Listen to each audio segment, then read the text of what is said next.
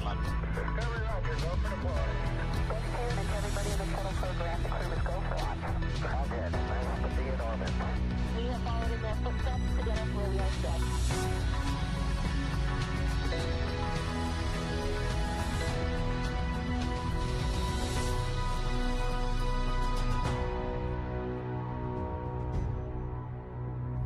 Good afternoon and welcome to our live coverage of the NASA SpaceX Crew-9 mission as it returns to Earth. Dragon Freedom departed the International Space Station at 1:05 a.m. Eastern. That was 10:05 p.m. Pacific time on March 17th for those of us here in California. On board Crew-9 are NASA astronauts Nick Hague, Suni Williams, Butch Wilmore, and Roscosmos cosmonaut Alexander Gorbanov. And they are now on their way to the targeted splashdown site off the coast of Tallahassee, Florida. My name is Kate Tice, Senior Quality Systems Engineering Manager here at SpaceX. And joining me today from NASA Communications is Sandra Jones. Thanks, Kate. It's always such a pleasure to be here. Upon departing the International Space Station, Dragon underwent a sequence of departure burns. The crew then had a rest period and has since kicked off preparations for re-entry, including getting into their spacesuits and successfully performing a leak check. The next phase of the mission is when things will really start to amp up. Dragon has a series of steps to complete before returning Crew-9 home. That's right. First, Dragon will maneuver to the correct attitude and jettison its trunk, which is the cylindrical, unpressurized lower part of the spacecraft. The trunk is currently connected to the aft or bottom section of Dragon, where the heat shield is located. But in order to expose that heat shield and get the vehicle ready for atmospheric reentry, we're going to jettison that trunk. From there, the spacecraft will use its forward thrusters to perform a deorbit burn, which will put Dragon on a trajectory to return to Earth. This burn will last about 7.5 minutes once it starts. The deorbit burn uses Draco thrusters on Dragon, primarily the four located on the forward bulkhead, and is executed at the apogee, or the highest point of Earth's current orbit around the Earth.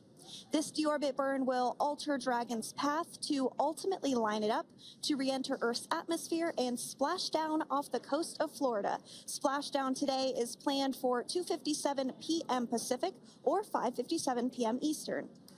The Crew-9 mission began a little differently than usual, since Butch Wilmore and Suni Williams were already aboard the space station when Nick Hague and Alexander Gorbanov arrived in the Crew-9 spacecraft in September. Having arrived as the crew flight test crew for Starliner, Wilmore and Williams were fully incorporated into the space station's Expedition 72 team and began research and other work aboard the station along with the other crew members. Additionally, Williams commanded the orbiting laboratory for much of the expedition. And after successful liftoff and separation from Falcon 9, Nick and Alexander made a short flight on board Dragon to the International Space Station in September. Both veterans of long-duration station missions, both Williams and Wilmore conducted spacewalks during their 9 months in space. Having had the capacity to leave the station at any point, had there been some type of emergency, the crew members began packing for their voyage home about a week ago and worked through tasks and shared lessons learned with the newly arrived Crew-10 team, who arrived just a few days ago. For return operations such as this, NASA and SpaceX closely coordinate with the United States Coast Guard to establish a safety zone to ensure public safety and for the safety of those involved in the recovery operations, as well as the crew on board the returning spacecraft. Multiple notices are issued to mariners in advance of and during recovery operations, and Coast Guard patrol boats are deployed to discourage boaters from entering the splashdown zones.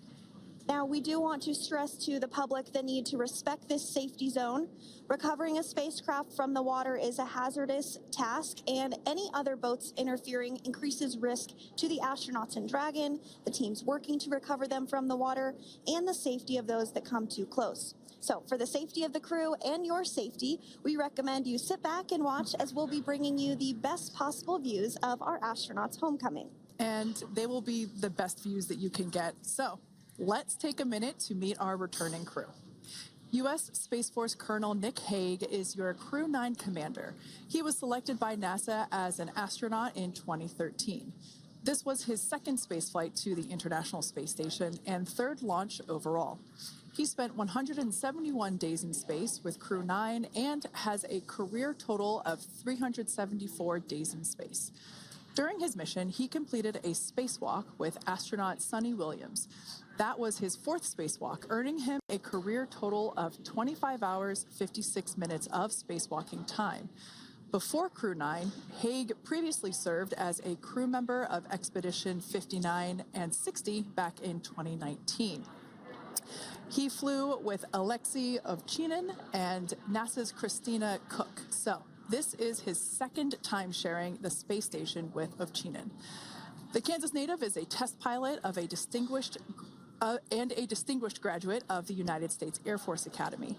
Nick spent 5 months in Iraq in support of Operation Iraqi Freedom. He voluntarily transferred from the United States Air Force to U.S. Space Force in 2021 and is an active colonel. His wife, Katie, is a retired U.S. Air Force colonel, and they have 2 sons. NASA astronaut Suni Williams is a mission specialist for Crew-9. This was her third visit to the space station. She originally launched aboard Boeing Starliner spacecraft and arrived at the space station on June 6th.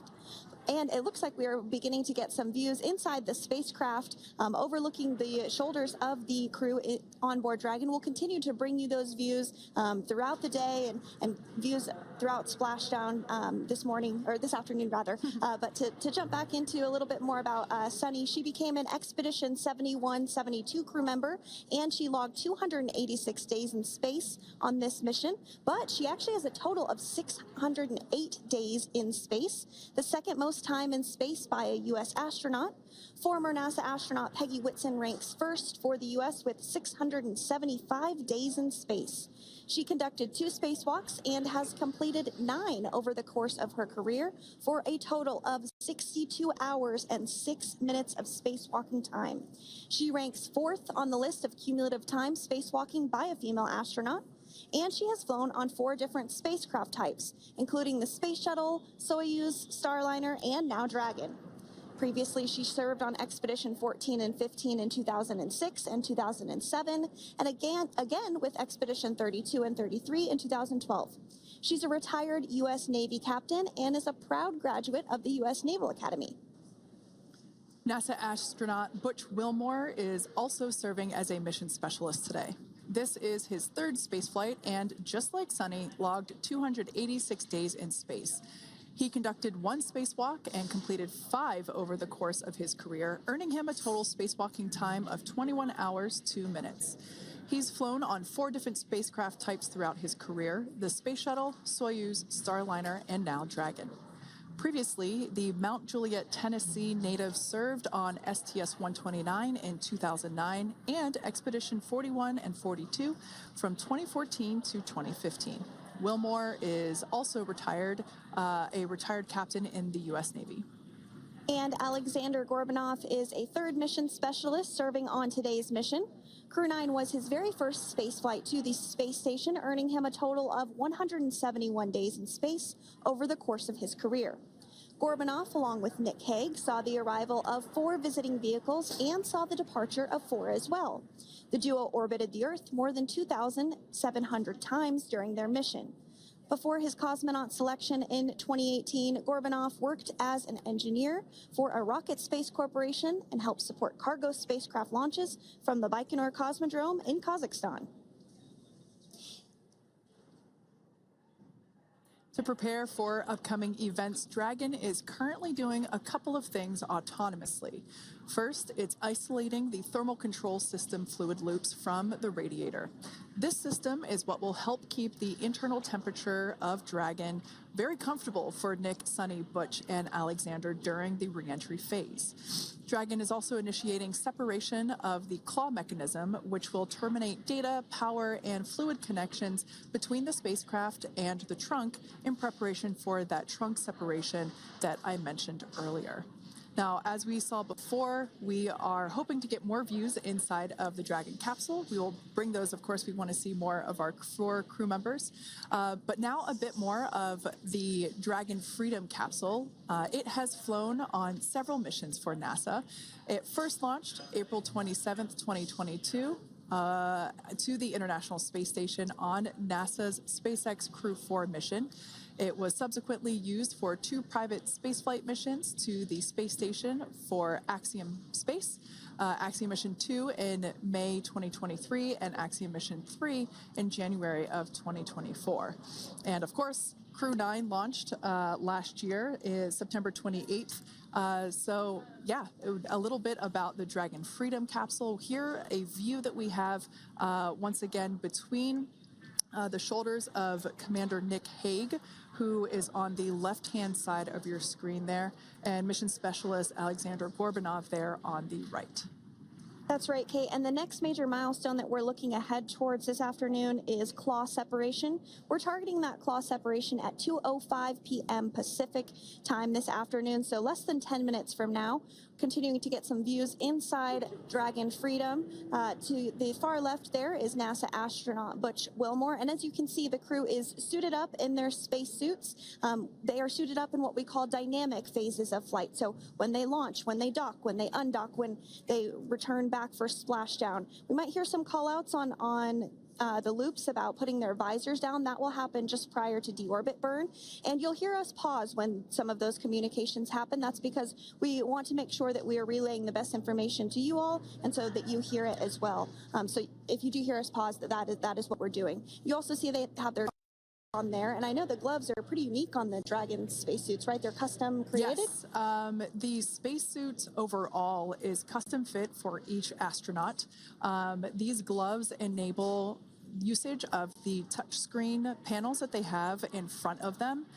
We can't see it from this view, but that view we saw earlier between Alexander Gorbanov and Nick Hague, that is a touchscreen. It allows the crew to monitor everything that Dragon is doing, along with those tablets that they have there on their legs. So yeah, the spacesuit itself is intended to act as a mini spaceship, if you will, as once the visors are closed, it is able to maintain a pressure in the unlikely event of a depressurization event for Dragon. So there we can see those screens I was talking about. So there in the center, we've got the location tracker, as well as on the left-hand side, it's mapping out the operations that Dragon is executing. The crew has to remain well informed of all these things that Dragon is doing autonomously. That basically means that Dragon is flying itself. The crew has the ability to gain control of the capsule if necessary, but the capsule is essentially going to bring itself home. But of course, in order to be familiar with Freedom, SpaceX, deorbit sequence start in 5 minutes.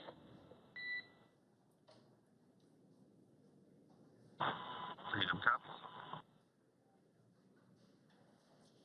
And so we did hear that call out for the deorbit sequence start to begin here in 5 minutes. That call from the ground came from the core, or Crew Operations Resource Engineer here in Hawthorne, Mission Control just behind us. And that went up to Commander Nick Hague. He's going to be doing the majority of the communications during the flight downhill today through splashdown, and they'll be communicating with the core all along the way. Now, we did mention that they are flying on Crew Dragon Freedom. The naming of spacecraft has gone all the way back to the very beginning of this human spaceflight program. This is a nod to Alan Shepard naming his spacecraft Freedom 7 during the Mercury program. And so the crew that first flew up on Freedom a few years ago had the opportunity to name this Dragon, and they named it Freedom. That was Crew 4 that was the first flyers on this spacecraft. It's also flown for Axiom Mission 2 and 3, and then, of course, today for Crew-9 as well. Yeah, actually, fun fact about this particular capsule, of those 4 missions that Sandra just mentioned, we have seen daytime splashdowns for 2 of those. Today will mark the third daytime splashdown. So there's something lucky about this particular capsule that gets daytime splashdowns. Nighttime is great because we can see even more clearly the capsule streaking through, but I personally love the daylight views because we really get even better views of the recovery team operations during that phase of the mission. Yes, absolutely. And if you follow along with our missions, you'll know that sometimes weather is a watch item when it comes to undocking and splashdown. We do splashdown in the water, so we want to ensure that parameters like wave heights and wind speeds and precipitation, lightning, all of that is looking good for the crew and the safety of those recovery personnel. And today the weather is just pristine. We got off of space station on the very first attempt. So I'm joking around and saying that it was because it was St. Patrick's Day and we got really lucky with the weather. I wouldn't disagree with that. Speaking of weather, we will be hearing from Core probably around 2:20-ish.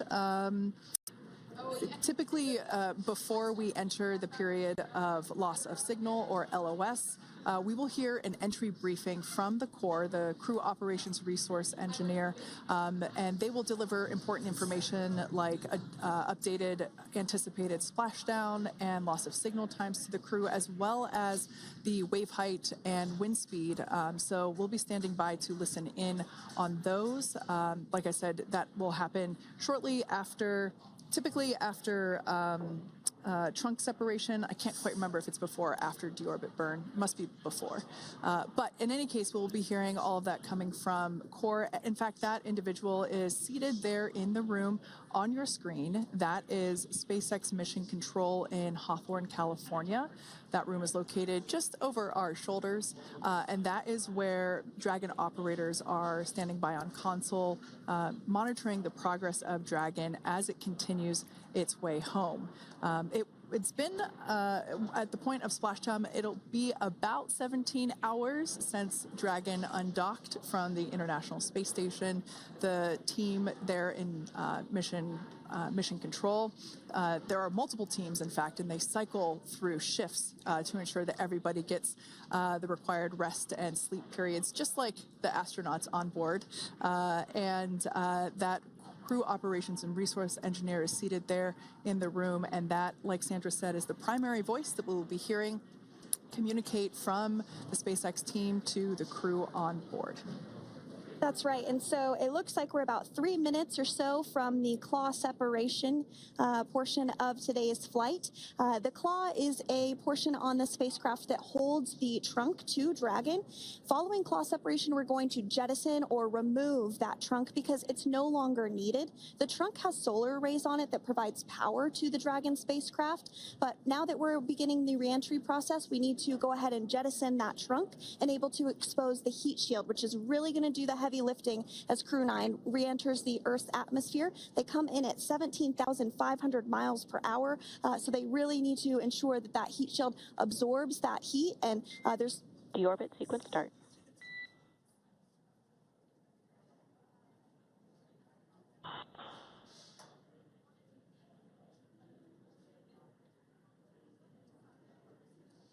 And so we did just get communications there that the deorbit sequence start has begun. So here in just a couple minutes from now, we expect to hear information or a call back about the claw separation having begun. And again, that kicks off that trunk separation portion that I was discussing to remove that, expose the heat shield, and then eventually we'll have the deorbit burn, and we'll continue to walk you through all of these milestones as we approach them ahead of our splashdown at 2:57 p.m. Pacific time this afternoon off the coast of Tallahassee, Florida. Yeah, we're very excited to bring the Crew-9 crew home. Sandra, we were talking about the trunk separation. That trunk is on a trajectory that will re-enter in the atmosphere and break up upon that re-entry. The heat shield itself is one of my favorite parts of the Dragon capsule. It is the workhorse of the re-entry phase. It will work to protect the Dragon capsule and the crew members on board during the re-entry phase as the temperatures outside of the capsule build up to, I believe, about 3,000 degrees Fahrenheit in excess of. And meanwhile, the interior of Dragon stays a very comfortable temperature. That heat shield does a lot of the work, and we'll see that plasma build up on the exterior of the capsule. As a result of the plasma that builds up, we will lose communications with the crew. This is known as loss of signal, or LOS. This is roughly a 10-minute period on average, even less than. I believe today it is probably about 6 or 7 minutes long. It kind of depends on the mission, and it happens for every Dragon capsule that re-enters the atmosphere. Due to that plasma buildup, we're not able to communicate or command the capsule, so we stand by while we wait to regain communication after we pass through that period of loss of signal and get what's known as AOS, or acquisition of signal. Continuing to stand by for claw separation, and then we'll look towards trunk separation. It'll be just about a minute or so after that. That happens pretty rapidly in succession. Some of our milestones will take a little bit longer throughout the day. For example, we will have a deorbit burn after that will take about 7.5 minutes and helps get Dragon set up in the right trajectory to splash down in the Gulf off the coast of Florida. So continuing to stand by for claw separation.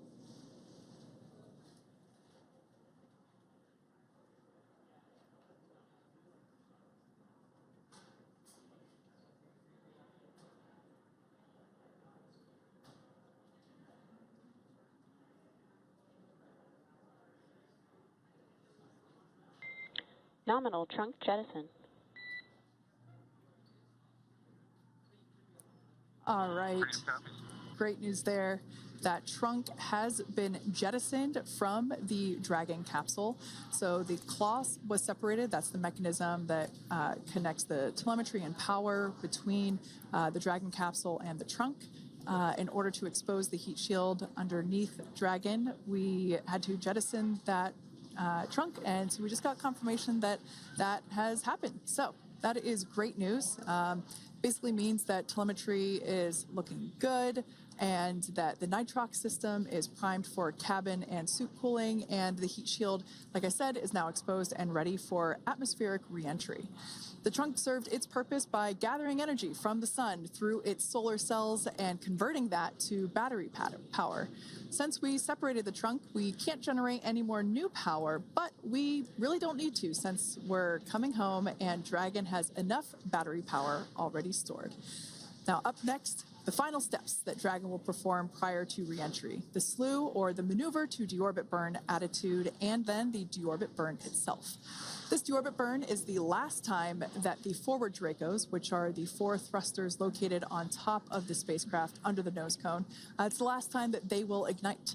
The deorbit burn will place Dragon on a precise trajectory to return to the splashdown zone off the coast of Florida, off the coast of Tallahassee, Florida, and that will last about 7.5 minutes once it starts.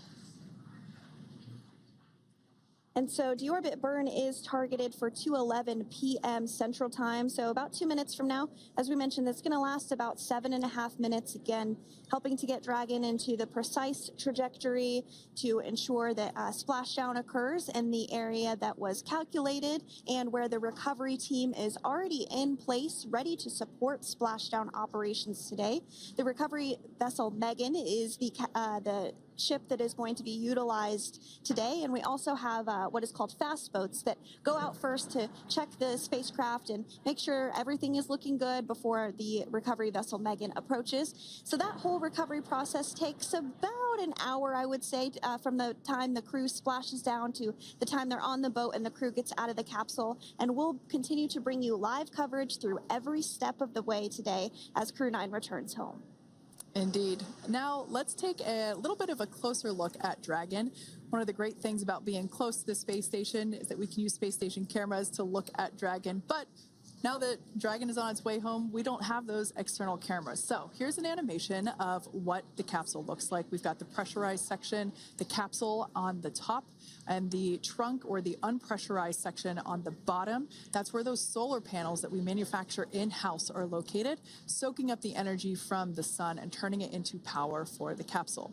At the very top of the capsule is the nose cone. That is where the Dracos, the forward Dracos, are located. That nose cone is currently open, not closed like we saw in that animation. Once we get through the final maneuverings for the re-entry phase, we will close the nose cone capsule just before Dragon begins its atmospheric entry to protect that forward hatch there located along with those forward Dracos. So Go ahead. That's right. I was going to mention that the nose cone does open shortly after launch, and it remains open the entire time that Dragon is docked to the International Space Station. So as an example for this particular spacecraft, Freedom, since September when it docked to the International Space Station, remains open that entire time, and here shortly it will close for the very first time since September. So quick recap of what Dragon has done in recent history here. We basically began preparations for re-entry known as the deorbit sequence. So Dragon released the trunk. As we said before, we separated the claw, we released the trunk. It next will slew to the deorbit burn attitude. Slew basically meaning maneuver, so it will position itself correctly to execute that deorbit burn. We want the heat shield side to be facing forward, or first, if you will. We want that to be the leading edge of the Dragon capsule, as that heat shield is meant to basically be an ablative material for the heat that it will incur. Once we complete that deorbit burn attitude slew, we will initiate the deorbit burn itself. That will last for several minutes, expecting that to be to start here any moment now, actually, and then it will go until about 2:18 p.m. Pacific time or 5:18 p.m. Eastern time. And I did hear confirmation that that deorbit burn is underway. As we mentioned, it's about a 7.5-minute burn. So within the last 10 minutes, Dragon has jettisoned its trunk and initiated the deorbit burn just seconds ago. As mentioned earlier, for those operations, NASA and SpaceX closely coordinate with the United States Coast Guard to establish a safety zone to ensure public safety and for the safety of those involved in the recovery operations, as well as the crew on board the returning spacecraft. Multiple notices are issued to the mariners in advance of and during recovery operations, and Coast Guard patrol boats are deployed to discourage boaters from entering the spacecraft, the splashdown zones. So we do want to stress to the public the need to respect this safety zone.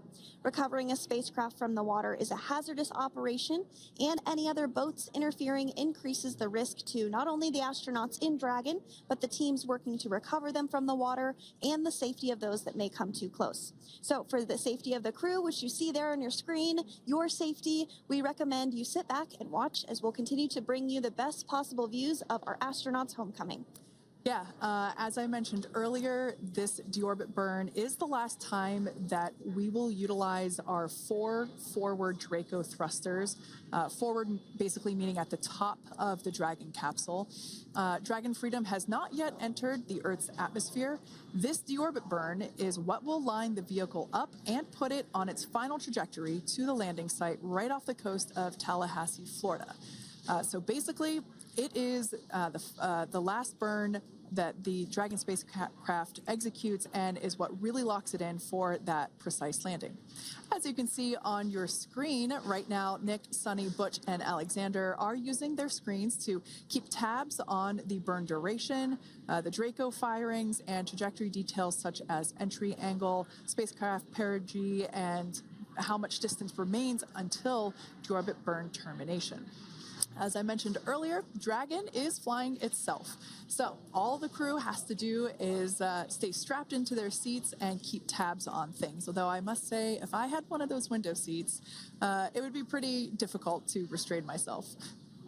Now, with Nick, Suni, Butch, and Alexander ready to deorbit and splash down back on Earth, they will be heading to one of 8 targeted sites supported by SpaceX and NASA. All of these sites are located off the coast of Florida, either in the Gulf of America or the Atlantic Ocean. Spreading the supported sites across multiple locations helps maximize the return opportunities for this mission and future crews, lowering the chance that we'll have to wave off due to bad weather. For those of you following along, you'll know that today's splashdown marks our final Dragon recovery on the East Coast. After 6 great years of successful recovery operations off the East Coast, we'll be moving all Dragon recovery operations back to the West Coast. And as always, NASA and SpaceX jointly select our splashdown location. And for today, the prime recovery site is off the coast of Tallahassee, Florida.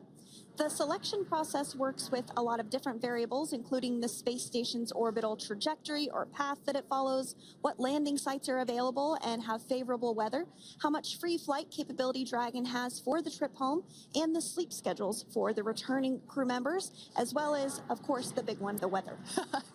We'll start with calculating daily return options based off of the space station's current orbit and Dragon's capabilities to maneuver and line up for re-entry. The time from undock to landing at the primary site can vary from less than 6 hours to more than 39. Getting home the quickest comes with some obvious benefits, but we always have to make sure the crew is properly rested for dynamic operations, preventing us from scheduling 20-plus hour days for them, of course. Trajectory and ballistic experts provide the daily opportunities that would line up Dragon with the 7 landing zones and split them into what we call ascending and descending opportunities. Dragon uses its Draco thrusters after leaving station to execute a series of altitude-lowering maneuvers and to line up with the selected primary site. It can also change to different alternative sites while in a free flight if sudden weather moves in that we may need to avoid. So, as we mentioned, weather is something we're constantly looking at, making the final call to proceed about 2.5 hours before the crew undocks. So for the Crew-9 return, we looked at a number of weather items. Some of the obvious ones are no rain or a chance of lightning in the recovery zone, both for the safety of the crew inside Dragon and the recovery teams in the water. And we're also looking for wind speeds to be less than 15 feet per second or about 10 miles per hour, and relatively calm seas so that we can safely execute recovery operations, which includes landing a helicopter on the recovery ship to fly Nick, Suni, Butch, and Alexander back to Florida. Once Dragon began flying today, we had a number of additional checkpoints to either proceed towards the primary site, head to the alternate, or select a new zone based on real-time weather data. These checks happened all the way up until we were in the final hours before the deorbit burn, which has just about a minute or so left in it. And this is the last burn in the trip home that commits Dragon to re-entering the Earth's atmosphere.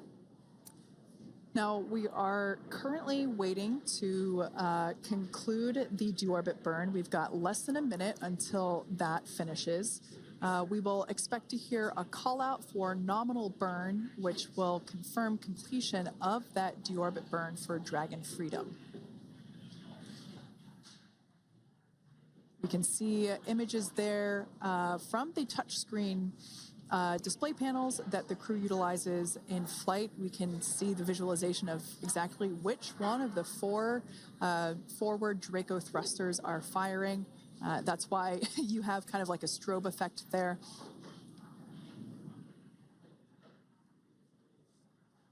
And if you're just joining us, you are looking at live views of the Dragon Freedom. On your left is Commander of Crew-9, Nick Hague. To his right is Roscosmos cosmonaut Alexander Grabenkin. And also in Gorbanov, excuse me, that is Alexander Gorbanov. And then also in the capsule today is NASA astronauts Suni Williams and Butch Wilmore. We are awaiting confirmation that their deorbit burn is complete, which is the last burn that's going to help set them up on a trajectory to splashdown off the coast of Florida. Deorbit burn complete. Performance nominal. Nose cone closure initiated. Freedom copies.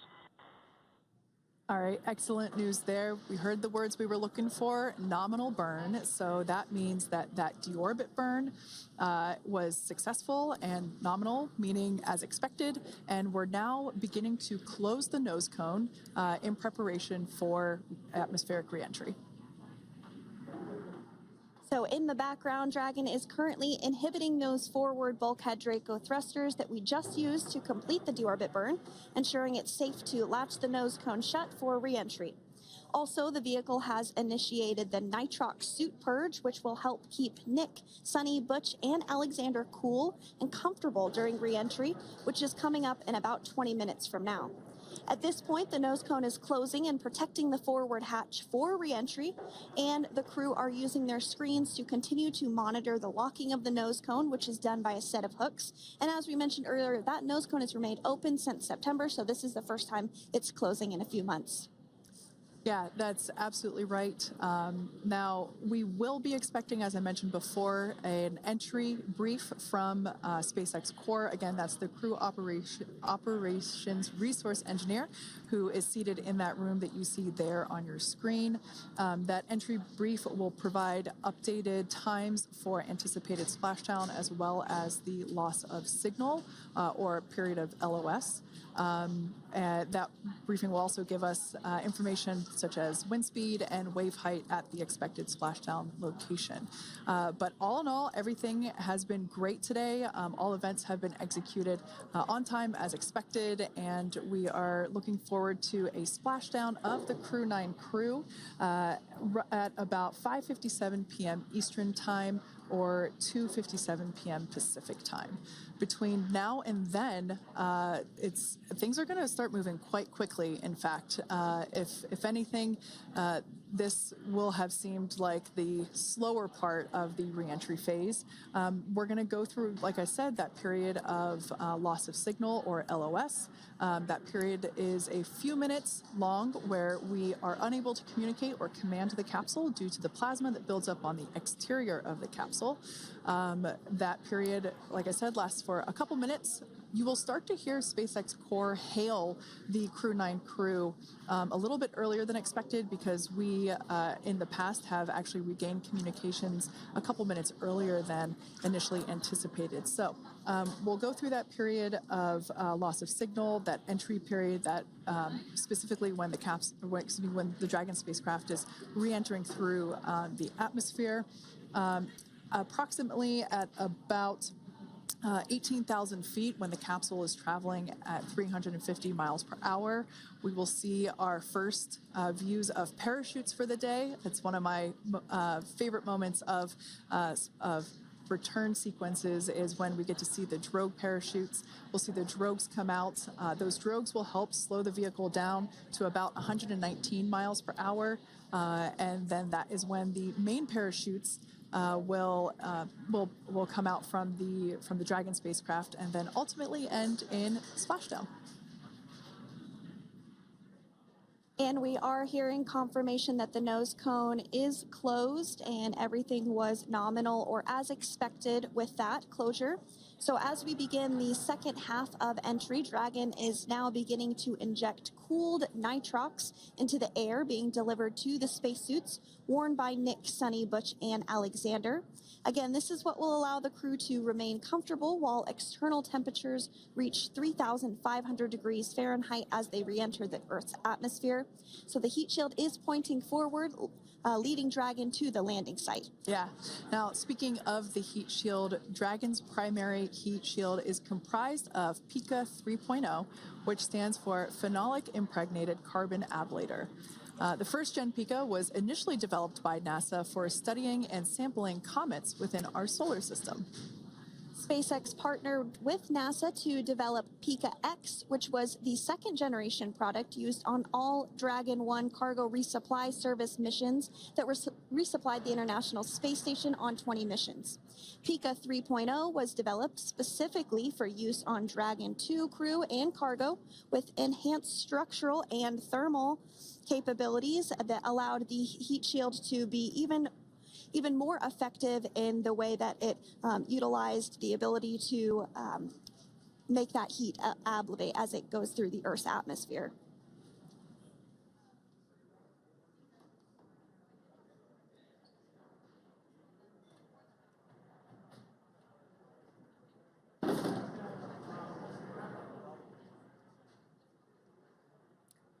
The remainder of Dragon is composed primarily of a SpaceX proprietary ablative material. It's another class of thermal protection which is lighter weight versus PICA and protects the underlying composite structure during reentry to ensure the structural capabilities are maintained. While Dragon will experience temperatures well over 3,000 degrees during peak reentry conditions, the characteristics of the thermal protection system coupled with the environmental control and life support system in the pressurized interior will ensure that Nick, Suni, Butch, and Alexander stay cool and comfortable during all phases of reentry through splashdown. Now, if you've just recently joined us, we hope to regain views of our crew members inside Dragon Freedom, but we don't have those available at the moment due to ground station coverage. So we will bring those back to you as soon as we can. Now, after Dragon Freedom has re-entered the Earth's atmosphere, a series of parachutes will deploy to slow the crew's descent. First will be the 2 drogue parachutes, followed by the 4 main parachutes, and those will guide Dragon to its first contact with Earth since it launched back in September. Dragon will automatically deploy these parachutes when different pressure and positioning sensors on the spacecraft detect that they're at the right speed and altitude. Vehicle velocity at drogue deploy is approximately 350 miles per hour, and they deploy at about 18,000 feet. Now, when the vehicle velocity at main deploy is approximately 119 miles per hour, and they deploy at about 6,500 feet. When Dragon splashes down in the water, the vehicle velocity will be about 16 miles per hour, so you can really see how those parachutes help to slow down the crew inside the capsule. The highest G-load the crew is expected to experience today is about 3 to 5 Gs.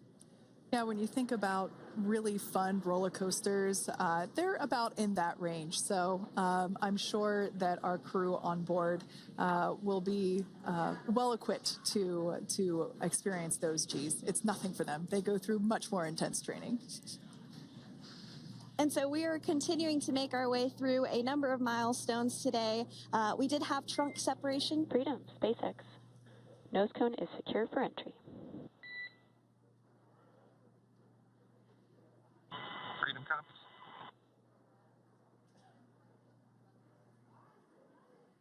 All right, great news there. That tells us that the final physical configuration change for Dragon is complete. We have closed that nose cone. This is the last physical change that Dragon undergoes prior to re-entering the Earth's atmosphere.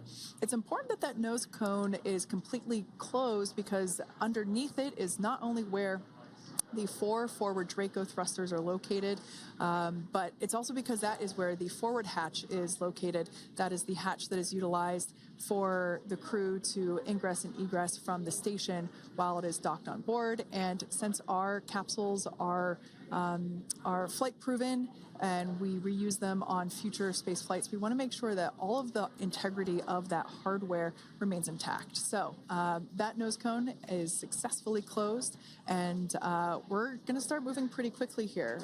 As I mentioned before, we'll go through loss of signal. We'll get that signal back several minutes later, and then we'll see the parachute action. Yep, and then that's all ahead of splashdown off the coast of Florida. We're targeting Tallahassee as our splashdown zone today at 2:57 p.m. Pacific time this afternoon. Now, you did mention the call to the crew. They'll do some additional calculations following that burn and potentially let us know if that splashdown time has changed at all. But right now, we are continuing to target 2:57 p.m. And you can see there on your screen a path of where Dragon will be re-entering today.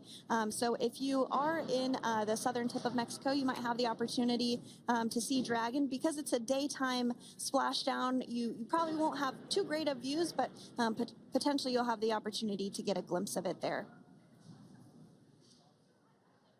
Once again, Dragon operators, they're monitoring the progress of Dragon through this re-entry phase.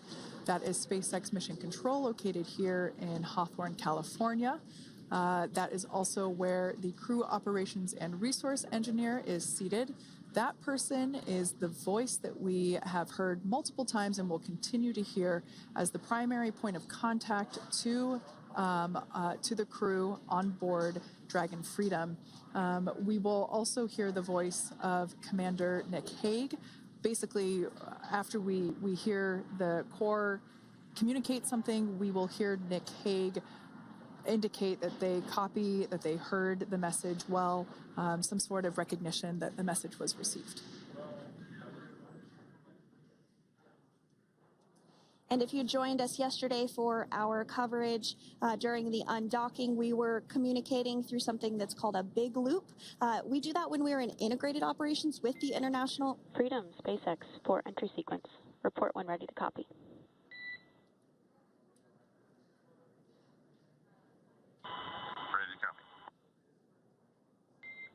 All right, I've got some updated times for you. Our comm blackout start time is 2144. Our comm blackout end time is 2151. And our splashdown time is the same per your displays, 2157.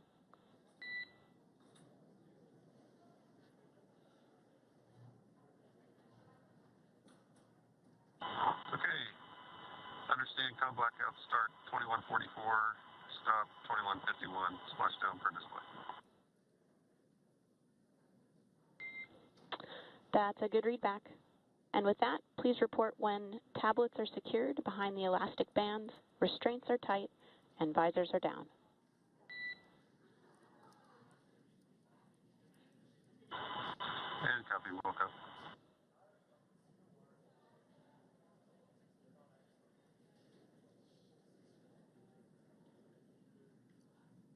And with that communication from the Corps or Crew Operations Resource Engineer here in Hawthorne to Commander Nick Hague of Crew Dragon Freedom, we did hear that the loss of signal period is still at 2:44 p.m. Pacific, but we had a 1-minute adjustment to the acquisition of signal. That's going to now be at 2:51 p.m. Pacific time. However, our splashdown time remains the same at 2:57 p.m. Pacific time this afternoon off the coast of Tallahassee, Florida. So all good news there as Dragon continues to make its way home with the Crew-9 crew. As we've mentioned before, we are splashing down on the Gulf Coast. We have ability to splash down on either side of Florida, but the location site just outside of Tallahassee, Florida is the site that was selected today due to best recovery conditions. And as Sandra mentioned before, weather is always a watch item, but everything is looking great for that particular recovery location. So I'm sure once we start getting views from the recovery vessel, I have a feeling it's going to be a pretty beautiful afternoon. And we did mention that, of course, this is a daylight splashdown, so we should be getting some great views. We do have a couple of spacecraft called the WB-57, which are high-altitude planes that NASA utilizes during splashdown operations.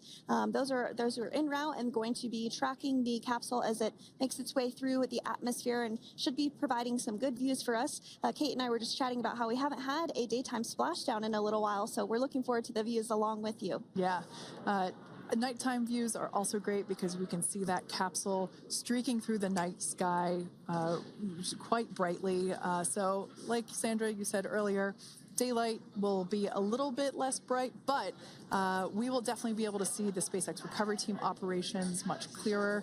I could also imagine it's probably a little bit easier for the team themselves to do their work in daytime than at nighttime. We'll see them rush in really quickly with a couple of fast boats as they begin the initial safety checks and sweeps of the Dragon capsule while also retrieving the parachutes from the surface of the ocean. The recovery vessel, the main recovery vessel, will continue to make its way closer to the Dragon capsule. It is stationed a couple miles away from the actual recovery location, the splashdown location, for obvious safety purposes. So it takes a little while for that vessel to make its way over, but once it's closer, we'll have even better views of those recovery operations. And you may be wondering why sometimes we splash down in the daytime versus the nighttime. And believe me, we would all love for these operations to happen during regular daytime working hours. But unfortunately, orbital mechanics just doesn't quite work out that way. So it has to deal with the location of the International Space Station, as well as where the splashdown zone is on Earth and that trajectory, as well as the phasing. So as we mentioned earlier, sometimes we have phasing as short as 6 hours, sometimes in excess of 30+ hours. It just depends on where the targeted area is that the capsule is going to splash down. So today's phasing has been 17 hours since undocking occurred at 10:05 p.m. Pacific yesterday evening for us here in Hawthorne. Early wee hours for folks on the East Coast and other areas of the United States.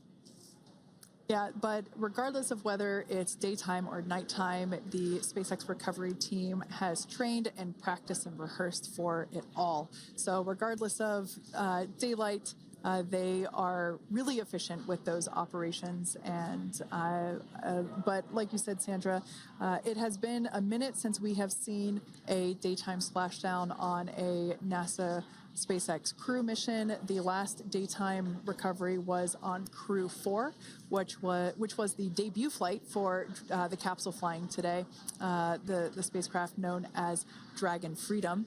And so, yeah, kind of a fun fact there in terms of the timing of that daylight splashdowns. Once again, standing by for more communication with the crew. The next event that we have coming up is the start of that period known as loss of signal. That is the period still expected at 2:44 p.m. Pacific time. This lasts for several minutes while the capsule is making its way through the Earth's atmosphere. The heat shield located at the bottom of the capsule really doing all the work at that point in time in terms of using the atmosphere to slow the capsule down from its orbital speeds of 17,500 miles per hour. Our tablets are secure, restraints are tightened, visors down. We are configured for entry. Freedom, I copied. Tablets are secured, restraints are tight, and visors down.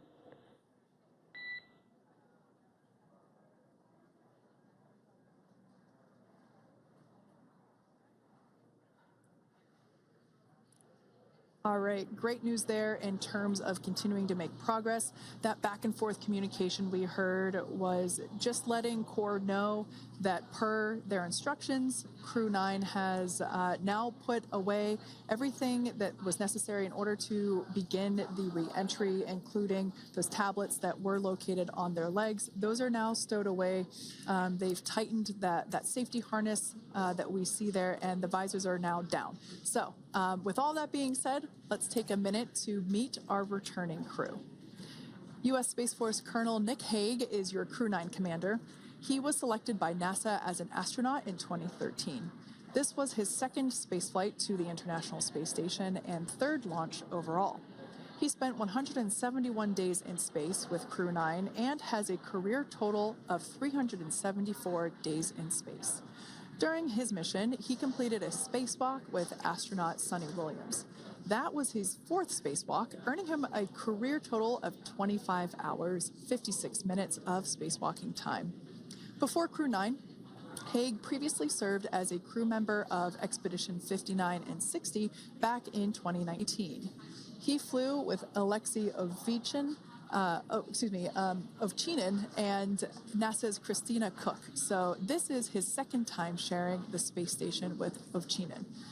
The Kansas native is a test pilot and distinguished graduate of the United States Air Force Academy. Nick spent 5 months in Iraq in support of Operation Iraqi Freedom. He voluntarily transferred from the United States Air Force to U.S. Space Force in 2021 and is an active colonel. His wife, Katie, is a retired U.S. Air Force colonel, and they have 2 sons. NASA astronaut Suni Williams is a mission specialist for Crew-9. This was her third visit to the International Space Station. She originally launched aboard Boeing Starliner spacecraft and arrived at the space station on June 6th. Following the agency's decision to return Starliner uncrewed, she became an Expedition 71 and 72 crew member, where she logged 286 days in space on this mission. But Suni has a total of 608 days in space, the second most time in space by a U.S. astronaut. 5 minutes until predicted comm blackout.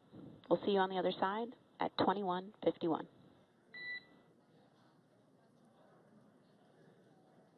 (21:51). Talk to you soon. And with that call out from the crew operations resource engineer to Commander Nick Hague, letting them know that everything is looking good ahead of the loss of signal period.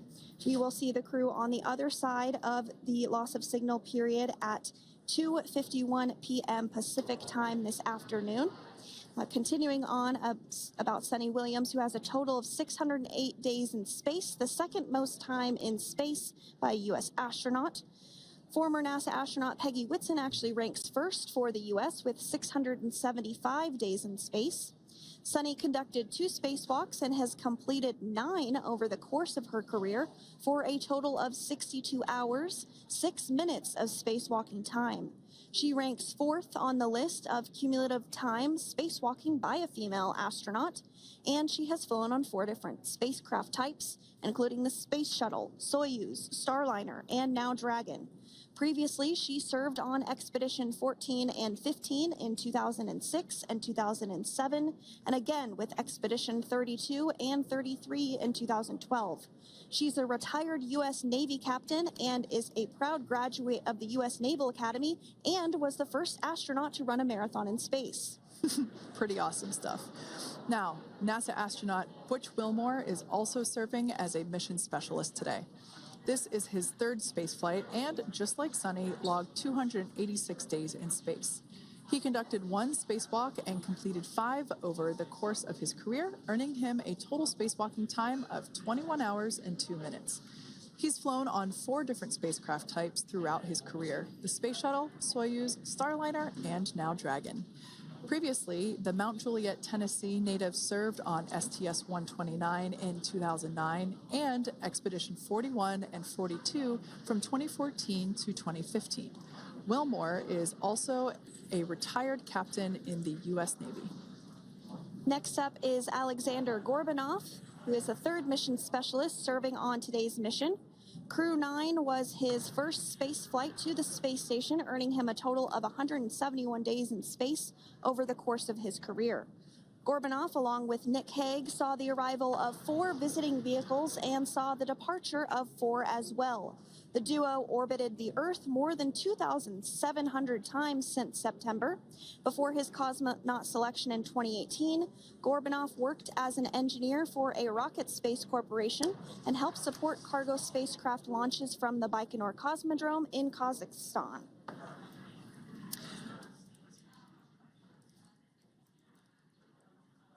So if you are just joining us, we are continuing to bring you live coverage of Crew-9's return to Earth following their mission aboard the International Space Station, where they completed science and research investigations.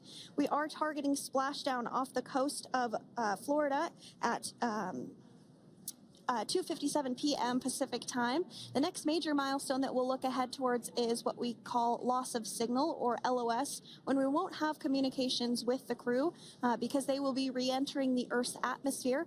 And during this process, there is plasma that builds up around that heat shield, so we are not able to communicate with the crew, but we are anticipating to regain communications with the crew at a short time from now at 2:51 p.m. Pacific time today.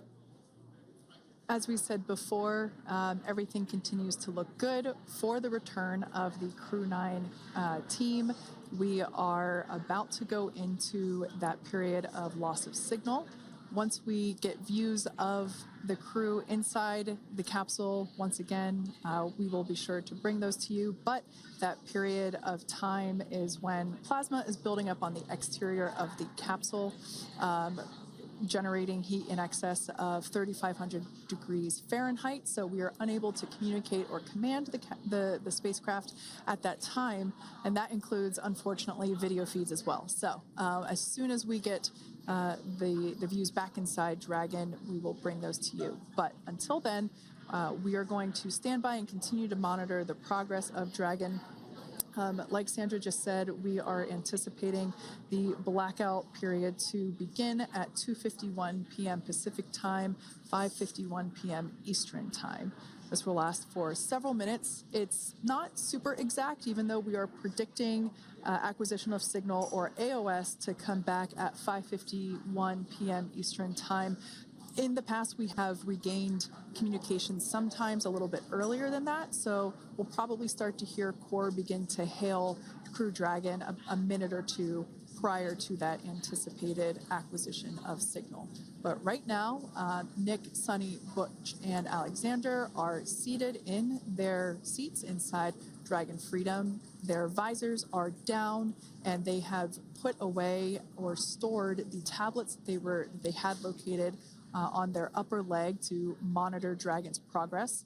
Now they will be utilizing the touchscreen displays where the current operation and future operations will be displayed as they are able to monitor Dragon's progress continually. As I said before, Dragon is autonomous, meaning it is flying itself. So the crew stands by and monitors, and those touchscreen displays are what will be allowing them to do so and prepare for events such as parachute deploy. And while on board the International Space Station, Nick, Suni, Butch, and Alexander contributed to over 900 hours of science and research investigations, which is really the key purpose of the International Space Station. Now, the International Space Station is celebrating a major milestone this year where they will be celebrating 25 years of continuous human presence in November. So if you're younger than 25 years, you've never known a day where there hasn't been a human living and working aboard the International Space Station, contributing to key science and research investigations that impact our lives here on Earth. There's research being done on Parkinson's, on osteoporosis, on cancer research, and a variety of other studies. Additionally, the microgravity laboratory provides a jumping off point for us as we venture back to the moon and onto Mars through longer duration space flights. One such example that the crew worked on during this mission was an alternative exercise device. In microgravity, the crew has to exercise for about 2 hours a day because they're not having the effects of gravity on their body. So to prevent bone and muscle loss, we counteract that with 2 hours of exercise per day.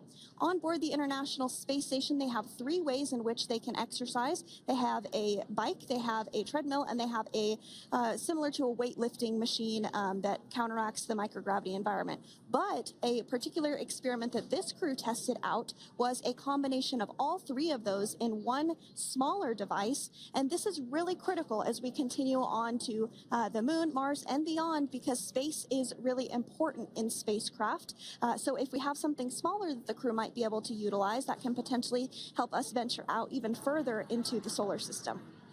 So science is really the name of the game when it comes to the International Space Station. Some of the other science highlights that took place during this increment that are particularly interesting to me was we had the first wooden satellite that was deployed.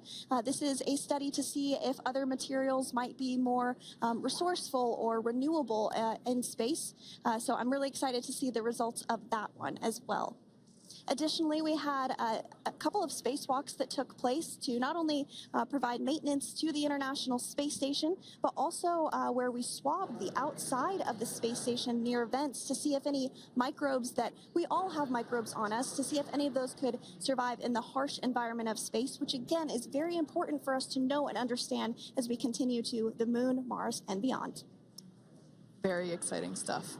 Now, at this point, we have now entered the communications blackout period for the Dragon spacecraft.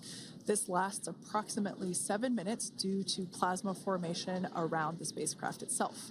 During this time, no vehicle telemetry is received by mission control or the recovery team, and no external commanding of the vehicle or voice communication is possible. But as a reminder, Dragon is designed to fly itself. During re-entry, the vehicle will be slowing down from orbital velocity, which is approximately 17,500 miles per hour. The top temperature that Dragon will experience upon re-entry is 3,500 degrees Fahrenheit. This blackout period, as I said before, we expect it to last about 7 minutes today, concluding at 5:51 p.m. Eastern Time or 2:51 p.m. Pacific Time. We right there have our first view of Dragon Freedom coming home to Earth. And that view is from the WB-57, which is one of NASA's high-altitude planes that is tracking. Now, because of the way that this camera is configured, it does look like it is dark, but it is indeed daytime, and you're beginning to see that plasma trail as Dragon re-enters the Earth's atmosphere. All of that is expected. We are anticipating an acquisition of signal around 2:51 p.m. Pacific Time, so just minutes from now, and you may hear the core begin to hail out or call Dragon for communications and see if we can potentially get communications with them a little bit earlier. Following this, we'll have two events in rapid succession. We'll have the drogue parachutes deploy at 2:53 p.m. Pacific, followed by the mains just 1 minute later at 2:54 p.m. Pacific time, ahead of a splashdown at 2:57 p.m. Pacific time off the coast of Tallahassee, Florida.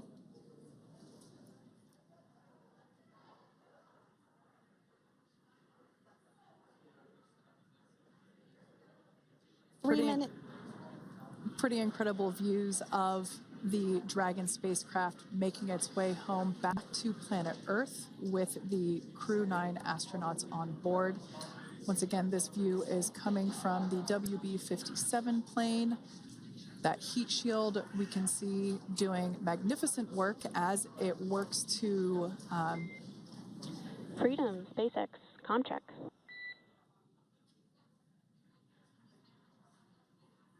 All right, we're going to start hearing the SpaceX Crew Operations Resource Engineer. SpaceX Freedom is with you. 4.16. Enjoying the ride. Copy that, Freedom. Great news there from Commander Nick Hague reporting back. We see a healthy flight computer. Expect automated chute deployment. Freedom copies. Like we said before, things moving very quickly as Dragon Freedom makes its way home. Next event coming up will be deployment of the drogue parachutes. This occurs around 18,000 feet. GPS has converged. Expect nominal altitude for drogue chute deployment.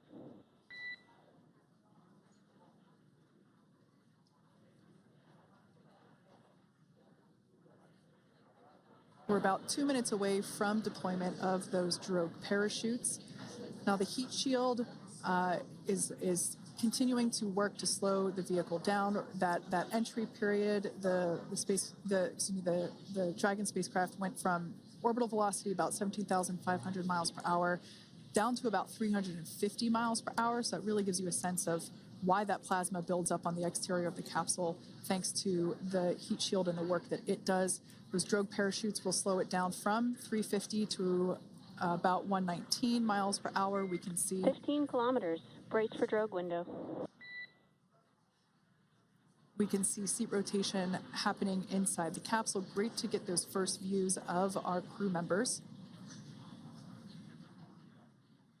Once again, the capsules are going about 350 miles per hour when the drogues are deployed. Those drogue parachutes that we manufacture here in-house are going to slow the spacecraft down to 119 miles per hour.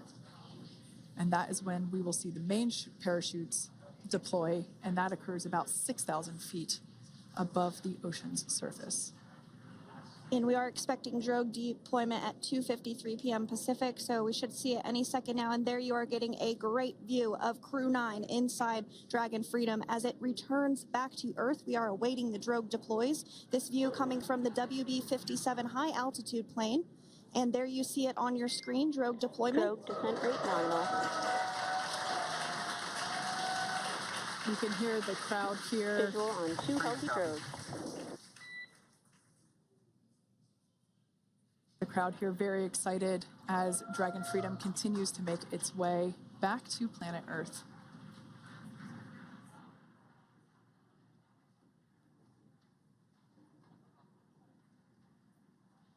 Next up, we'll stand by for the main deployment of the parachutes. The mains are quite a bit larger. You'll be able to notice the difference on your screen once they deploy, and they continue to ensure that the Dragon spacecraft slows down even further. As we mentioned, Freedom will be traveling 16 miles per hour when it splashes down off the coast of Tallahassee, Florida, here at 2:57 p.m. Pacific time this afternoon. And there we go. We have visual on 4 healthy mains. That view was from inside. Freedom copy. That view was from inside one of the buckets where the parachutes are located. So we see a great view there of the reefing on those parachutes. And as those main parachutes begin to inflate fully, 4 beautiful, healthy mains.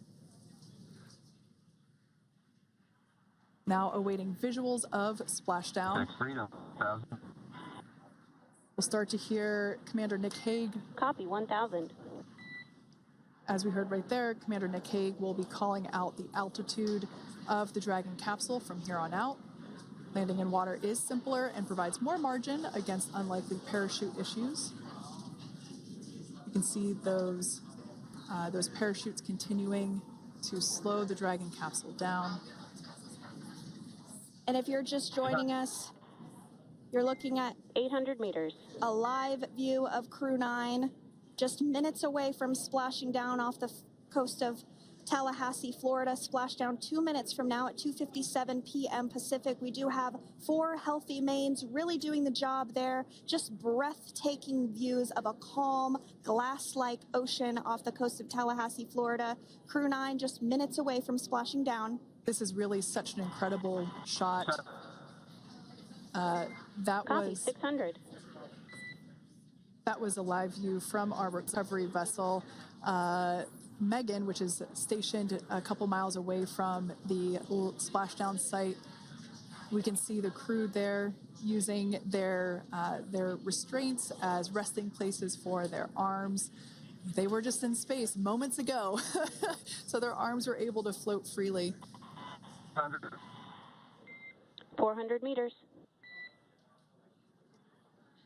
This is a gorgeous bluebird day here that we have for the splashdown of Crew-9. It's incredible to think that the Dragon capsule just minutes ago was going over 17,000 miles per hour and now gently coasting to a soft splashdown. 200. Copy, 200 meters. Brace for splashdown.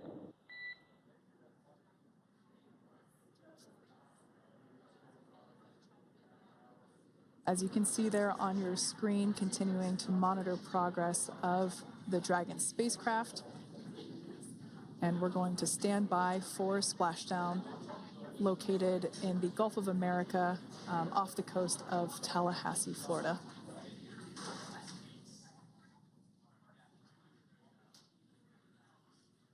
And splashdown. Crew-9 back on Earth.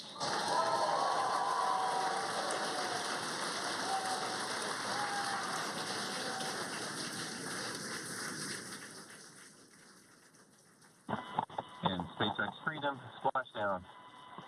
Good main release. Copy, splashdown. We see main chutes cut.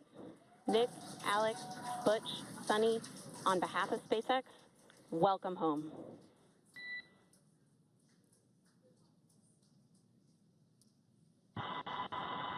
It is an amazing, what a ride.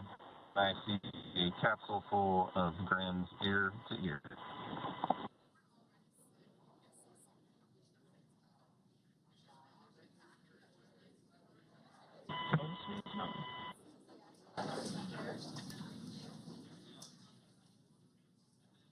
And as you can see on your screen, we have visual confirmation of splashdown. Dragon Freedom has returned home and NASA astronauts. System safety verifications are in progress. We'll report back when recovery personnel are en route.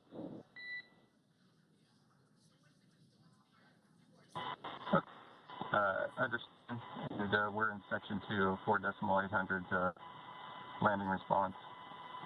And looking for your words. And it's going to is necessary.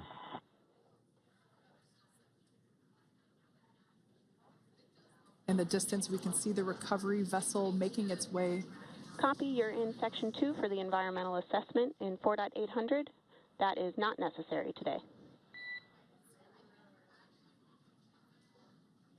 Understand. Raise advice.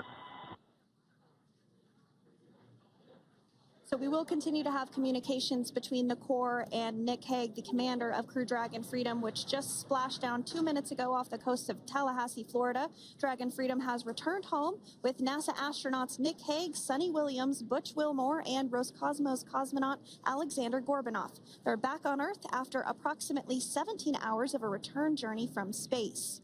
The SpaceX recovery ship and team have been waiting for Dragon's splashdown, and they will now make their way to the splashdown location. The teams have been ready and waiting about 3 nautical miles away, so it's going to take them about 30 minutes or so to make their way and to... SpaceX Freedom, pretty sure we're in stable 1. Copy, stable 1. We see the same.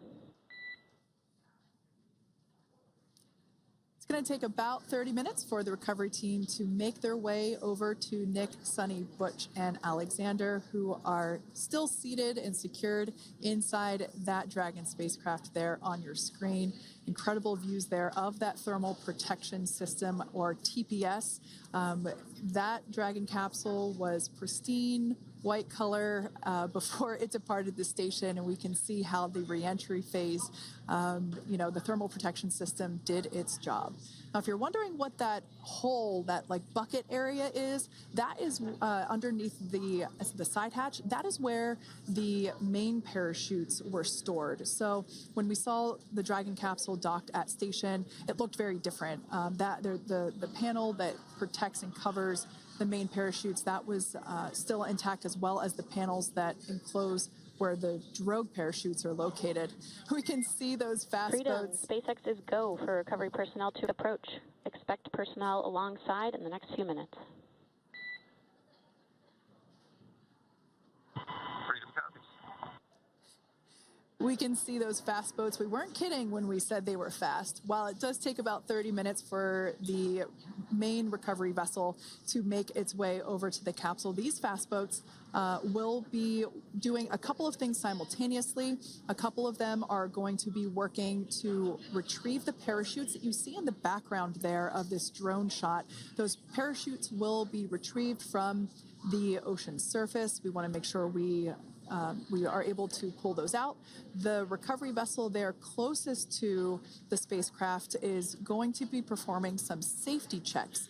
We can see there they're using an instrument that is basically working to detect if there are any hypergolic vapors or fumes that are still residing in and or around the Draco thruster nozzles or outlets. The hypergolic fuel, which is necessary for on-orbit burns to maneuver the spacecraft.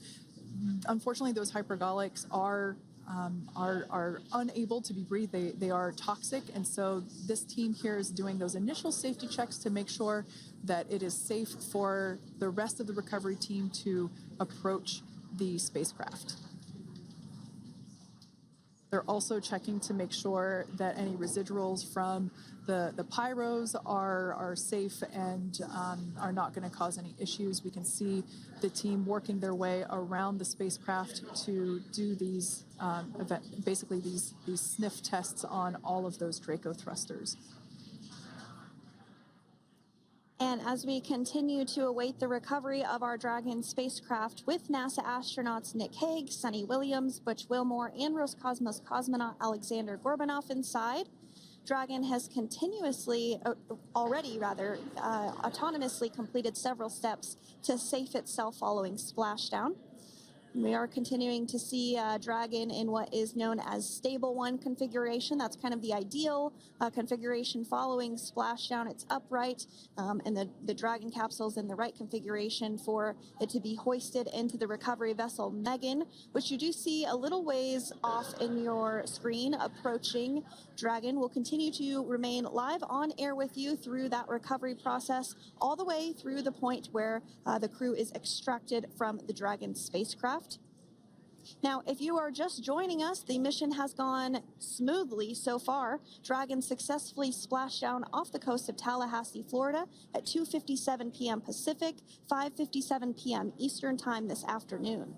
Approximately 17 hours prior to splashdown, Dragon autonomously undocked from the International Space Station, completed a series of departure burns, jettisoned its trunk section, and performed its final burn, the deorbit burn.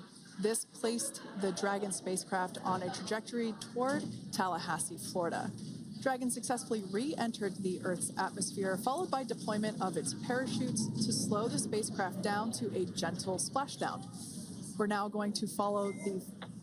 Freedom, hypergol sweeps and unfired ordnance checks are nominal. Rigging is in progress. Approximately 25 minutes until capsule lift.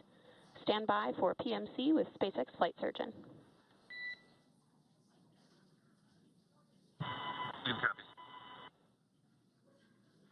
And so what we did just hear there was communications that those hypergol checks were complete.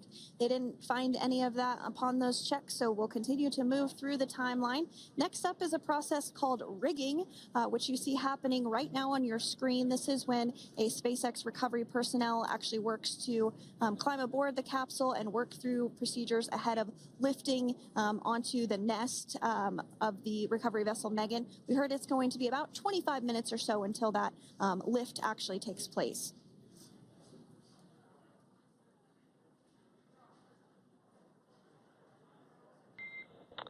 Okay, Freedom, the next call will be from the SpaceX Flight Surgeon on Dragon and Ground Private. Understand. Thank you. Callouts there indicating that the crew will have the opportunity to do a quick check-in with the SpaceX Flight Surgeon. This is standard procedure for every Dragon spacecraft when it returns to Earth. It's just an initial check-in, make sure everybody is doing okay. They will also have another check-in with the flight surgeon once they are on board that recovery vessel that you see there in the background. We can now see that SpaceX recovery team member they're on top of the Dragon spacecraft. They are going to be working to install plugs in the Draco thrusters to ensure that none of those, and to ensure that no more hypergolic fumes or vapors come out from the spacecraft. They'll also place harnessing around the spacecraft that are required in order to lift it out of the water. Go ahead, Sandra. Continuing to get some views of the recovery personnel, both the main recovery vessel Megan, as well as some of those fast boats that we've discussed previously. It looks like just a beautiful day there out off the coast of Tallahassee, Florida. Weather was pristine. We were able to get undocked from the International Space Station as expected at 10:05 p.m. Pacific time yesterday evening, and Crew Dragon has since completed steps ahead of its splashdown at 2:57 p.m. Pacific, and we're now stepping through procedures to get Dragon hoisted up onto the Megan recovery vessel and get the crew extracted out of the spacecraft. And you did see some of the parachutes that were near the spacecraft. Upon detection of landing, Dragon automatically releases those main parachutes to prevent wind from pulling the spacecraft. Dragon then automatically safes any pyrotechnics that may still be present on the vehicle and may automatically perform additional minor system reconfigurations. The astronauts will remain seated and in their suits at this point, but the onboard air conditioning keeps things temperature controlled inside the spacecraft so the crew remains comfortable, and the communication systems. Freedom, SpaceX, ComCheck. SpaceX, this is Freedom. We loud and clear. Copy that, Freedom. Have you loud and clear as well, and Dragon to Ground is no longer private. Understand, thank you. As we saw there on the screen, we have a couple of fast boats in the recovery fleet that have quickly moved into the splashdown location. They are being followed by one of the main recovery vessels, which will move into position upwind of the spacecraft. The two fast boats have very specific roles. Excuse me. The first approach is focused on immediate safety inspection, as we saw. They do this for spacecraft integrity and checking for any presence of those hypergolic propellant vapors. And this ensures that it is safe for the recovery vessel to approach Dragon. Once Dragon is cleared for full approach, as we heard is the case today, the team begins rigging the spacecraft for water recovery by the recovery ship. The second fast boat is responsible for parachute recovery and also serves as a redundant boat to the first one that makes the initial approach to the Dragon spacecraft. As we saw a little bit earlier, we were also able to see one of the recovery team members get on a jet ski to help gather up the parachutes that were automatically detached from the Dragon spacecraft upon splashdown. And it will take a little over 10 minutes for the recovery crew to complete their safety checks.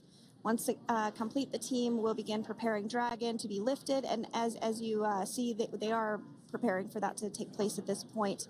As part of the preparation for this lift, one member of the recovery team has climbed on top of the spacecraft already so they can attach Dragon's hoist rings and connect to the lifting lines. It will take us less than an hour to raise Dragon to the recovery boat and remove the crew from the spacecraft. After medical checkouts, the crew will return to land within 4 hours by helicopter. And if no additional medical assistance is needed, the crew will board a waiting NASA plane and depart for Houston.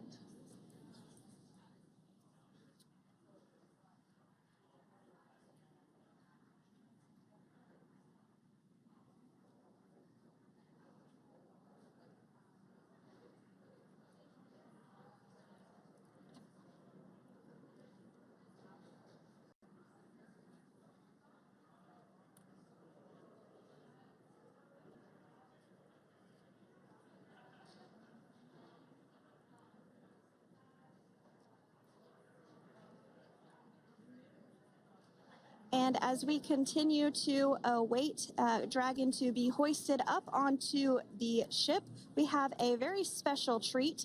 NASA Public Affairs Officer Jaden Jennings, who is actually on the recovery vessel and had a bird's eye view of the splashdown today. Jaden, how are you? How was the view from the recovery vessel? Hi, Sandra. How do you hear me? I've got you loud and clear, Jaden. It's so great to hear you.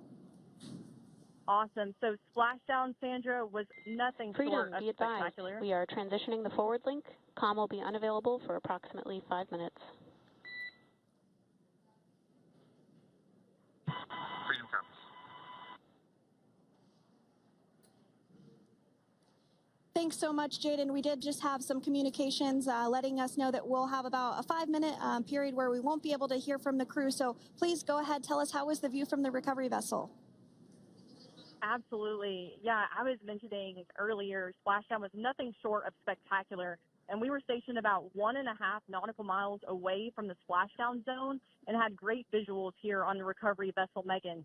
We actually saw a little of the smoke trail as the spacecraft was coming in, and then moments later we spotted those drogue chutes, and this was quickly followed by 4 healthy white and orange main parachutes.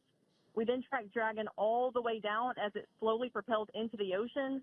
And I think I speak for all of us on the ship when I say a new core memory was made today, and we are looking forward to having Crew-9 on board with us a little later. Jaden, that is amazing. Now, obviously, we are watching it here on camera, and the landing conditions look pretty good, but how was it from your perspective? What is the sea state out there? Absolutely. Absolutely. So we've had optimal conditions for splashdown, and today it is sunny and 63 degrees outside right now with clear skies, light winds, and calm seas. The sea looks absolutely beautiful right now, and light blue with the sun reflecting from it. And Kay, I think the crew's going to like what they feel weather-wise on this picture-perfect day for splashdown off the coast of Tallahassee. Thanks so much, Jaden. It certainly looks like a beautiful day. Can you tell us a little bit about the journey of the recovery forces to get to this point? Sure. So one unique aspect of this recovery was the onboard training on station conducted for Butch and Suni to ensure they were ready to return on a Dragon spacecraft. That training covered all aspects of their return, including nominal and contingency departures, deorbit burns, splashdown, and post-landing ops, which is what this team is preparing for now. As for the recovery teams themselves, we started the day taking a series of helicopters out to the vessel. And as standard, the recovery director and crew support teams were on that first helicopter out and took the time to get everything prepared on the ship. About 2 hours before splashdown, they deployed those fast boats and jet skis into the water. I was actually on the second helicopter out, and we were on the vessel about an hour and a half before splashdown and landed on top of the helicopter pad on the Megan. And the teams have been working diligently across their respective disciplines this week executing what can only be described, in my point of view, as a logistical masterpiece, just ensuring every detail has been in place for Crew-9's return. That is such great news. I'm so glad that you're able there to experience it in person. Now, can you tell us a little bit about what's next to retrieve the crew for the recovery personnel on board? Yeah, Kate. So coming up next, Dragon will be hoisted into the on-deck translation system, or the nest, at the aft end of the ship, and then will be translated pretty quickly towards that egress platform. We'll perform another series of safety checks as final precautionary measures just to make sure there are no hypergolic vapors present before opening that side hatch. And then once that side hatch of the spacecraft is open, the crew will be assisted out of the capsule one by one from NASA and SpaceX. Freedom, SpaceX, ComCheck. Freedom's got you loud and clear. Thanks, Nick. I've got you loud and clear as well. We have completed our forward link transition.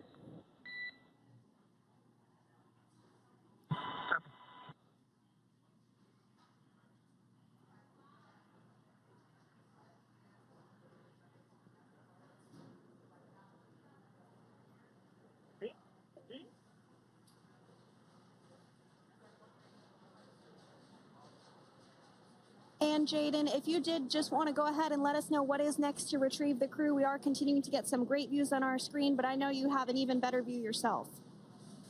Oh, yeah, Sandra, this view is absolutely unbeatable. So just to kind of finish off what I was saying is once that side hatch of the spacecraft is open, that crew will be assisted out of the capsule one by one from NASA and SpaceX medical personnel, where they will then head to the med bay. And after those medical checks, they will get on that first helicopter out and arrive at the airport, where they will then board a NASA plane and then head back to Houston, Texas at the Johnson Space Center to begin their post-flight period. And we're eager to see the Crew-9 astronauts back on Earth, and we'll keep you updated on every moment of this process. And with that, I'll toss it back over to you guys in Hawthorne. Thank you so much. That was Jaden Jennings, NASA Public Affairs Officer, who watched Freedom splash down firsthand from the recovery vessel. Megan, thanks so much, Jaden. So we are continuing to get these great views on our screen here of Freedom. As we mentioned, it splashed down at 2:57 p.m. Pacific time off the coast of Tallahassee, Florida. The recovery personnel are continuing to step through procedures to hoist Dragon onto the recovery vessel Megan there, which is now coming into view. You can see just how close Megan is at this point, and that's that helicopter pad that Jaden was just discussing, where the crew will fly off of onto the coast of Florida, and then eventually they'll fly back to Houston. Just underneath that helicopter pad is that translation deck where we will see the nest once it is loaded up with the Dragon spacecraft on board.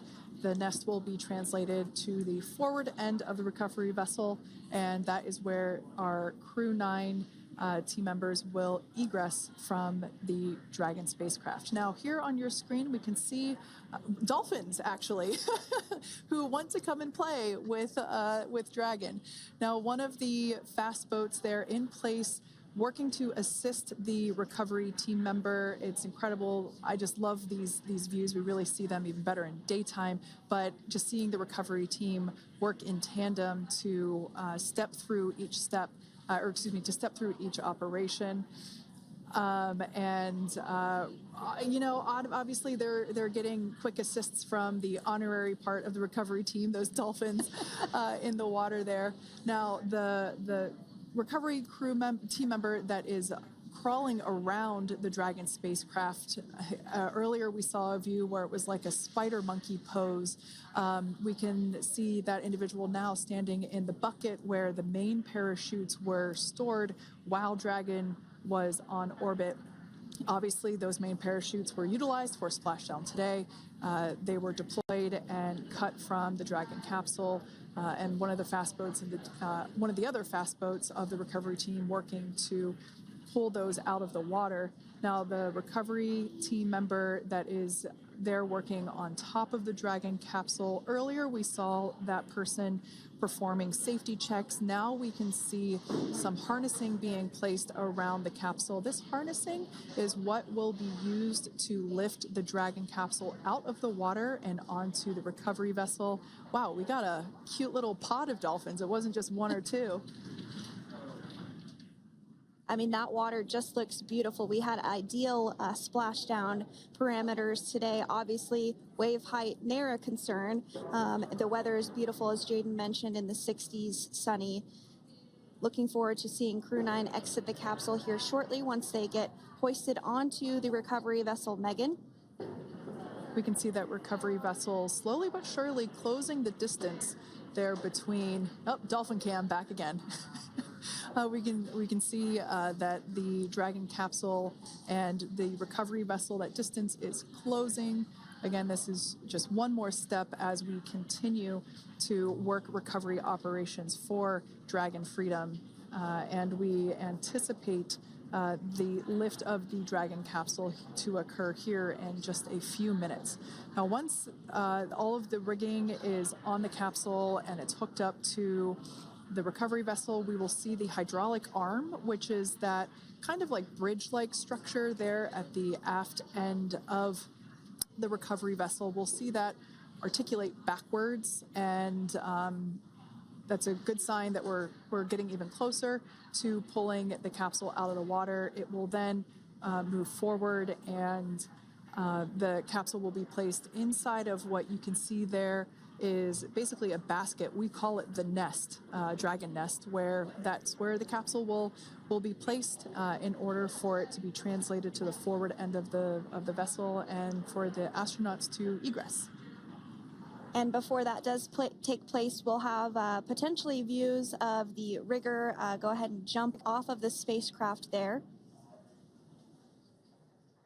That typically occurs when the spacecraft is a little bit closer to the recovery vessel, and we usually get a really good view of that particular operation from one of the onboard cameras from the recovery vessel. That is an operation that I have a lot of respect and admiration for, that individual that does that.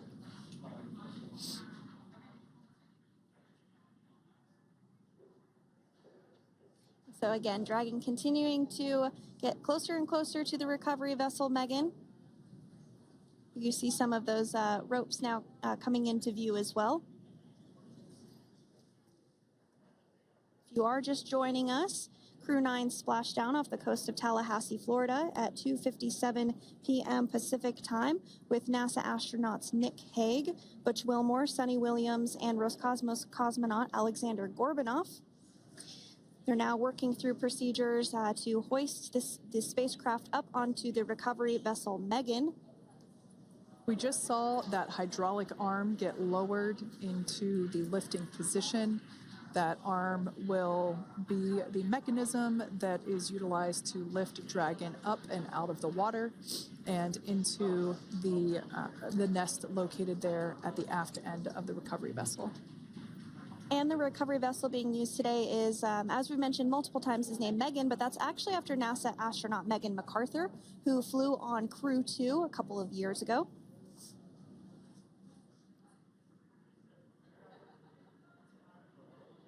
We're getting some views now from actually inside the boat. Yeah, you're exactly right. This view is straight down the recovery vessel. That platform that was closest to the camera, that is the egress platform. Freedom, rigging is almost complete. Approximately 5 minutes until capsule lift. Great news there from SpaceX Crew. So about 5 minutes left until we see Dragon Freedom get lifted out of the water. That hydraulic arm, as I said before, is the mechanism that will lift it. It's quite swift, actually, the whole process of getting the spacecraft. Brace for capsule lift. Bracing. There it goes, Dragon Freedom being lifted out of the water and onto our recovery vessel, Megan.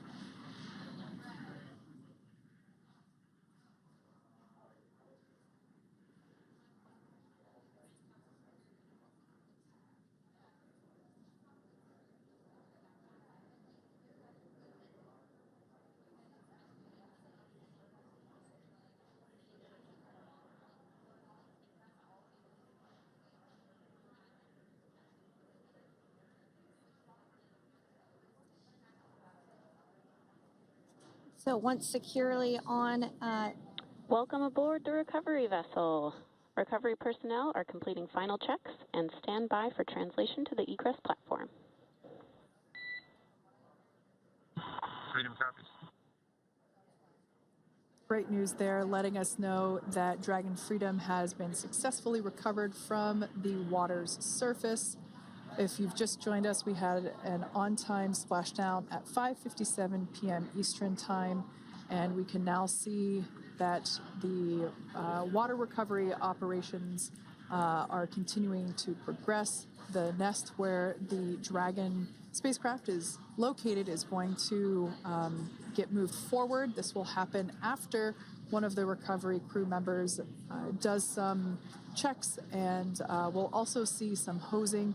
Obviously, the spacecraft splashed down in salt water. Salt water is corrosive, and we want to try and rinse out as much of the salt water as possible to reduce that corrosion on the metallic structures. So we can see some guidance there being provided, really steering the spacecraft properly into the Dragon's nest. And it's been 30 minutes since Dragon splashed down, and as you can see there, the spacecraft is already on board the recovery vessel Megan. Things continuing to move very smoothly today throughout the entire operations from the deorbit burn up until this point as well. And Freedom, it looks like the positioning wasn't quite right, so they are working on repositioning the capsule in the nest now. Okay, copy that. Thanks. And with that, the team is just going to adjust the Dragon spacecraft a bit so that it's in the right position ahead of translating up a little bit closer ahead of the side hatch. So the team is now going to step through the procedures to ensure that that takes place. While Dragon does fly itself autonomously, it clearly is unable to park itself autonomously. We want to make sure that the Dragon capsule is properly seated there in that nest.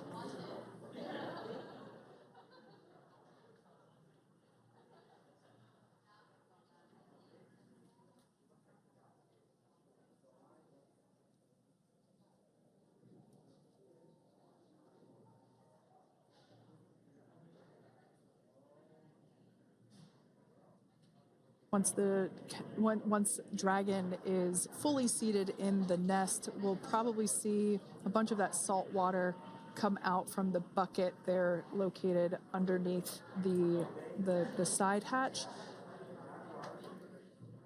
See some salt water splash out. As I mentioned before, one of the recovery team members will begin hosing down the exterior of the spacecraft.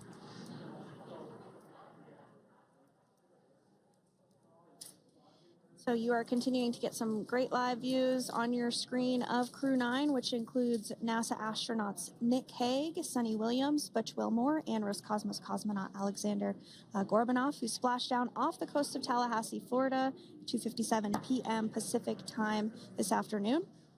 Now working to get that spacecraft situated in the nest. Just making some final adjustments and tweaks to ensure that it's nice and secure.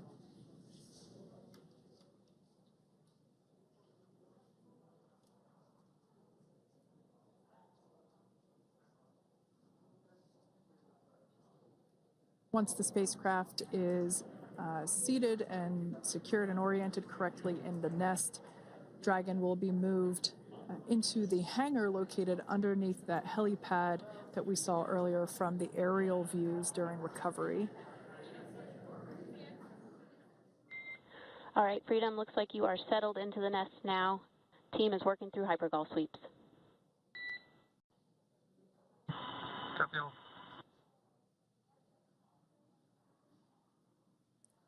Call out there telling us that the recovery team is doing the second round of those hypergolic sweeps. This helps ensure that everyone, all the recovery team members that are located basically right where this camera is located on, towards the forward end of the recovery vessel, that they will all be safe once the spacecraft is translated forward. So we're just doing some additional steps to make sure that the hypergolic propellant that is utilized for maneuvering the Dragon capsule while on orbit, making sure that none of those vapors are still present on the exterior of the capsule. That's right, and there are a variety of individuals on board the boat that help with recovery operations. Not only do we have the recovery personnel that you see here, but we also have a doctor that will check out the crew members as standard procedure. As with any spacecraft that is returning from space, we always perform a medical check with the crew. So you will see the crew come out of the capsule and be placed on stretchers, just like with the Soyuz landing and with all of our Dragon splashdowns. That is the nominal procedure.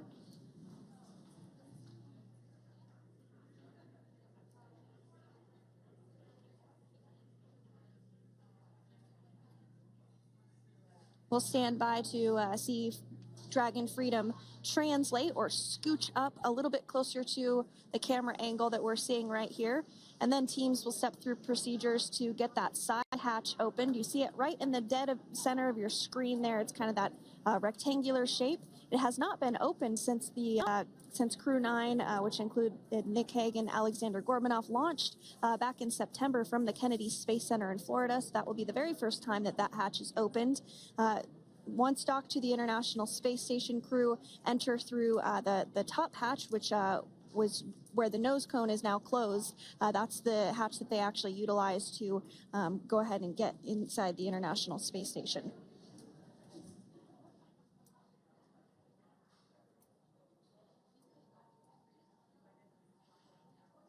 So as we get a little closer to that hatch opening procedure, you might start to see more individuals come into frame for some of that support. The ship has a maximum capacity of a little over 40 people on board, and it takes a variety of different roles, as we've discussed, to support. Also on board is the Chief of the Astronaut Office for NASA, that's Joe Acaba.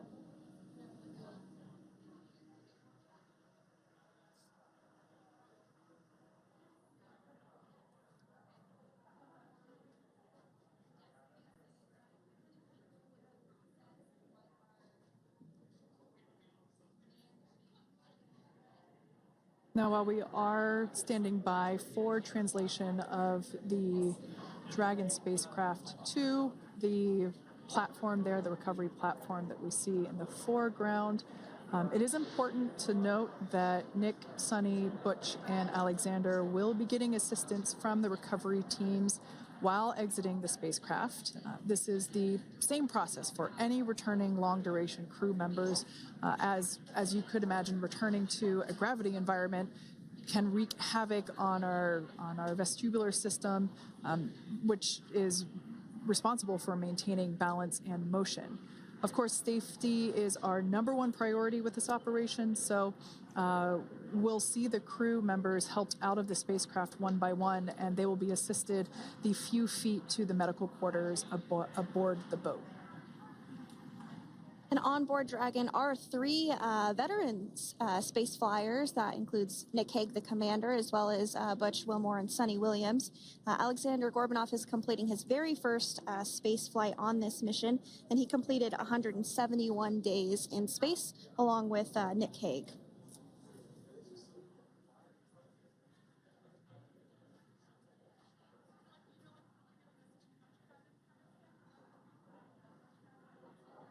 For those of you that have just recently joined us, well, I would encourage you to hit that rewind button and go back a few minutes. It was a beautiful splashdown of Dragon Freedom with the Crew-9 cohort on board.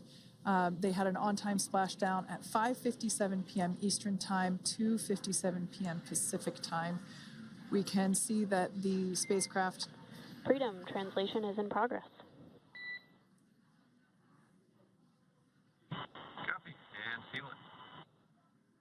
We can see that spacecraft was successfully recovered from the ocean surface and is now being washed with fresh water, as obviously they splashed down in salt water. So we're trying to rinse off as much of that salt water as possible. And we can see the spacecraft continuing to move closer and closer to that recovery deck. Freedom, the crew is working on side hatch opening now. Expect hatch open in about 2 minutes. Okay, copy that. And Kira, just wanted to say that you guys, you and the team did an awesome job, both uphill and downhill. Just really, really impressed. Thank you. Thanks, Nick. It's been an honor. This is a pretty exciting moment coming up. We are working to open the side hatch. One thing that may not be obvious from, just looking at the spacecraft here is that this side hatch that we're about to open, the last time it was open was when this spacecraft was at the launch pad. This side hatch is what is used for initial capsule ingress and final capsule egress, but all comings and goings from the spacecraft while it is on board the space station are from the forward hatch, which is located at the top of the spacecraft under that nose cone. So this is a pretty exciting moment because it will be the crew's first breath of fresh air since boarding their ships at the start of their journeys last year. And the very first person that will have the opportunity to say hello to the crew once that hatch is open is a SpaceX medical recovery personnel representative. Then we'll see procedures take place to remove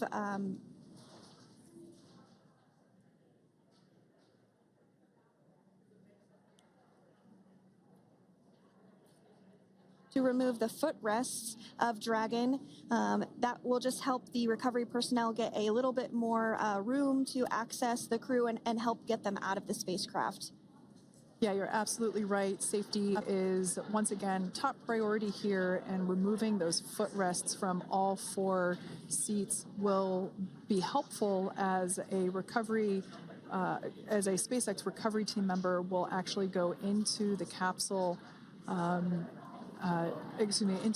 into Dragon Freedom to help the crew members unbuckle and stand up, and essentially we'll also see a fun little slide be put in place to help the crew members exit the spacecraft safely. So yeah, we're going to remove all 4 of those footrests to basically give a little bit more working room inside the spacecraft. That's right, and we did hear the go for that hatch opening, so we're just a couple minutes away from being able to see that, and then we might be able to get the chance to see a couple of views inside of the Dragon and see the crew following their splashdown. Now, opening that side hatch isn't quite like opening, the door to your car. We have to depress the seal around the side hatch, as well as, we'll now see them open that side hatch up.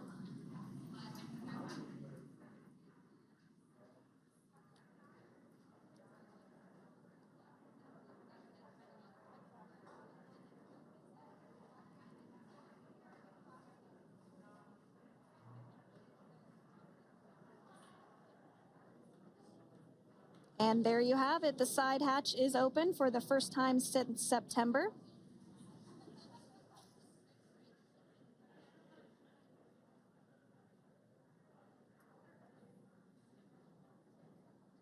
We can see some of the protective equipment there that was brought into frame that will help protect the edge of the side hatch, one from any potential damage. Oh, we can see the recovery crew member there taking photos of the side hatch seal. This is part of the standard operation for recovery. These photos will get saved into our procedure. We'll then install that protective frame around the side hatch. This helps to ensure that the side hatch itself, the edges of it, incur no damage while crew members are coming out from the spacecraft.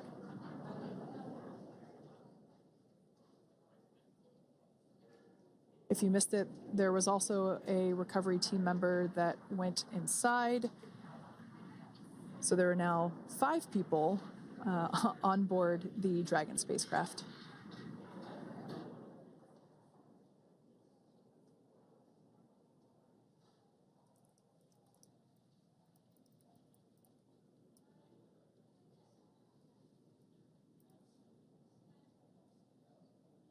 And if you are just joining us, it has not yet even been an hour since Crew-9 splashed down off the coast of Tallahassee, Florida at 2:57 p.m.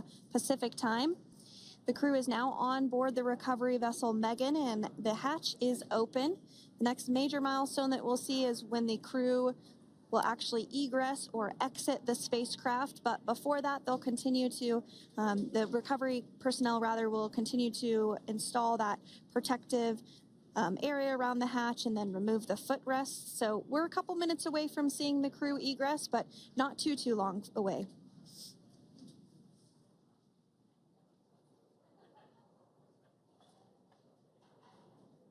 We'll probably see those footrests being handed out here in the near future, as I mentioned before.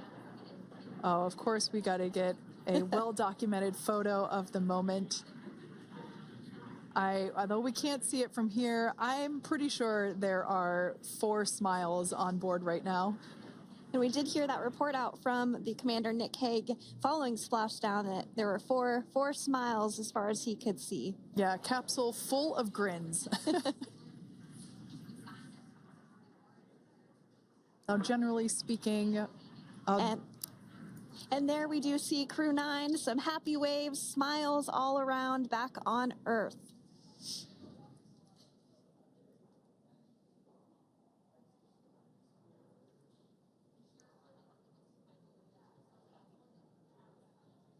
Generally speaking, we have the individuals in the 2 center seats of the spacecraft exit first. You might hear us refer to this as the exit process as egress. It's just another term for exiting the spacecraft.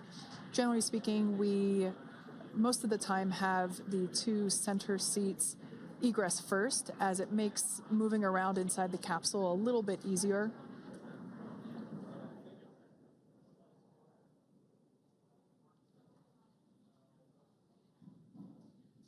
We can see the tablets that were previously located on the upper leg of the crew members. We can see those being handed out to the recovery team. Those were taken off prior to the entry phase, to spacecraft reentry. Those had to be stored and secured prior to dynamic operations.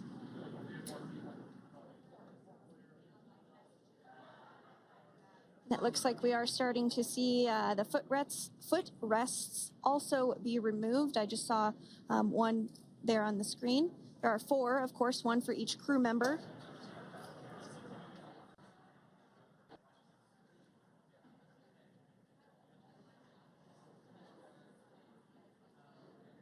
Those footrests are made out of carbon fiber and are actually sized appropriately for each crew member, as everybody has different measurements and different leg lengths.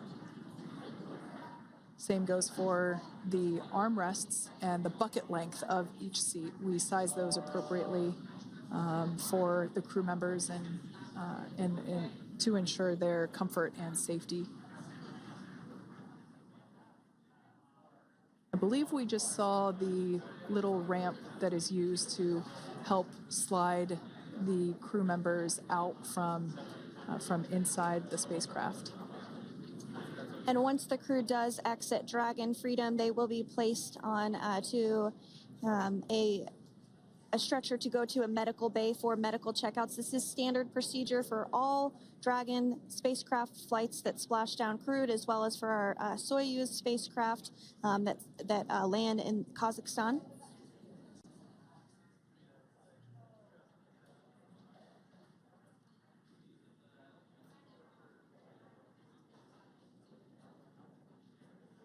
We can see the exterior of Dragon Freedom quite clearly in this shot, and it's such a beautiful sight. I personally prefer the capsule when it has some of that charring from atmospheric reentry. It is the signature sign of a capsule that has returned to Earth.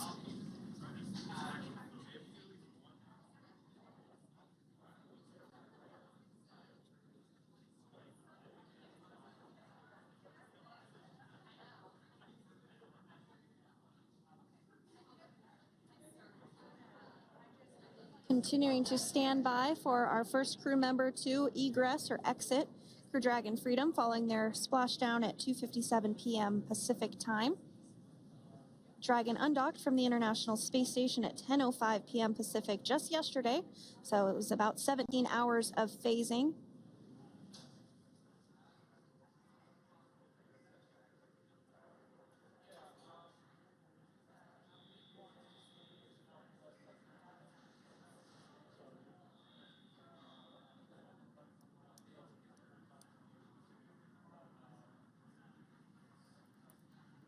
And while on board the International Space Station, Crew-9 contributed to 900 hours of science, over 150 research experiments and investigations, making great use of the microgravity lab of the International Space Station, which celebrates 25 years of continuous human presence this November.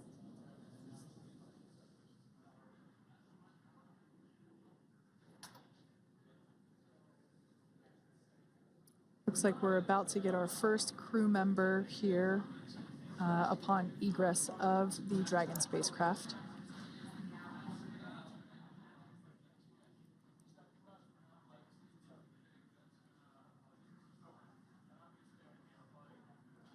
So we are standing by for that egress. Outside of Dragon, you do see one of those stretchers. This is the expected procedure as the crew will be taken to medical facilities following their exit from Dragon.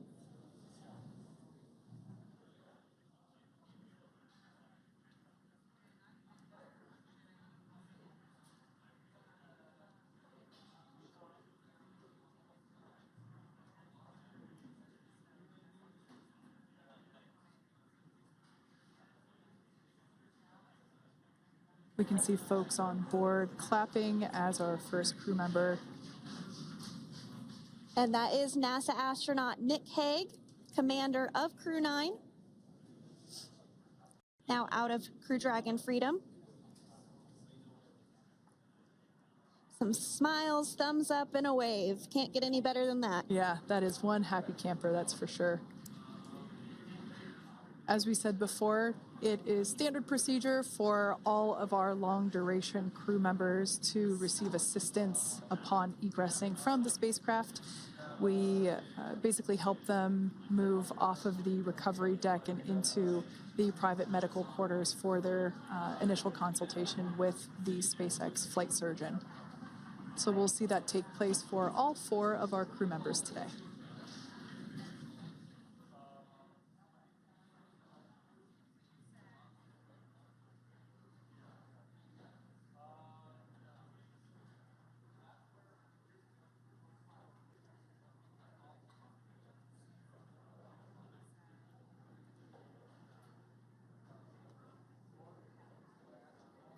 And we are standing by for the next crew member to exit Freedom.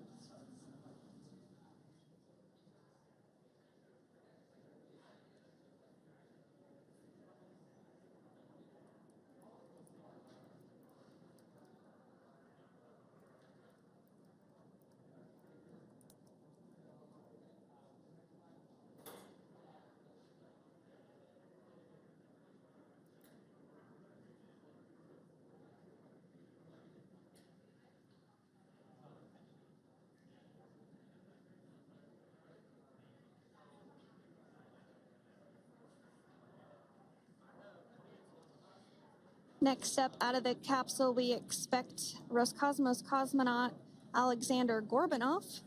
His first space flight.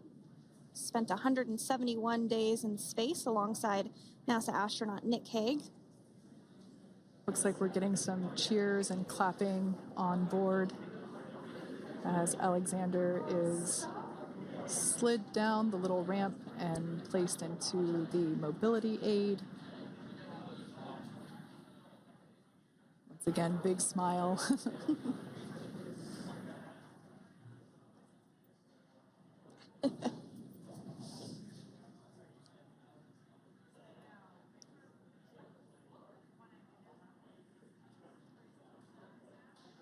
Now, the 2 crew members remaining in Dragon are NASA astronauts Suni Williams and Butch Wilmore.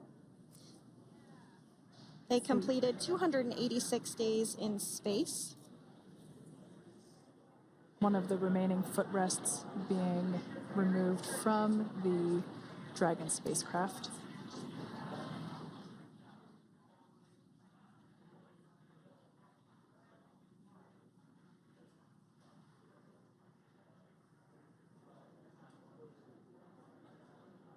As I said before, we generally try to have the crew members that are located in the 2 center seats aboard Dragon, and we like to have them egress first if possible, as it creates a little bit more movable working room inside the spacecraft. There is a recovery crew member inside that is helping all of our Crew-9 crew egress or exit from the spacecraft.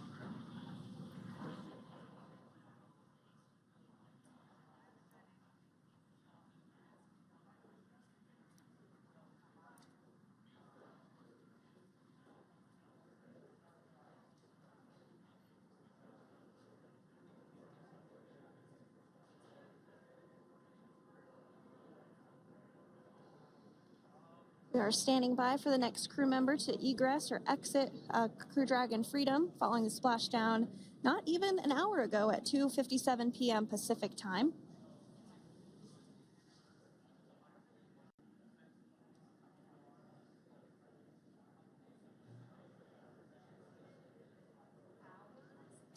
Really have the recovery operations down pretty quick at this point.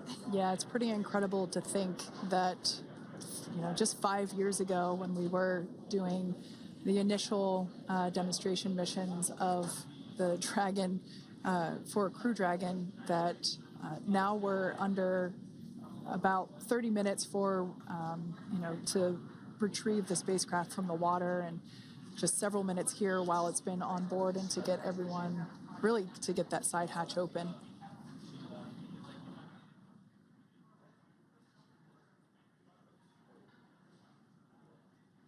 For those of you that have just recently joined, the Dragon had an on-time splashdown. It looks like we're getting our next crew member here.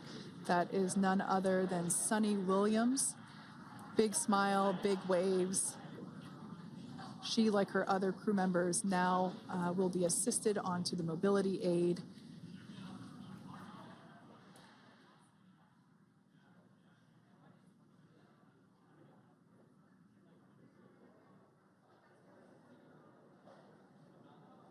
There we have it, some waves, some thumbs up, and some smiles.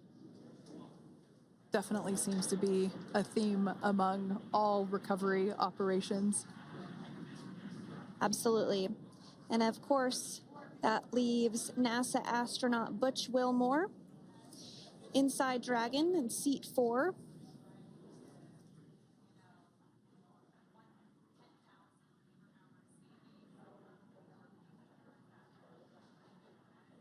We're getting some views of him now as he egresses or exits the spacecraft.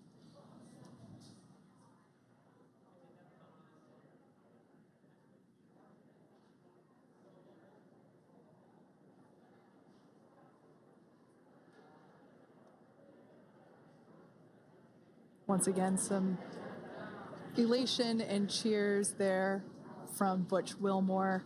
As we mentioned before, returning to Earth coming from a microgravity environment can wreak havoc on the body. So it is customary and just standard procedure for all of our long-term space residents to get assistance once they are back on board the recovery vessel.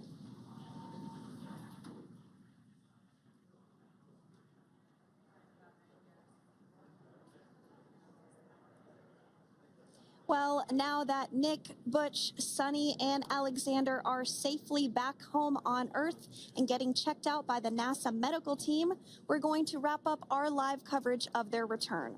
The Crew-9 mission began a little differently than usual since Butch Wilmore and Suni Williams were already aboard the space station when Nick Hague and Alexander Gorbanoff arrived on the Crew-9 spacecraft in September. Having arrived as the crew flight test crew for Starliner, Wilmore and Williams were fully incorporated into the space station's Expedition 72 team and began research and other work aboard the station along with the other crew members. Williams commanded the orbiting laboratory for much of the expedition. After a successful liftoff and separation from Falcon 9, Nick and Alexander made a short flight on board Dragon to the International Space Station. Veterans of long-duration space station missions, both Williams and Wilmore conducted spacewalks during their 9 months in space. Like all crews on the station, Crew-9 had the ability to leave at any point had there been an emergency. With their full-duration mission coming to an end, the crew began packing up their personal items for their return to Earth about a week ago and worked through tasks and shared lessons learned with Crew-10 teams as they arrived a few days ago. Their journey home began about 17 hours ago when they closed the forward hatch to Dragon and undocked from the space station at 10:05 p.m. Pacific, 1:05 a.m. Eastern.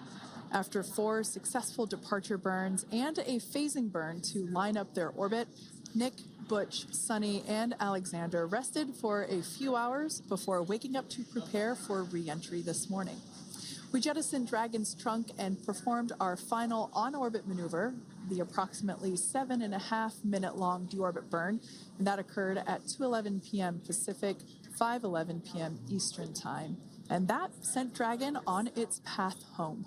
The spacecraft re-entered the Earth's atmosphere and slowed its descent with successful deployments of 2 drogue parachutes and 4 main parachutes, with the final splashdown occurring off the coast of Tallahassee, Florida at 2:57 p.m. Pacific, 5:57 p.m. Eastern. Following that successful splashdown, we saw SpaceX recovery experts move in and prepare Dragon Freedom for its lift onto the recovery vessel.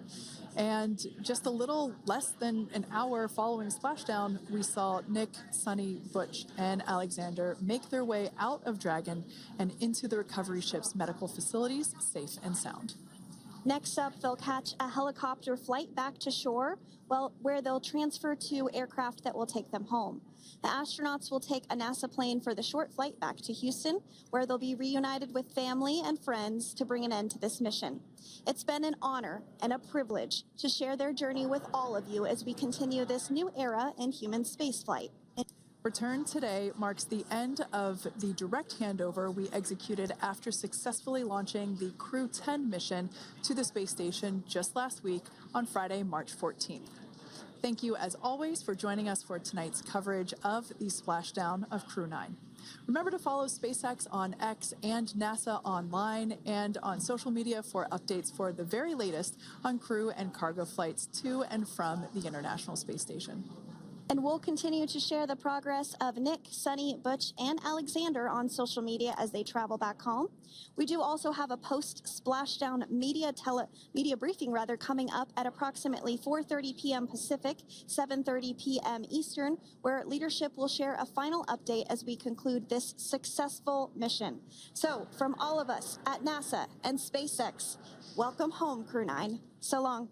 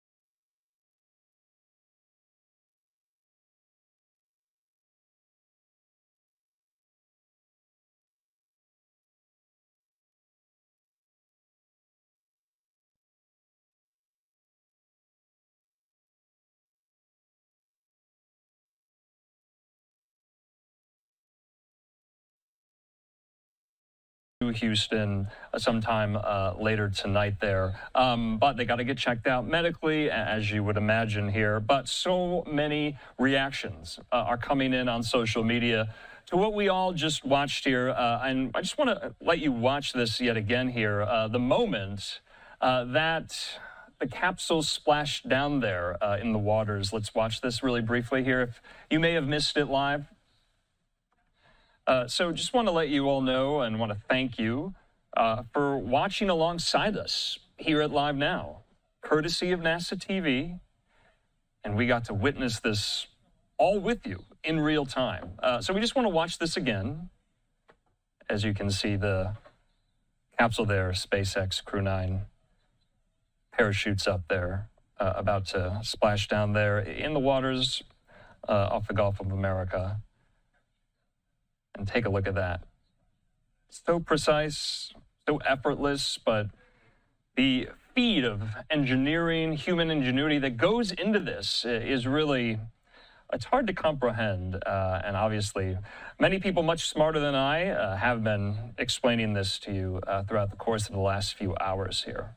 So wanted to let you just watch that again as they splash down back to Earth. So in the meantime, remember, we also, like I previewed there, we're waiting this press conference there from the Johnson Space Center in Houston. That's where mission leadership will take questions from reporters and get us up to speed and debrief us about how this all went into place.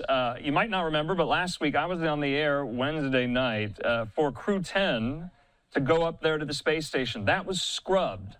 Later, though, on Friday of last week, on the 14th, they got off the ground, smoke and fire. Finally, Crew 10 replacing in the handover Crew-9. So remember, it wasn't just Butch, Wilmore, and Suni Williams, but also two other astronauts, one there from Russia, Alexander Gorbanov, and yet another NASA astronaut, Nick Hague. They were also on the Crew-9.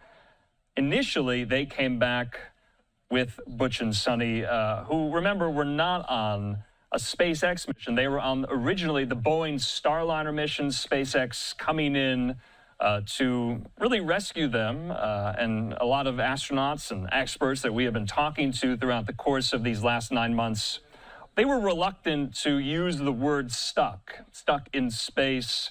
But it's so interesting to see kind of the public-private partnerships at play with NASA, with SpaceX, with Boeing, to get and to bring Butch and Suni home. And they are finally home now. You just watched them splash down here. In the meantime, we do have a lot of reaction on social media, as you would imagine here, including from the White House social media account, Rapid Response 47.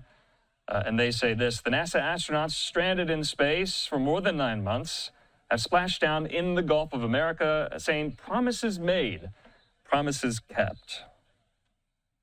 Also, Mike Waltz, our national security advisor, saying our brave astronauts have safely splashed down in the Gulf of America. President Trump promised to bring them home, and he did it in record time. Promises made, promises kept. That seems to be the theme there from the Trump administration. Vice President Vance saying this is extremely cool.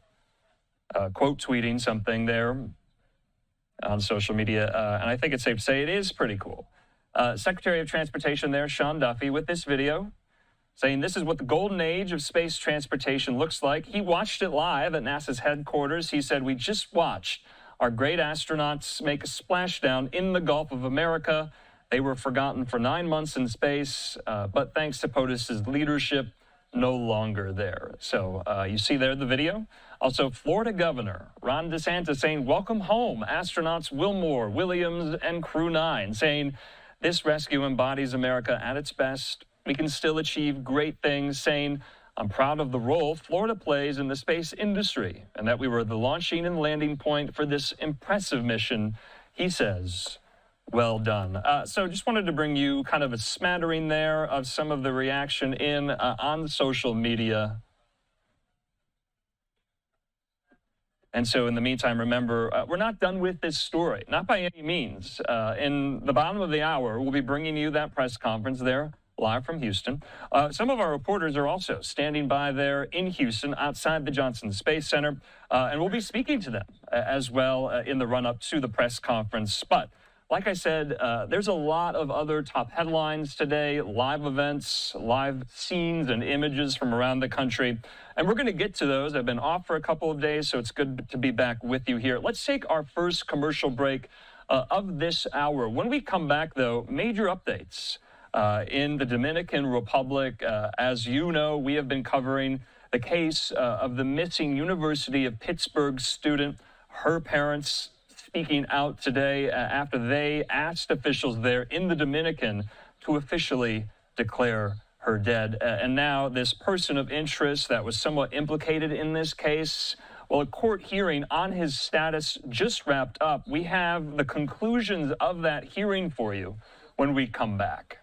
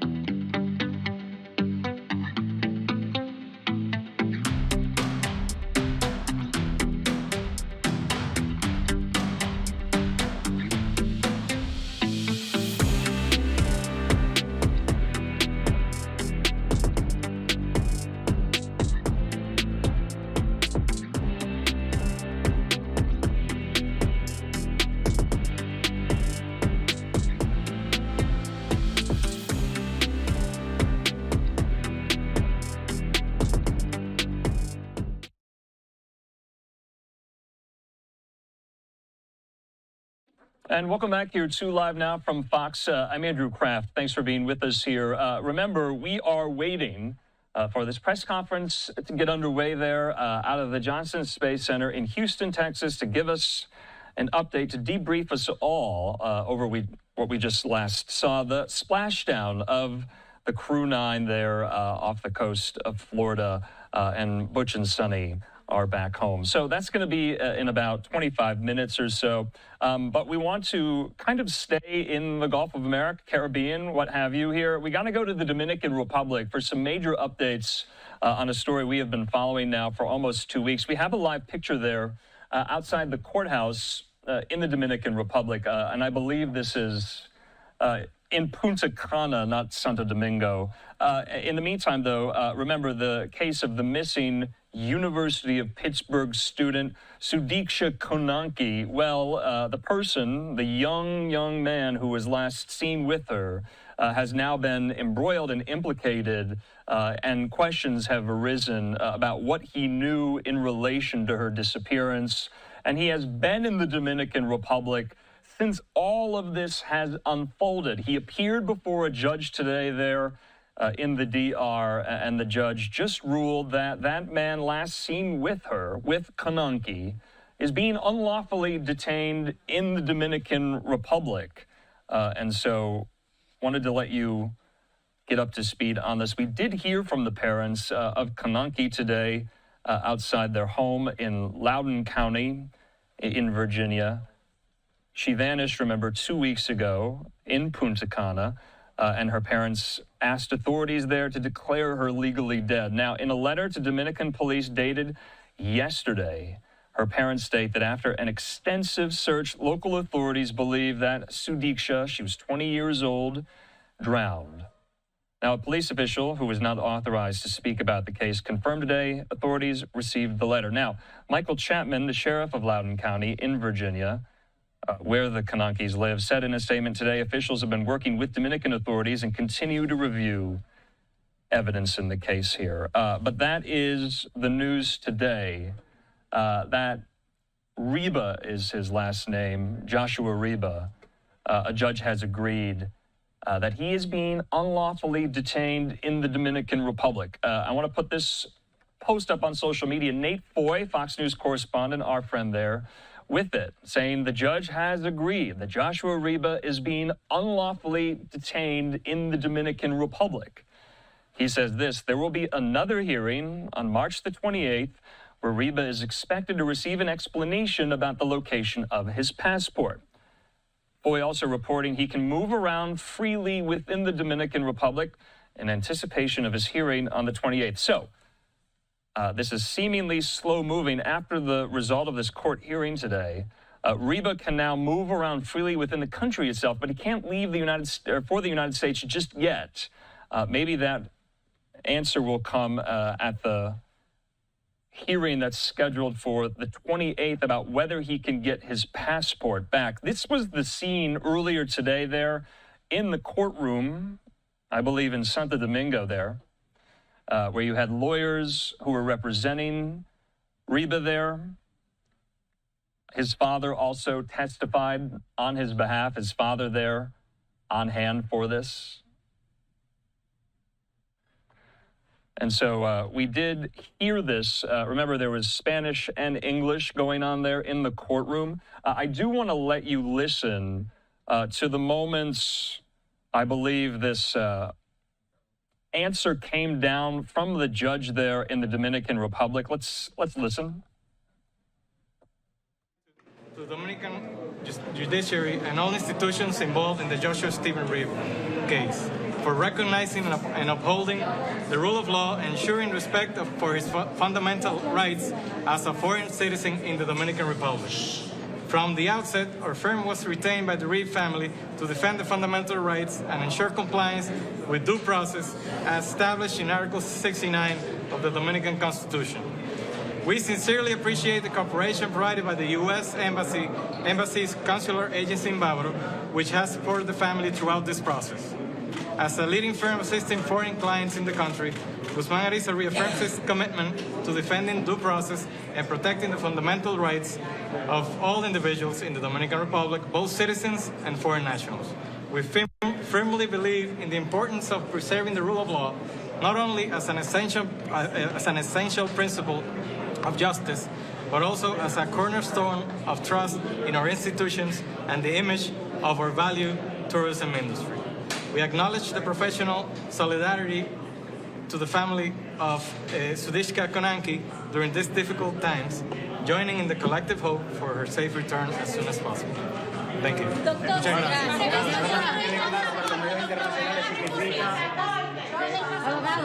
Que se va hacia los Estados Unidos, puede salir, puede volver a su país. No que le regresen el pasaporte, ¿qué van a hacer con esa decisión? Muchísimas gracias. Solo para confirmar, significa que puede volver a los Estados Unidos. All right, so very brief there. That was the lawyer of 22-year-old Joshua Reba there explaining his case and what the judge had said there. To so many reporters gathered there, and I misspoke. That's not in the capital, Santo Domingo. It is in Punta Cana, the resort town there. And also, Joshua Reba's dad, he was on hand for all of this alongside of his son, and reporters tried to catch up with him as well. He said no comment. You didn't get to see this live. We want to show it to you now. They're not going to give you back the passport to your son. So are you going to appeal? Sir, what would you say to parents who are contemplating if their kids should come here for spring break? No comment and respect to Sudiksha's family. No, about your own son's situation, sir, how he's been treated. No comment. and respect the seditious family. Are you able to take him back home? I don't even know where he's at. Okay, so you heard there a lot of the reporters shouting questions at Joshua Riba's father there, but he said no comment. He also extended his condolences to the Konanki family here. So just a little bit more about this case. If you haven't been following it very closely, I want to let you know a little more details. So this judge there in the Dominican ruled in favor of Joshua Riba's writ of habeas corpus in the March 6th disappearance of Sudiksha Konanki from a Punta Cana resort. He appeared in court today. He's been held in the disappearance of Konanki. She's 20, and she's been missing since the early morning hours of March 6th. So he has not been named, remember, a suspect in the case. This has been considered a missing person case from the very beginning, not a criminal one. He's 22 years old. He appeared with his father, as you just saw, as prosecutors there argue that the witness's freedom has not been limited while he's been held in the Dominican after his passport was confiscated, and that he has the right to walk around the resort there without issue. So he's no longer being detained or in detention within the country itself. He's free to travel around the country, from my understanding, though he does not have his passport back just yet to return to the United States. So it was not immediately clear when he would be able to leave the country. Remember, Nate Foy reported in the conclusion after the hearing today, there will be another hearing, March the 28th, where he is expected to receive an explanation about the location of his passport, and he can move freely within the Dominican Republic until then.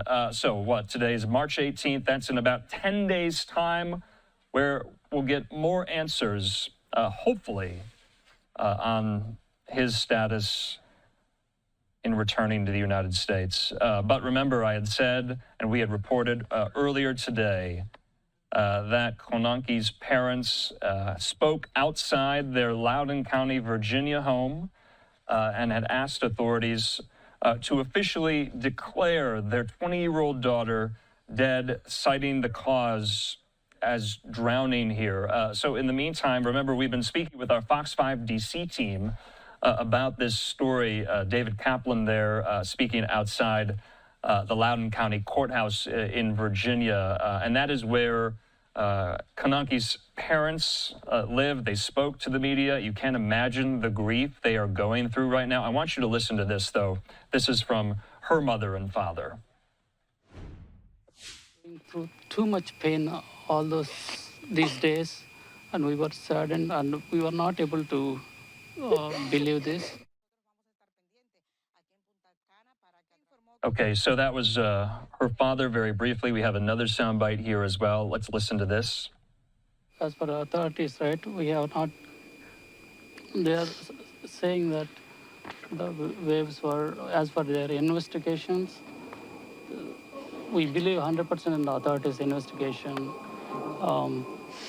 The conditions and the waves, the ocean. Okay, so I wanted to let you listen to some of those sound bites there from Mr. Konanki there, and you saw her mother, and you can't imagine, like I said, the grief that they must be going through right now. This has been an ordeal, a saga for them since March the 6th, when their daughter Sudiksha had been reported missing. She was last seen, remember, on that surveillance video, walking, though, with Joshua Riba, 22 years old. And so if there are any more updates, we've been relying on Nate Foy down there in Punta Cana in the Dominican ever since this story broke, and we'll continue to do that. Let's take a quick commercial break. Still a lot more top headlines to get to on this Tuesday when we come back.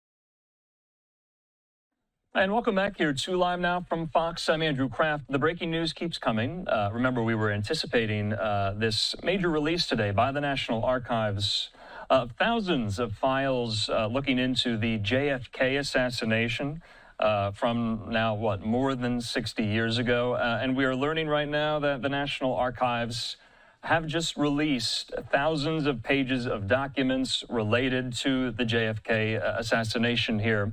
I want to put this tweet up from the Director of National Intelligence, Tulsi Gabbard.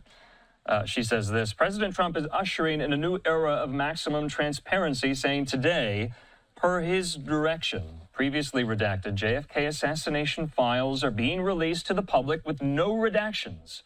Promises made, promises kept, she says. I want to put this up. This is a live picture right now outside of Dealey Plaza there in downtown Dallas, courtesy of our partners at EarthCam. It's about 6:20 p.m. there in Dallas, Texas. And so here on Live Now, because they were just released, we're going to be doing our digging, doing our due diligence, looking into what, if anything, can be gleaned new or illuminating or revealing about the Kennedy assassination. So until then, we've got our work cut out for us here. But the Trump administration today releasing what it said were all of the government's classified files on the assassination. So the release of the files, remember, comes after Trump signed a day one executive order in January aimed at fully releasing government documents related to the assassinations of Kennedy, his brother, Robert F. Kennedy, and civil rights icon Martin Luther King Jr. Now, remember, there are separate probes going on Capitol Hill. Remember, the Congresswoman from Florida, the Republican, Anna Paulina Luna, with the support of James Comer, the Republican of Kentucky, created a task force looking into some of these assassinations in the effort to release documents relating to them. Martin Luther King Jr., John F. Kennedy and Robert F. Kennedy, also Malcolm X and others. This, though, is purely from the executive branch due to an executive order releasing these classified documents. Now, the contents of the documents and whether any previously unreleased information is in them was not immediately clear. Of course, like I said, we'll be reading from them throughout the course of the evening to determine whether or not anything is new, anything is revealing, illuminating, anything that changes the conventional wisdom on this. And the many, many investigations, most notably the Warren Commission, who released the kind of final de jure report on what happened in Dallas, November 22nd, 1963. Now, of course, even the Warren Commission report has not quieted many who believe that there were other things going on. I'll put it like that. And that is why we're seeing President Trump follow through on this executive order he signed on the first day he took office after he was sworn in. He said it would take some time, and he had to do this in conjunction with the National Archives, and they have released all of the remaining classified files. So it seems the conventional wisdom on the release itself is that they're not expected to change the long-held findings that Lee Harvey Oswald acted alone in the assassination here.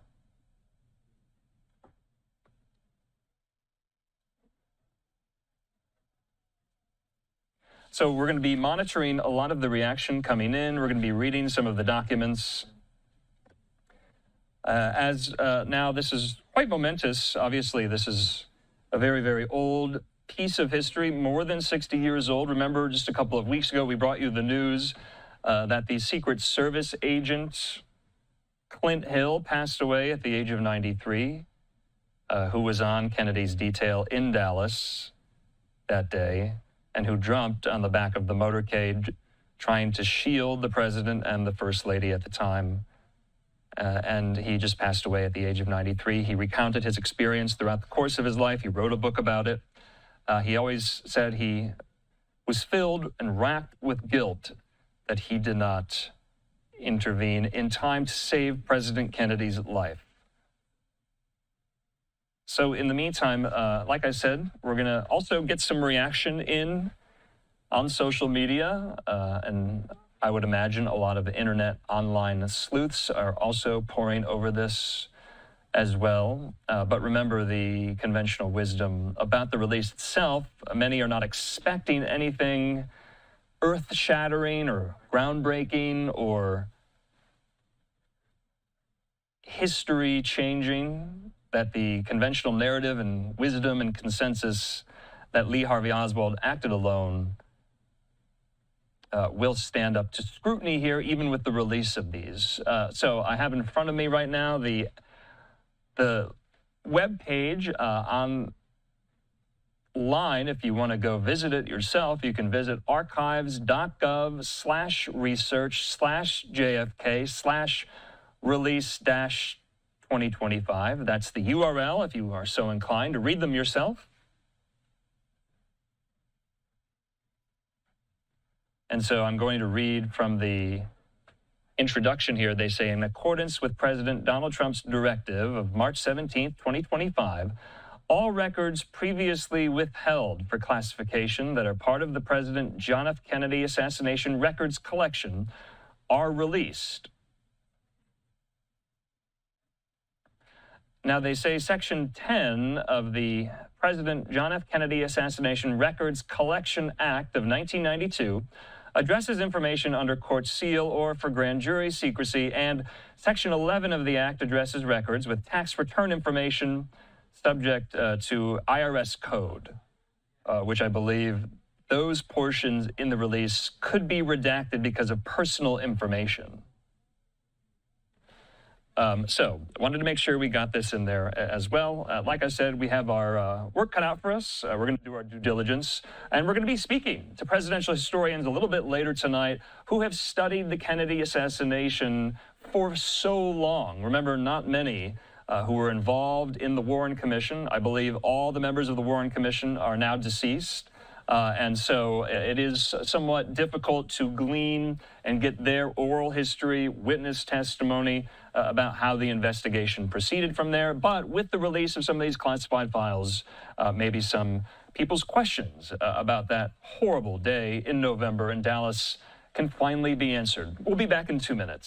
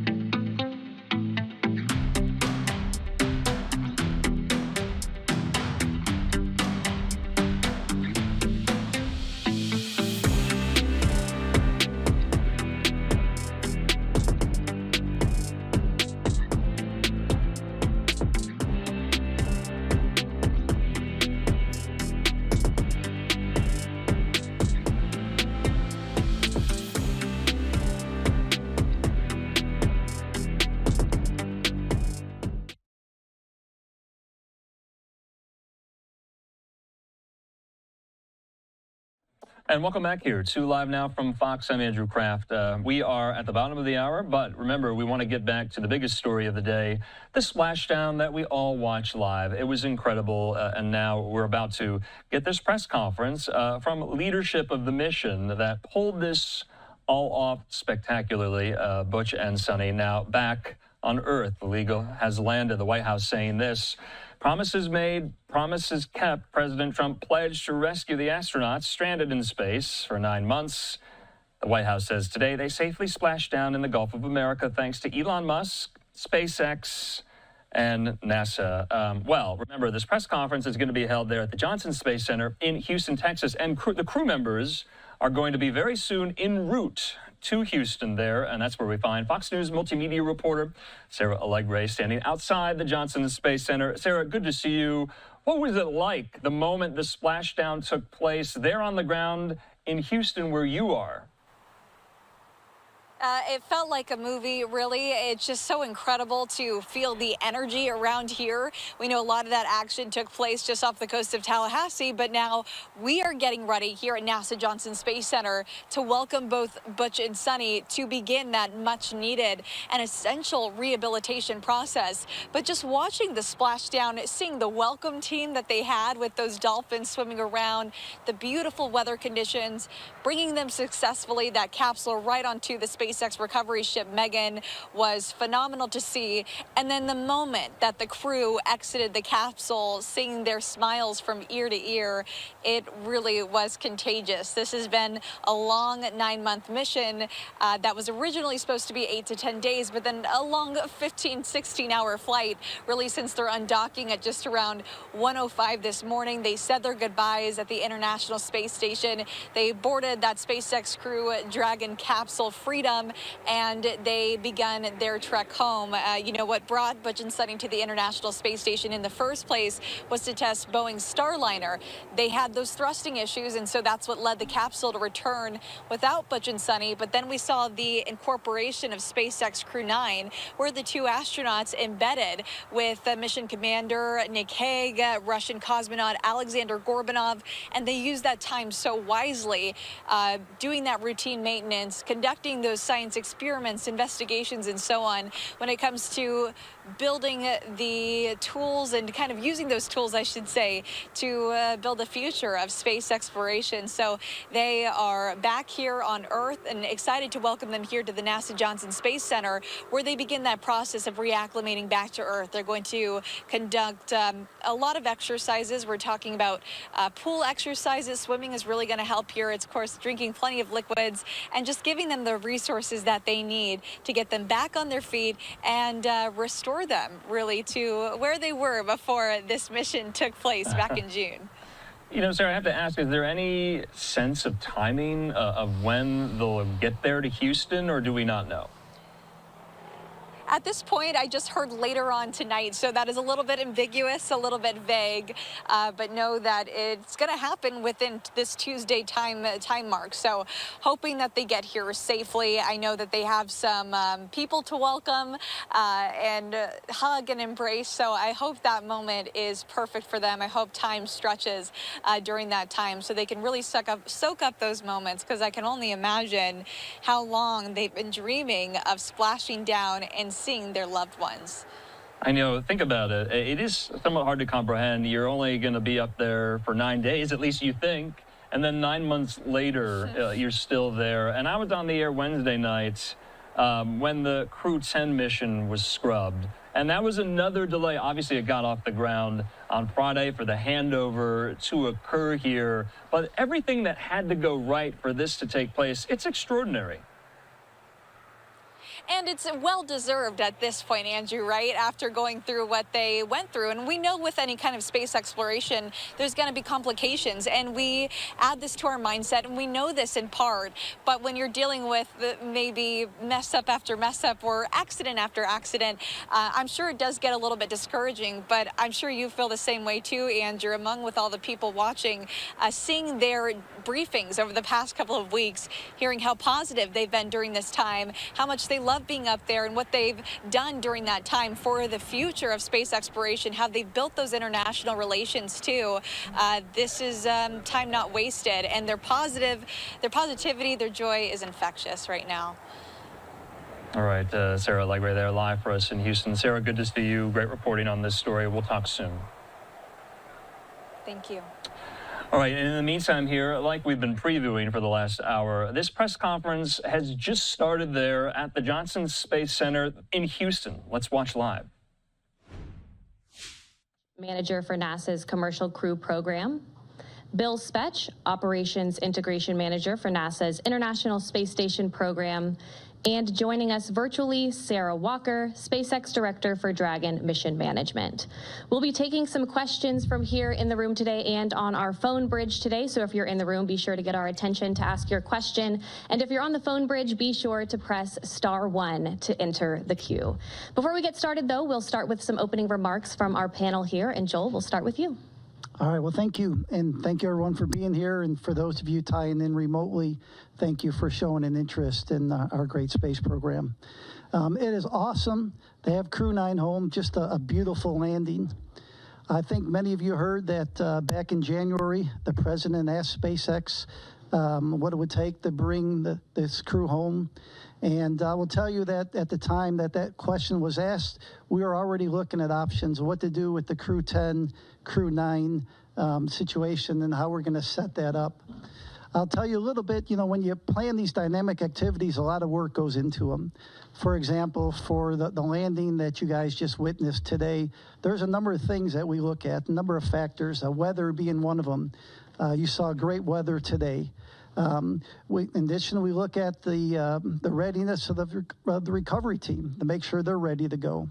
We look at the handover time on orbit between the incoming crew and the departing crew to make sure there's enough time for activities to be accomplished before the departing crew leaves. We do have the benefit of having NASA astronaut Don Pettit remaining on board. He'll be coming home on Soyuz in April, and so he'll continue the handover with the crew. We also look at the vehicle traffic, the vehicles coming and going. And when you pull all that together, the International Space Station program, the Commercial Crew program, and SpaceX came up with the plan that we just witnessed. The Crew-10 launch last week, the docking over the weekend, the undock early today, and then the landing that we just witnessed. So just an incredible amount of inputs that you get to pull all that together in order to have a successful operation. I want to tell you, we want to thank the Crew-9 team and the ground teams for their dedication to excellence, their resilience, their flexibility during this expedition, everything they did to have a successful expedition, as you have all witnessed. SpaceX has been an incredible partner for us, and it shows the benefits of the commercial-public-private partnership that we have. So they've just been a huge, great partner throughout all this. Crew-9, in addition to the spacewalks that many of you witnessed, they performed just about 150 experiments on board the International Space Station with over 900 hours of research. And the work we do on the International Space Station benefits the nation, benefits people on Earth, and are the building blocks for going back to the moon and to Mars.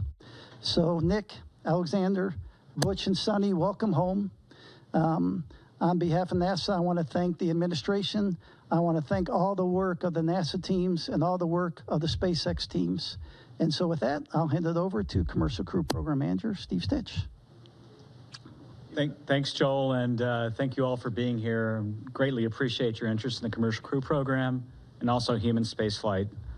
Of course, as you know, it's been just a huge week for Commercial Crew. The missions, I think, sometimes seem easier than they are. If I just step back and think about all the challenges we had to launch Crew-9, moving to a different launch pad, adjusting the seats and the crew training, and then, over the weekend, once we docked Crew-10 safely, looking at the weather patterns, finding this great opportunity that we landed at today, adjusting the timeline. It's never easy. Spaceflight's always dynamic. Sometimes it seems like things move from step to step, but there's usually different paths along the way. So, The weekend was culminated today with the landing of Crew-9. We Dragon splashed down at about 5:57 p.m. off the coast of Tallahassee. That's our first commercial crew program landing at Tallahassee. We've had a couple cargo flights land there. And now it's great to have Crew-9 and the Freedom capsule back home, and its fourth flight is now in the history books. Of course, we're overjoyed. I watched every crew member come out of the vehicle today. Post-landing, it was great to watch Nick, Suni, Butch, and Alexander come out of Dragon and smile and wave as they came out of the vehicle. We'll get them, they're on the ship now, we'll get them back to meet the NASA aircraft and then back to meet with their families. If you watch the weather today, it was incredible. Clear skies, real low winds, maybe 3 or 4 knots of wind, and really calm seas. You could see the dolphins swimming around the capsule, which was kind of incredible. SpaceX had a nice drone aircraft flying around and taking footage, and that was just incredible. As I said, the ops team just did a phenomenal job over the weekend, pulling in the landing to get the crew home sooner and take advantage of this great weather opportunity.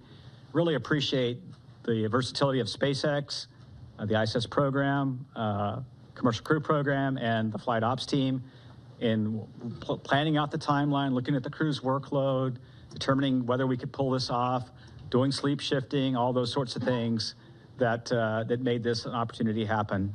I also want to thank our partners at the U.S. Coast Guard. They were there on scene, protecting the scene and making sure that it was safe for mariners in the area.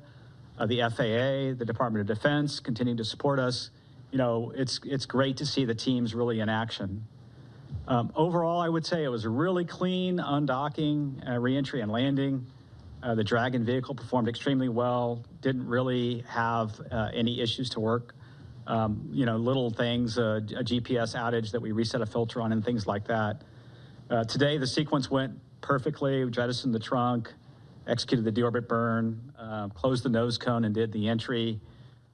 You could hear Nick call down when we finally got the vehicle back through the blackout, 4.6 Gs, and you could tell they were doing well, and then braced for the parachute deploy of the drogues and then the mains and then have them splash down. So parachutes performed well. The whole system worked just as planned. The crew's doing great. They'll spend a little time on the recovery ship getting checked out, making sure that they're healthy and ready to go, and then eventually they'll make their way back to Houston. Again, I want to congratulate the entire NASA Commercial Crew Program, the SpaceX team. In many ways, if I step back to last year, this has been 9 months in the making, and I couldn't be prouder of our team's versatility, our team's ability to adapt and really build for the future of human spaceflight and looking at different ways to do business, taking advantage of one vehicle to launch a crew and then bring back the crew in a different vehicle. Our partner SpaceX did a tremendous job. Every time we asked them to do something a little different, they stepped up and to the plate and did that, including swapping capsules 6 weeks ago prior to Crew-10, and then also adjusting the Crew-9 mission. We'll celebrate for a while. We're going to take some time in commercial crew to celebrate this one and spend a little time with the crew, and then we'll move on to Crew-11. Crew-11 will be here before we know it. We'll launch that vehicle as early as mid-July, so we'll start preparing for that. And then, we're working hand in hand with Boeing as well on certification of Starliner, getting that vehicle back to flight. Butch and Suni's return on Dragon to me shows how important it is to have 2 different crew transportation systems, the importance of Starliner and the redundancy that we're building in human spaceflight for our low Earth orbit economy. We're super grateful for Boeing as well and their investment. They're keenly interested in the landing today. They have a watch party going on and are watching Butch and Suni come back. And they've texted me, as the build up to this, they're very keenly interested in Butch and Suni. And then we're interested in their resilience. That whole Boeing team, like our whole commercial crew program team, is resilient and moving forward to the next steps on Starliner. It's been a busy start to 2025. It's hard to believe we're in the middle or toward late March. Looking for an exciting summer as well. And I look forward to your questions, and I'll hand it over to Bill. All right, thanks, Steve. Yeah, welcome, and thanks for everybody's interest as we continue on. Return today marks the successful completion of the Crew-9 mission, and really with them handing over operations on board to Crew-10. just some interesting stats as we go through. Nick and Alexander both spent 171 days in space on this trip, seeing the arrival and departure of 4 different visiting vehicles to the ISS. Butch and Suni spent 286 days in space, and they got to see 8 different visiting vehicles coming and going from the ISS. We stay really busy as we talk about all these vehicles coming and going from the station. Nick and Butch each conducted 1 spacewalk, and Suni conducted 2. That actually gave Suni the record for most time on spacewalks by a woman, and puts her 4th overall in terms of time outside doing spacewalks. The crew contributed to more than 150 unique experiments, like Joel said, including stem cell technology to potentially address blood diseases, autoimmune disorders, and cancers. They tested lighting systems to help maintain circadian rhythms, which will help improve conditions for not only future crews as you go through spaceflight, but also those on the ground for shift workers and those in extreme or remote environments. They did plant growth and quality experiments to support future Moon and Mars missions as we look forward with that.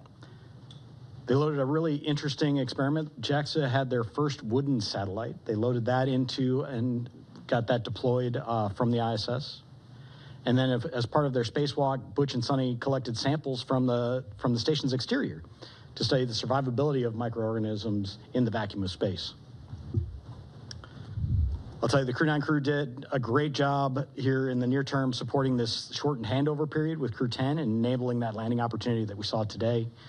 There was a lot of work that they did ahead of Crew-10 arrival to get prepared, and then really working through all of the things that we need to do to hand over the emergency procedures to the crew, to get the cargo transferred that they need to, and to get all the vehicles set up for Crew-10 to be very successful.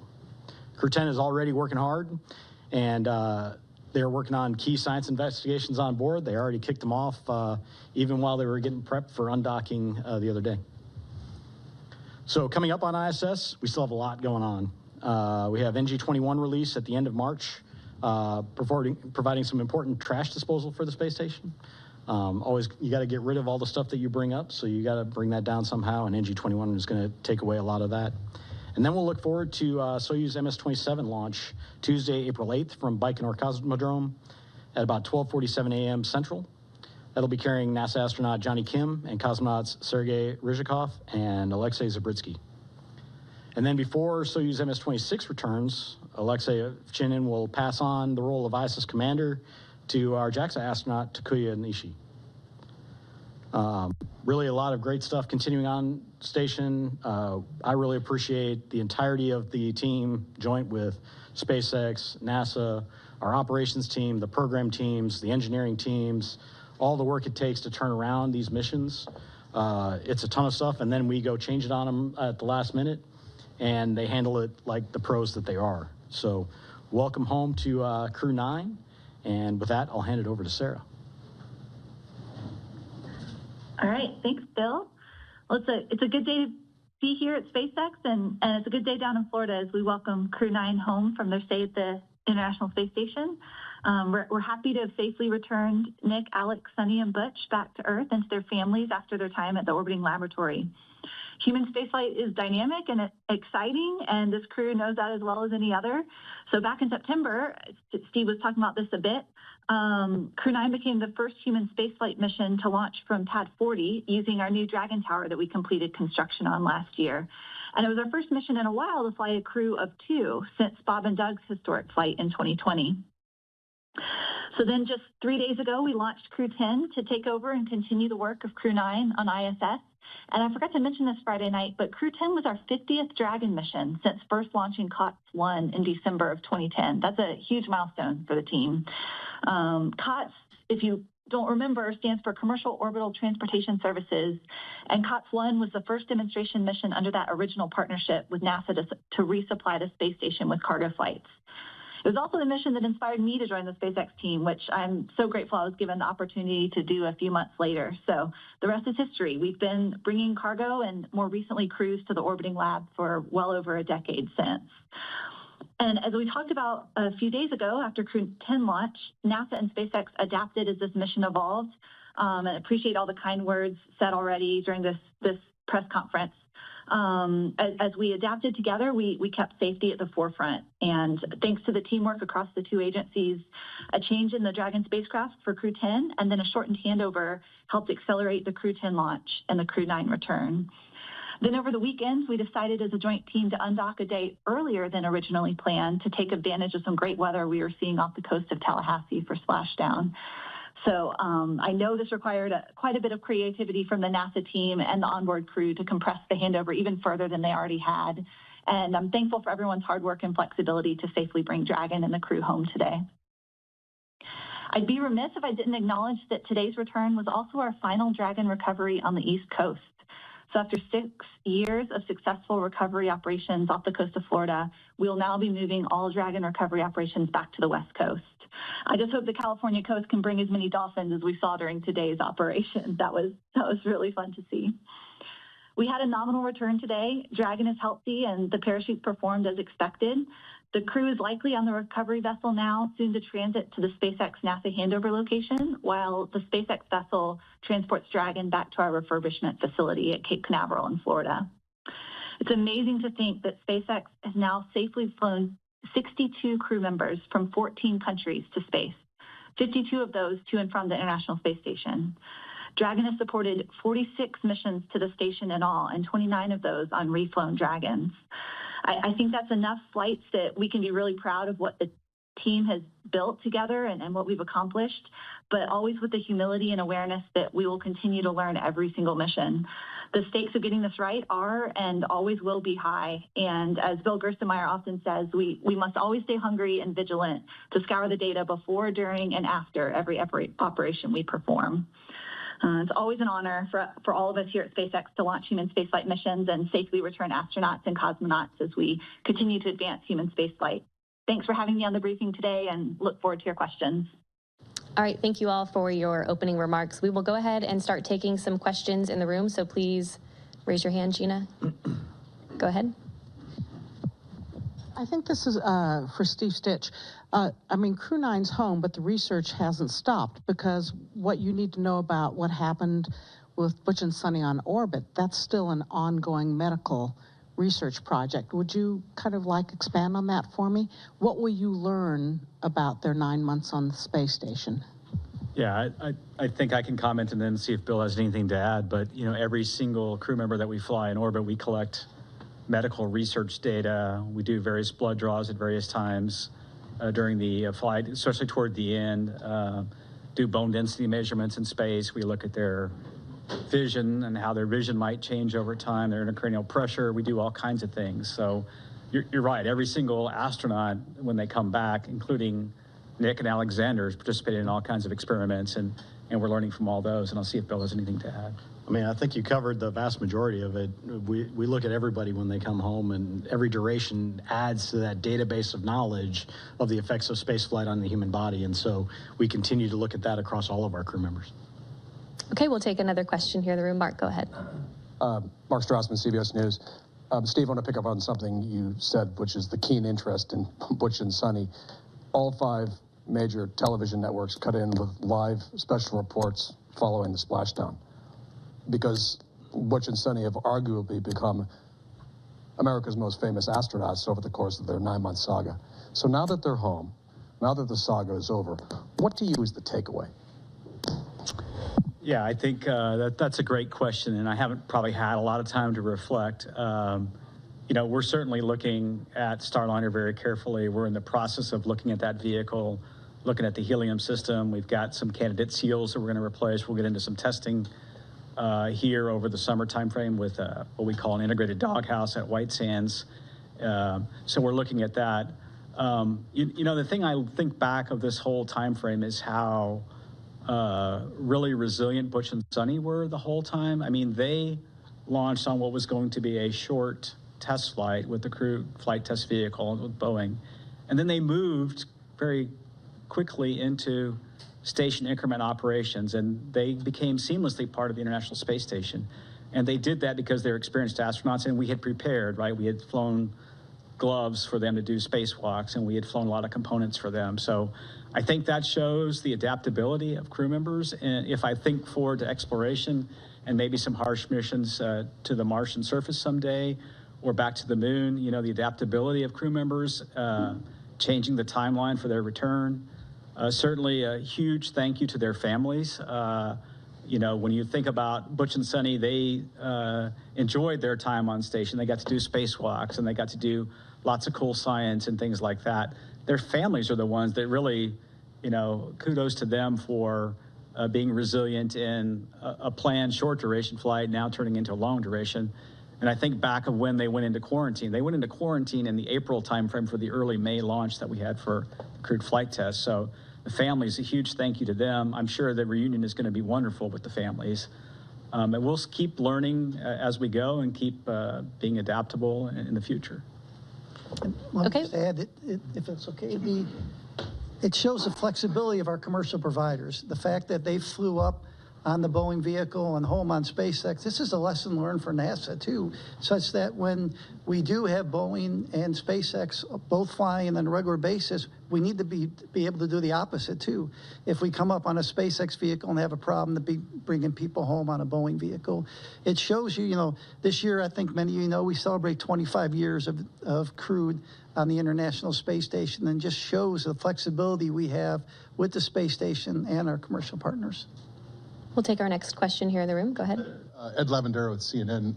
Two questions. Do you have specifics on the timeline of when the astronauts will be landing back here in Houston and reuniting with their family over the next, I'm presuming the next few hours? And then secondly, the more delicate question is, of all the talk that we've seen over the last months that these astronauts had been, quote, stranded in space, how did that kind of talk affect you guys over the last few months in formulating a plan to get them back home? Yeah, I don't have the specifics of the timeline. I know they're going to fly back here tonight. They'll probably spend some time rehabilitating a little bit and the docs watching them, and then they'll rejoin their families in the next, you know, day or so. You know, relative to the mission planning, I think what we did was we tried to look for opportunities to bring the crew back when it was safe to do so. And, you know, we always had a lifeboat, a way for them to come home all the way back to Starliner. If you remember, during the Starliner crewed flight test mission, we said if there were an emergency during part of that mission, we considered the thrusters, the service module thrusters, good enough to bring the crew back then. We then transitioned to the Crew-8 vehicle for a temporary time frame until Crew-9 arrived. So we always had a way to get the crew home safely should we need to. And then it really became, when is the right time? When is the right time to bring them back? And then when we had to swap over Dragon capsules from the new vehicle, which wasn't quite ready, we moved to Capsule 210. We figured this March timeframe was the timeframe to execute this direct handover that we just did. So for me, it's been the normal kind of planning I do all the time, looking at all the options, working with SpaceX, working with the space station program, and finding the right time to bring the crew back. Okay, we'll take another question here in the room. Hi guys, my name is Amanda Henderson. I'm with KHOU 11, the CBS affiliate here in Houston. 10 days turning into 9 months, but turning also into hundreds of hours of invaluable research that they got up there at the ISS, and also moonwalk hours. Can you talk a little bit about how, when you realized that they were going to be up there for longer than the intended time frame, they were able to transition into getting that invaluable research started? Yeah, I can start with that one, and I can let these guys add in. So even before they launched, because we knew they were flying on a test mission, we provided all the training for the stay on ISS that they would need to be a long-duration crew member. We flew the equipment. Every crew has unique equipment that they need to do a spacewalk, and we made sure we had that up there. So I think it really comes to the preparation that we did even before they flew. That allows them to be so successful when they get up there. And that's really what we do with all of the crews that fly to the ISS. There's the rigorous training program that they go through. They're prepared for things. They have a lot of skills-based training that goes on so that they know how to do the basics of everything. And then we have an outstanding team on the ground working with them. They get to work directly with the scientists in a lot of cases on experiments that help walk them through what they're doing, video downlinks. We have a lot of different ways to kind of help them through, and it really just enables everything that they then do on board in an effective manner. But it all starts with that preparation that we did ahead of time, knowing that we have a test mission coming. I do think the difference, like the shuttle missions had a finite duration. The way the space shuttle worked, it had fuel cells, and they used liquid oxygen, liquid hydrogen to power those fuel cells. And so at some point, that vehicle had to return. But the beauty of the space station is wonderful laboratory, wonderful place for the astronauts to live and work, and you can almost stop the clock if you have a problem. And I think that's something that we learned on this flight that's a little bit different is, so when Starliner we had planned for maybe a short 10 to 2 week mission for a test flight, when we needed more time, we took that time to understand the vehicle. And then when we determined that the better option would be to bring Butch and Suni back on Dragon, we pivoted over to that plan. So I think station gives us that flexibility that we never had before. And we also have flexibility now, as Joel said, with 2 different vehicles. So someday there may be a case where we're using Starliner to handle a Dragon contingency problem of some sort. So we have a luxury that we didn't have in the past, and so we're adapting and learning from that. All right, we'll head over to our phone bridge to Marcia Dunn with the Associated Press. Yes, good evening. Probably for you, Steve. I understand the crew is being flown to Houston tonight and that they'll be staying at JSC and crew quarters. When will they be able to go home if they're feeling good? How much time off do they get before they have to go back to work? Are you giving them some extra bonus vacation?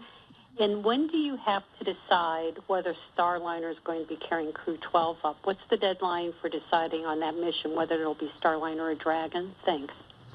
Yeah, there's a lot of questions there. I hope I get all of them. Let's see. The first question was, when do they go back to their families? It's usually within a day or two, once they're cleared medically, that we make sure, as they readapt to gravity here on Earth, it's usually a day or two. They'll go back to their families. And then, they'll get some time off, and then we've done a lot of, fortunately with Butch and Suni, we've done a lot of debriefs already with them. And so we've gotten feedback on Starliner and feedback on many things for the crewed flight test already from them while they were on orbit. They'll have a standard set of debriefs with the Crew-9 crew, because they really have been part of Crew-9 ever since Crew-9 docked. So they'll go through a series of debriefs, and then, but they will get some well-deserved time off, well-deserved time with their families. It's been a long time for them, and look forward to hearing their stories about meeting with their family. I think the last question, Marcia, was when do we have to decide Crew 12 versus the next step with Starliner? And we probably have a little bit more time as we get into the summer and understand the testing we're going to go do to make that decision, whether it be Crew 12 as the next flight or Starliner. We're also looking at some options for Starliner, should we need to, of flying it uncrewed. The vehicle has the capability to fly uncrewed if we need to. And so we'll kind of weigh all those things as we get the testing and analysis behind us.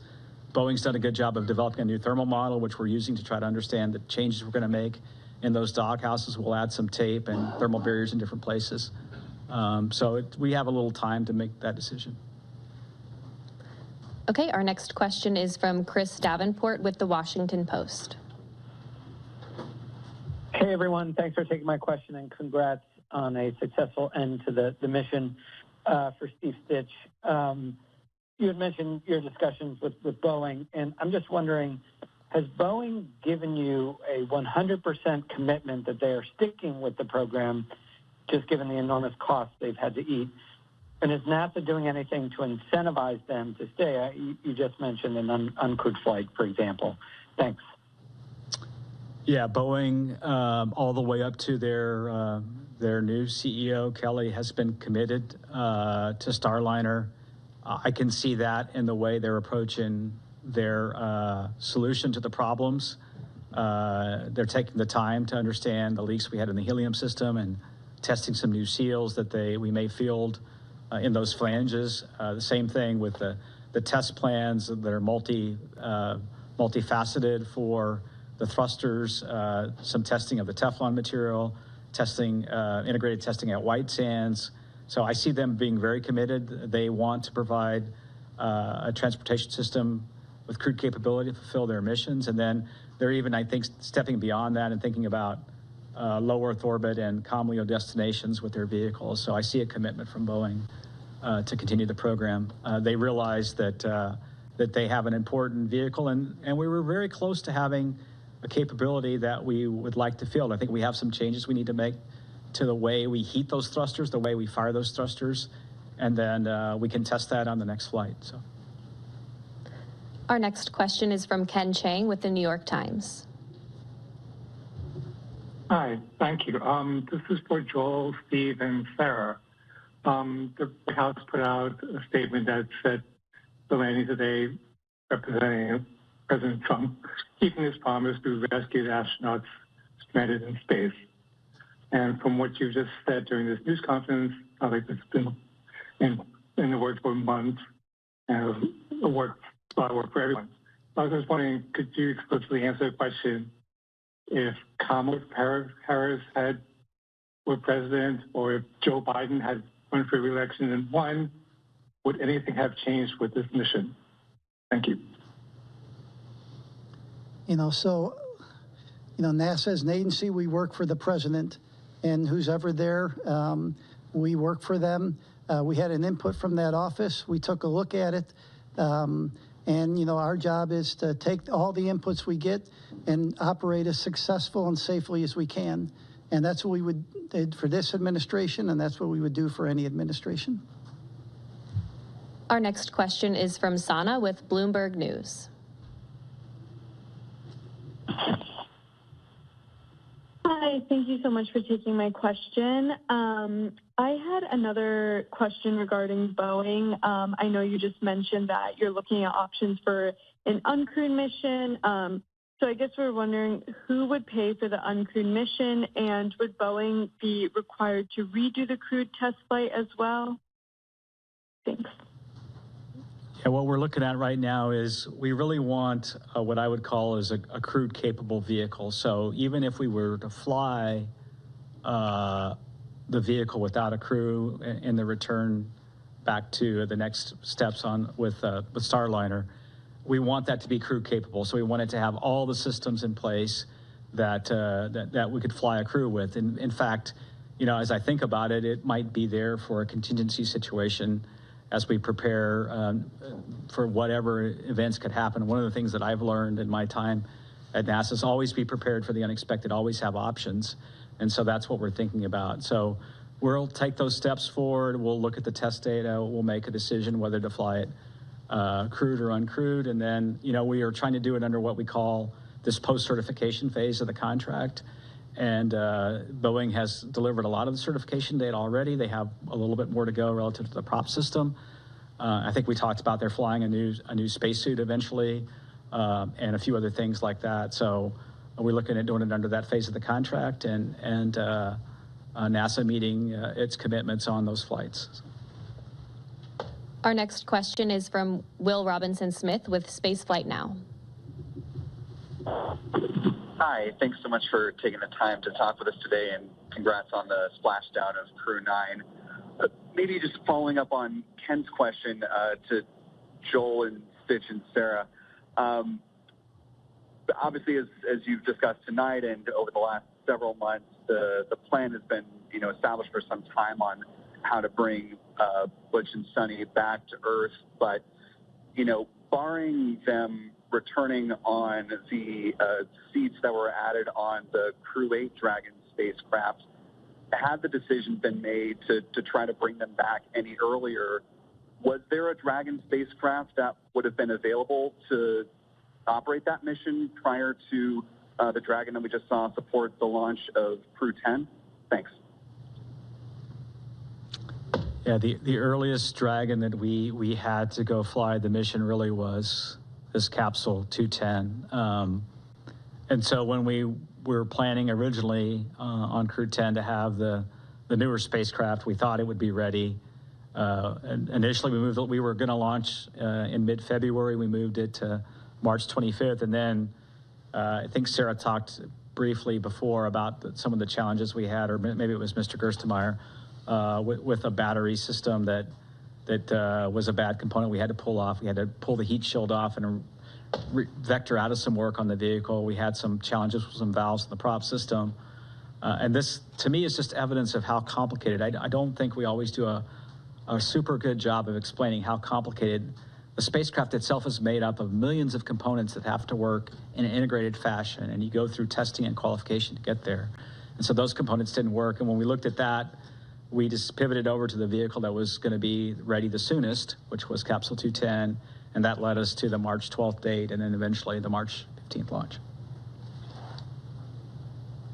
Our next. Yeah, and maybe I would just add that with 5 Crew Dragon spacecraft in the fleet, certainly many paths are possible, right? With the allocations as we had them with our current slate of missions in the next 12 to 18 months, exactly as Steve said, it was the new spacecraft that was anticipated to be ready first, with the one we ended up flying shortly on the heels, and then when we ran into a processing issue on that new vehicle, the other one could be ready sooner, and so those were the 2 that were coming available.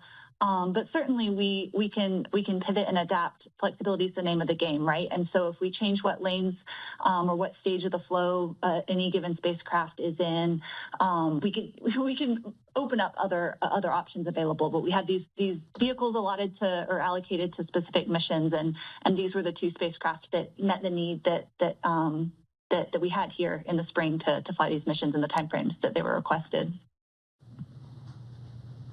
All right, our next question is from Joey Roulette. Hey, thanks. Just 2 questions. One quick one for Steve. I just want to be clear. So it sounds like the testing results that you guys are going to have with Starliner this summer and maybe later on is going to determine whether its next mission is uncrewed or crewed. And whatever that next crewed mission is that going to be like a routine certification crew mission, or might there be another CFT? And then the second question is for Bill Specht. I was just wondering if there's any studies that Butch and Suni are involved in that investigates the like behavioral or psychological kind of response to not just long duration spaceflight, but unexpected changes to the to a mission in the middle of it. Thanks.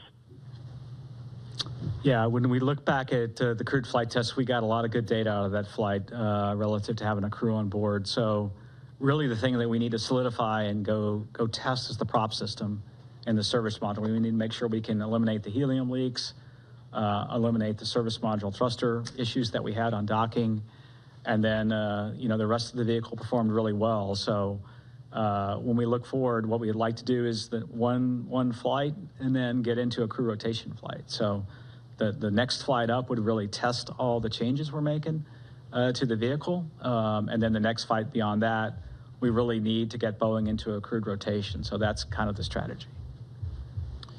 Yeah, and then to your second question, all of our crew members go through evaluations. They fill out surveys, they do medical evals. So all of these things happen on every crew member. So we do get some unique data from Butch and Suni based on their stay, but it's something that we do with every crew member that flies. There's always changes that happen on board. There's always adjustments that we have to make that all of the crew members adapt to. As you've watched with our flight schedule over the years, it's very rare that we actually get a flight to fly exactly where we planned it 2 years out when they were thinking it was going to be. So it's okay that we have these changes and they adapt really well. But everybody gets kind of looked at in terms of those effects and understanding just the effects of spaceflight on them. So. Okay, our next question is from Maria with KBIR Knoxville. Hi, yes, thank you so much for your time. If someone can walk me through the physical and mental adjustments that the astronauts are going to be experiencing. I can try and see if Bill and Joel have anything to add. When they get back, the body is an amazingly adaptable. The one thing that the body will struggle a bit with is the inner ear and the vestibular response in microgravity. When you transition from 1G here that we're sitting in this room to then in space, the inner ear can get a little disturbed because gravity's not pulling the fluid down and the little hairs inside the inner ear. And so the crew can take a little while to get to adapt to microgravity. That same thing happens in reverse when you land back on Earth. the human body was adaptable and was used to being in microgravity. Now, the vestibular response is such that you feel disoriented, you may feel a little dizzy, you may have trouble getting up. And then, of course, physically, their body,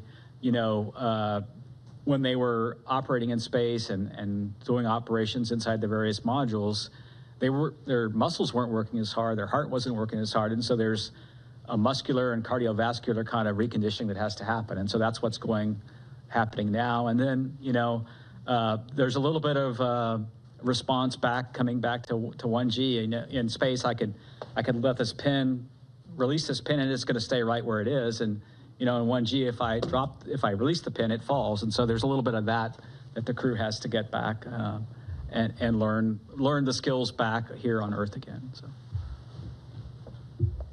Okay, our next question is from Jackie with the Times of London. Hello, and thank you. I'm sorry if this is a really frustrating question because I know there's so much good work done on this mission, but there has been a fictitious narrative woven around it by prominent people who are hard to ignore.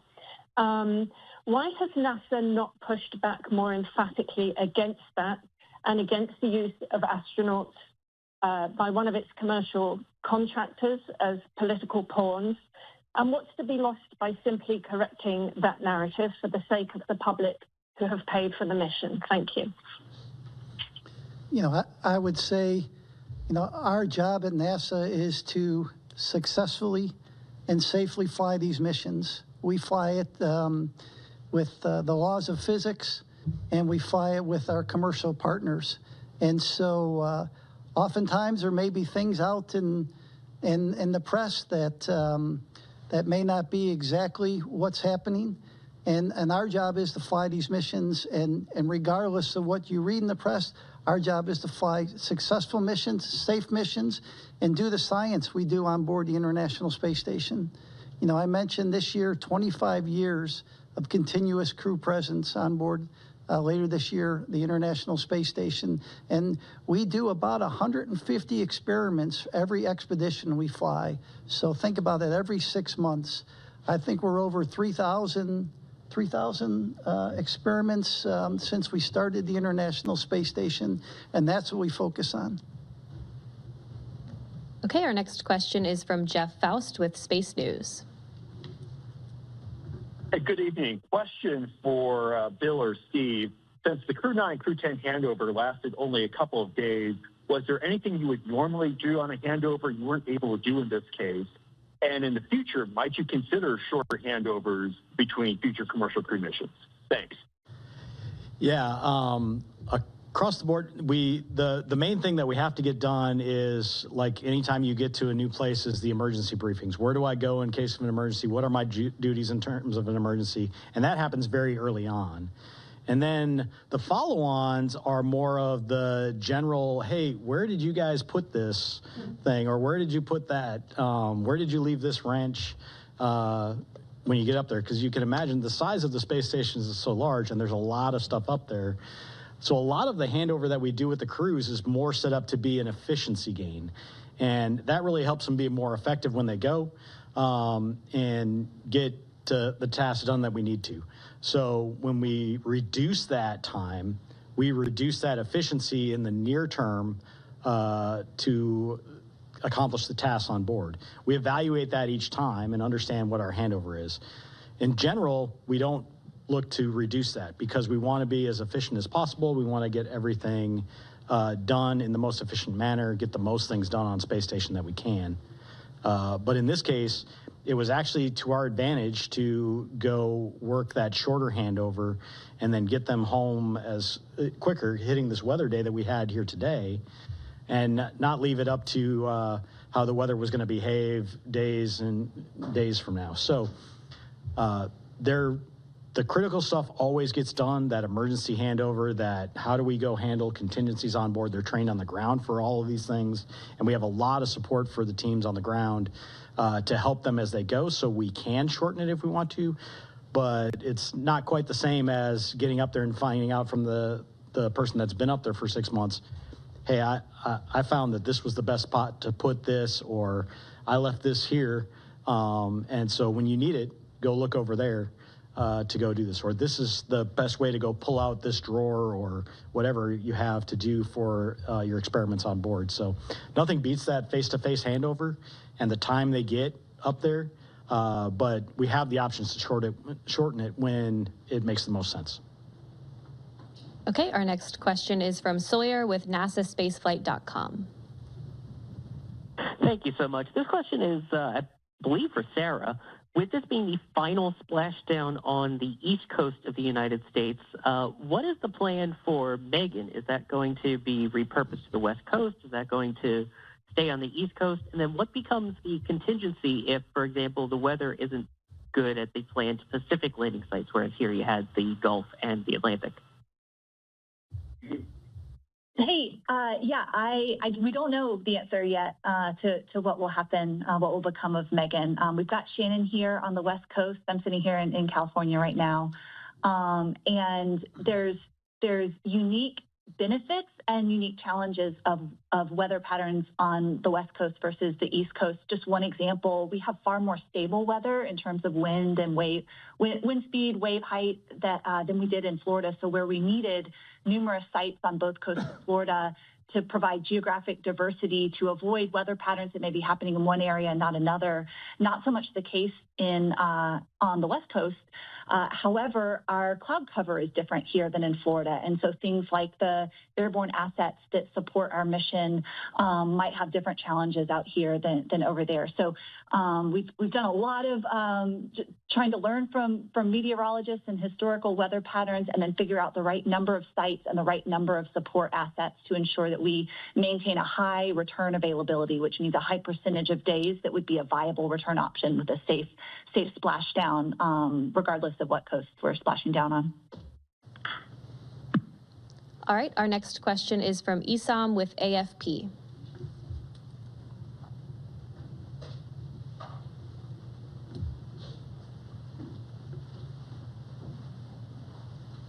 If you're talking, we can't hear you. Oh, sorry about that. I was on mute. A couple of quick questions. Steve, you mentioned that they'd be released to their families in a day or two, but they're still going to be going through with rehabilitation for quite a while, right? If you could discuss that. And the other second question is just a bit broader to follow on from some of my colleagues. As Steve confirmed that, Crew-10 was the designated mission that this could happen, could you help us sort of square that circle that, with praising the administration for accelerating the timeline? How concretely, just to follow up on my colleagues' questions, how concretely can the administration be credited with accelerating the recovery when, the plan hasn't fundamentally changed here? It's just something that we're having a little bit of trouble understanding. Thank you. Yeah, I'll talk the rehabilitation and then I'll let Joel talk about the other questions. Rehabilitation will continue. There's a sequence of exercises that they do to try to regain their physical strength over a number of weeks. It's a pretty standard protocol that they go through post-landing to recover. It's well documented, well practiced, and the docs and the trainers that do this work will kind of follow each crew member, whether it be Butch and Suni or the others. We talk about Butch and Suni because they had a 9-month stay, but the others had 171-day stay or so, which is pretty typical of what we've had. And I'll let Joel handle the other questions. And so you were asking the input from the administration. So I think Ken Bowersox said it well the other day. It excited the system, right? It gave us some energy in the system. But the other input was to do this successfully and safely. And that's why I talked about all the different inputs that you get. We got the input from the White House, but you also have to look at the vehicle readiness. We talked about looking at weather. We talked about recovery team, handover, the vehicle traffic going to and from the International Space Station. So when you put all that together, we came up with I thought, a pretty good plan that the teams executed over the last 4 or 5 days. All right, we'll take the next question here in the room. Darlene Ferris with Fox 26 Houston. I was just wondering if any of the experiments or tasks, was there anything that was able to be done due to the unexpected extra manpower with them on board that wouldn't have like a benefit to having the extra people? So we, once Crew-9 arrived and Crew-8 departed, we were at our normal crew level. So we managed within the normal kind of cadence that we did there. But before that, we absolutely took advantage of Butch and Suni being there and having the extra hands. We had some maintenance activities that had to be done over the summer that would have potentially taken away from some of the science that we were doing that we didn't have to take away from that time because of the fact that we had the extra hands there. So it was great having them there over the summer as extra hands to help out with a number of activities going on. Okay, we'll take our next question here in the room. This may be premature, but initial reports from the recovery ship just about their condition and how they're doing. Has anybody heard? I haven't heard anything specifically from the recovery team, but just in looking at the way as they came out of Dragon, they all looked very healthy. You could tell they all looked like they were feeling about normal for the landing and recovery phase where their body's trying to readapt. So yeah, I haven't heard any reports of anything other than that they're doing well. So I saw a lot of smiling and waving. yes, Yeah. yes. Okay, our next question is from Ellen with thedailymail.com. Hi, thank you guys so much for taking our questions tonight. This question is for Joel. Barry Wilmore's daughter spoke out on social media and blamed politics and negligence for her dad's delayed return. We know that President Trump and Elon Musk both said the previous administration didn't want to bring the Starliner crew back for political reasons. Can you comment on these claims? Yeah, so I wasn't involved in any conversations with the previous administration. It was clear we have a request from the current administration, and the results you saw is what we saw today with the landing of Crew-9. Okay, we'll take our next question here in the room. Have you guys gotten a chance to talk with the families of Butch and Suni? And I mean, I'm sure just being able to see them wave and smile today is a huge relief for them, but they've been in quarantine and up in space for almost a year. How are they feeling with everything? Yeah, I haven't talked personally to the families, but I know the astronauts have a great support system. In other words, they're able to effectively FaceTime with their family and keep in touch with their family. You know, I'm sure Butch is looking forward, and Suni both coming.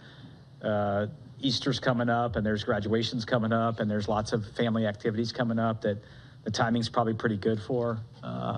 So I haven't had a chance to talk to the family, so. My guess they had bigger smiles than the crew members. Yes, yes. Okay, our next question is from Mike with space.com. Thank you, guys. This is probably for Sarah. I was just wondering, like, were there any different approaches that you guys took with this Dragon to kind of meet this faster deadline, or this, and if there were any kind of changes to the processing, like, are those things you can take into future missions? Hey, no changes to the processing. And actually, if you're able to go back and listen to Friday night's briefing, I think Steve also shared a little more detail about that. But similar process, it's just a matter of doing a little bit of Tetris within our facilities of what vehicles are going into what tests or what operations in the pre-launch processing flow first. So we certainly did that. There's a few items of hardware within the vehicle that are unique to the specific crew flying. For example, we have small, medium, and large seat buckets installed in each of the 4 locations, and then custom foam for each individual to further customize their experience. And so there was a little bit of just doing the tally on the unique hardware and making sure it was all okay to be used for this mission, but nothing unique to the actual processing flow itself. Okay, our next question is from Carolyn with Fortune Magazine. Thank you very much, and congratulations. I'm wondering, can you share a little more how Suni and Butch handled kind of the switch mentally to the 9-month mission, besides being very resilient? And what advice you give the rest of us lonely humans when we encounter challenging circumstances? And then maybe just talk a little more about the physical repercussions with respect to radiation, effects on the heart and cornea, that kind of thing, and how we go about planning to protect against that when we think about missions like to Mars and extended stays. Thanks. I can start, and then the other guys could ask. You know, before an astronaut flies, we talk to the crew. The crew members are talked to about extending. Hey, you may be assigned for a 6-month mission or an 8-day mission in this case, and you may be extended. Frank Rubio was an example, right? Mark Vande Hei was an example. So this isn't the first time that people are flown. Clearly their mission was much shorter than those other missions, but the crew members are talked about, hey, what would you do if you had to be up there for a year? So they mentally prepare before they launch, and they talk to the other crew members that have flown for these long duration missions. And so the teams are preparing. We do different things on the ground. If you're there a little longer than normal, maybe you'll have some extra family conference times, or maybe a half day off after a certain amount of time on orbit. And so we had experience from past crew members, and we made changes in the operations and how we do that.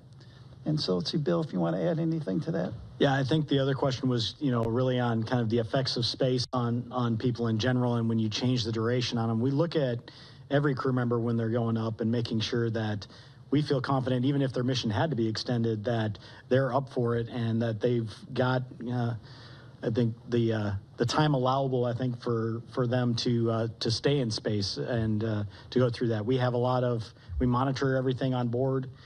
We keep an eye on things like radiation. We keep an eye on things like solar activity that can affect that.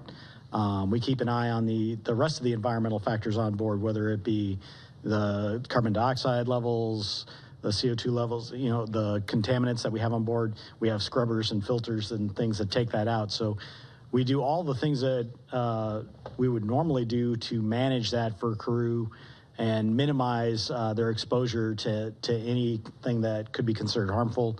And then we limit the times to the best of our ability that we can up there. Our next question is from Marcia Smith with spacepolicyonline.com. Thanks so much. Steve, you mentioned that Crew 11 might launch as early as July, which seems like a pretty short interval for Crew 10 to be up there. Could you talk about what's driving you to launch as early as July?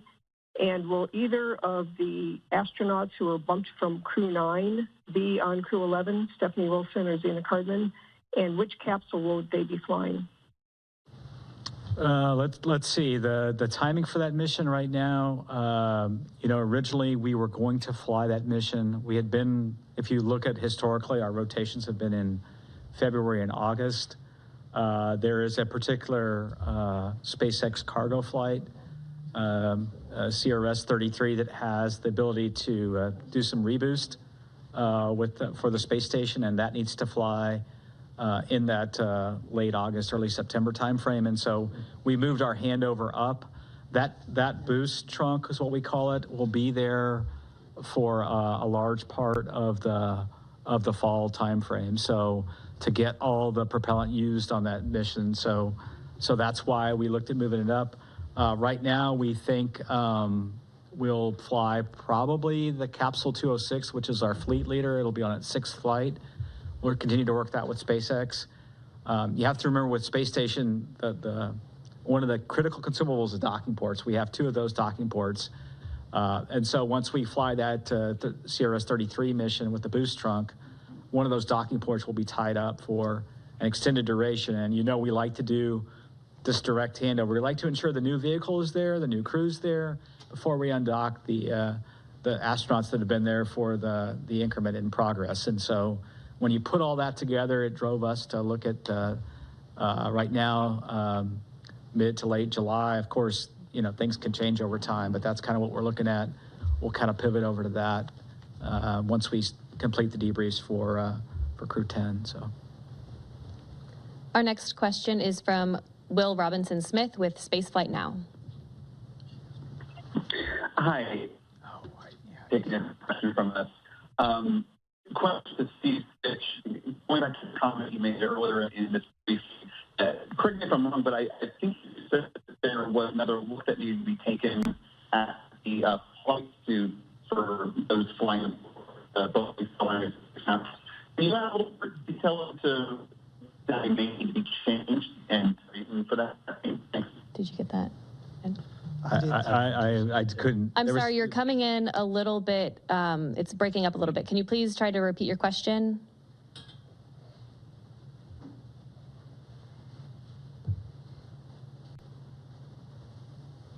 Operator, if you could please unmute the participant.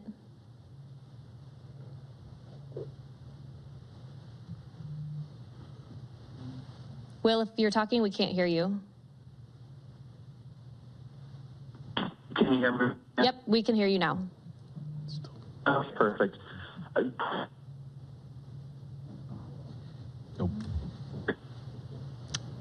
I'm sorry, we keep losing you. If you could just follow up with us after this news conference, we'll be happy to get a response over to you from the panel up here. But for now, that'll do it for our press conference this evening. Once again, Crew-9 is safely back on Earth. And as always, you can follow NASA and all of our missions on nasa.gov. Thanks for joining. We'll see you next time.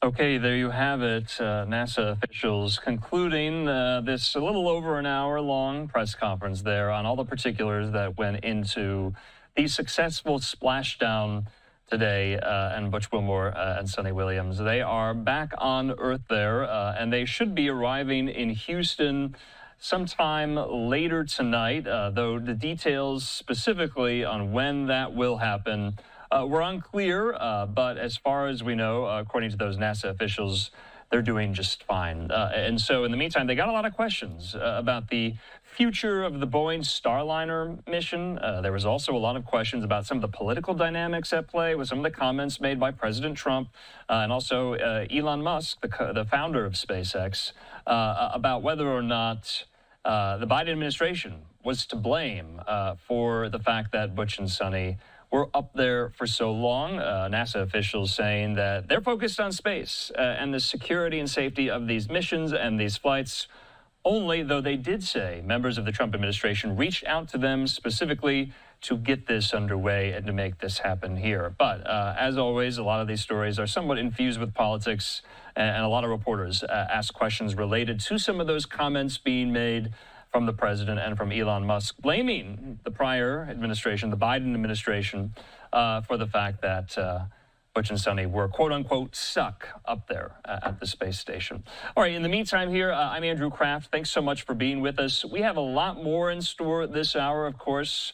The ceasefire is over between Israel and Hamas. The fighting continues there, and the Gaza Strip being really heavily bombarded by Israeli forces as phase 2 of the ceasefire never got off the ground. Well, are we back to status quo? Also, we do have a live event going on right now coming to us out of Louisiana. We'll try to get to that after the break. An execution being conducted there in Louisiana, officials describing what took place, all of that and more in 2 minutes.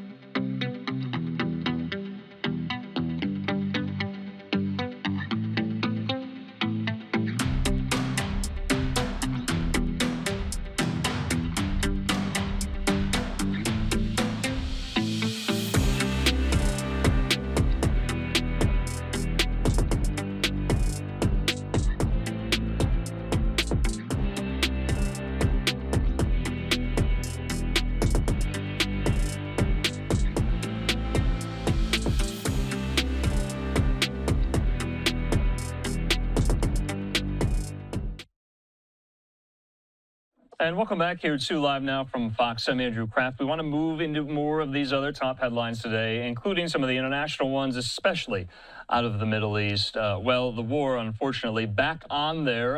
The Israel-Hamas conflict is now brewing, and the status quo might be back after phase 1 of the ceasefire was over. Phase 2 never got off the ground. Well, what does this new phase of the war look like? Fox News' Trey Yingst with more from Tel Aviv.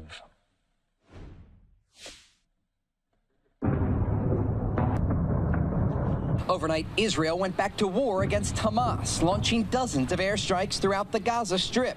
Massive explosions rocked major population centers, killing hundreds. Among the dead are reported to be numerous senior Hamas officials, but we also know that many are civilians. People are sleeping peacefully and they don't wake up, and the injured find they have lost their mothers and daughters. The question now is if this will continue. National Security Council spokesman Brian Hughes said in a statement, quote, Hamas could have released hostages to extend the ceasefire, but instead chose refusal and war.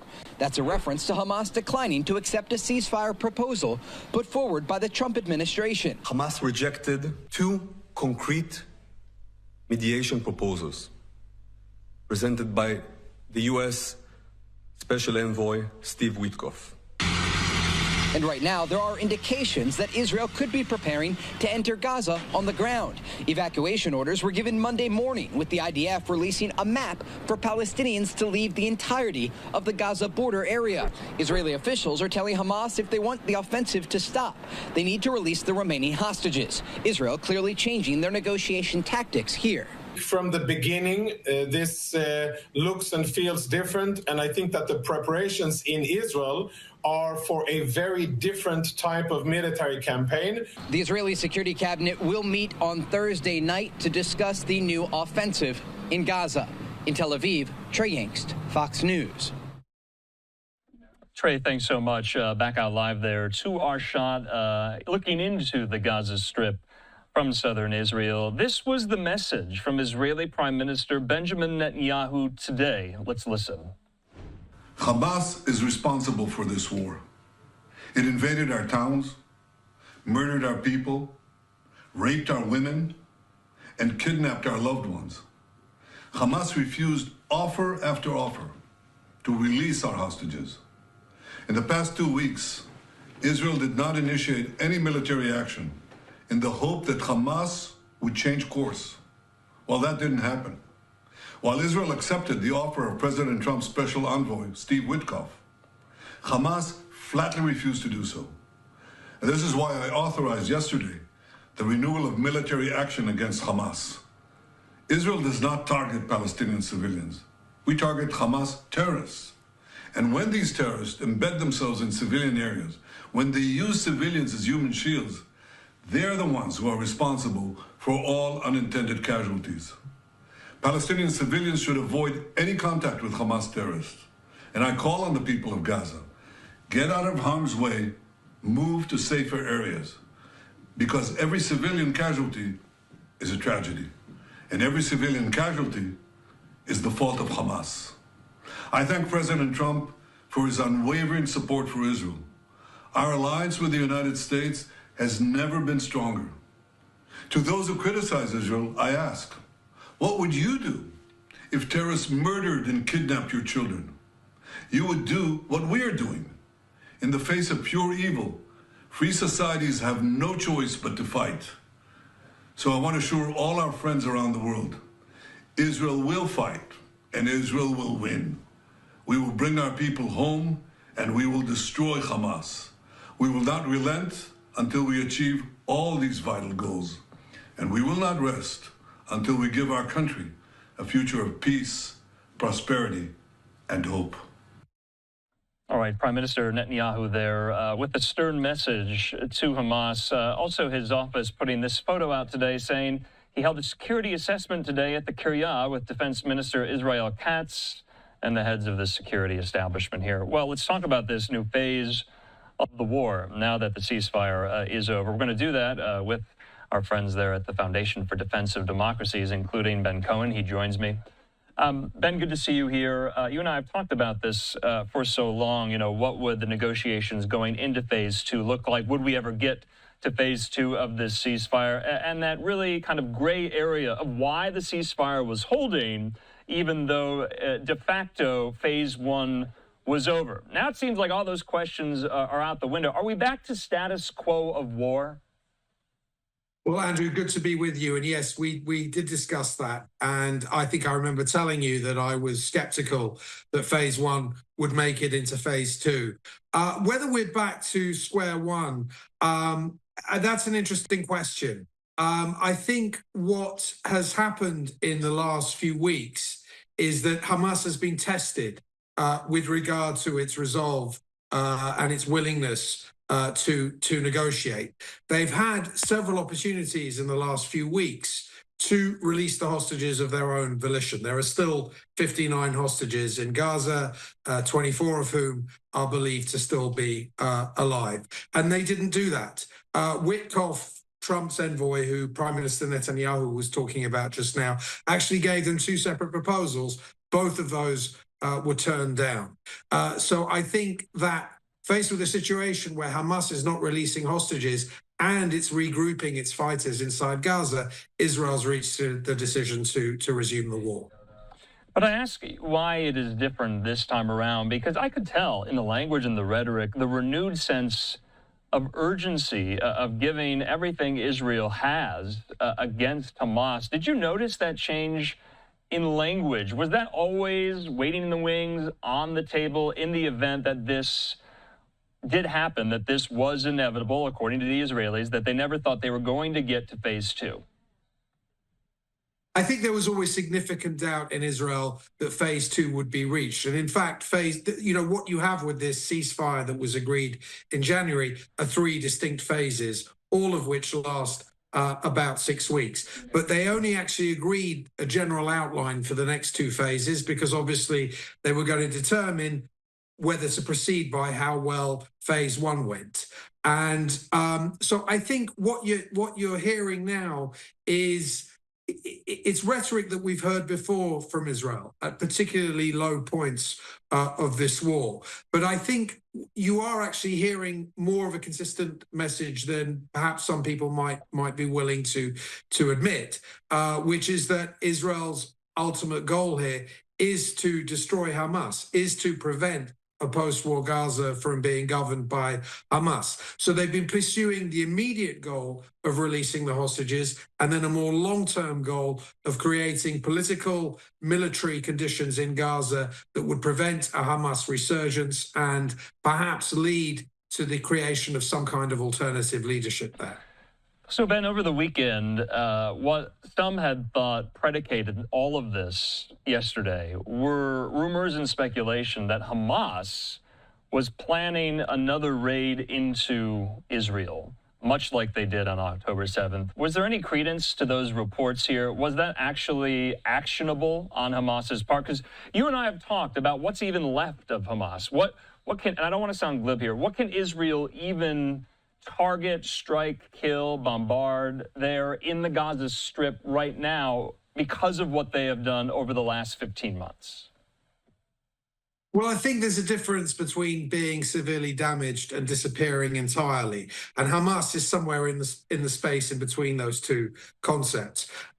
You did actually see in the last 24 hours with these airstrikes, I think the Israelis targeted 80 distinct targets inside Gaza. You had 4 pretty senior Hamas officials killed during these strikes. One of them was a man who was essentially fulfilling the role of prime minister. You had another man who was running the interior ministry, a third individual who was in charge of internal security. And on top of that, you also had the killing of the spokesman of Palestinian Islamic Jihad, which is an allied Islamist group of Hamas. So clearly there is still a senior leadership in Gaza that's being targeted, and the Israelis had some success last night in terms of those attacks.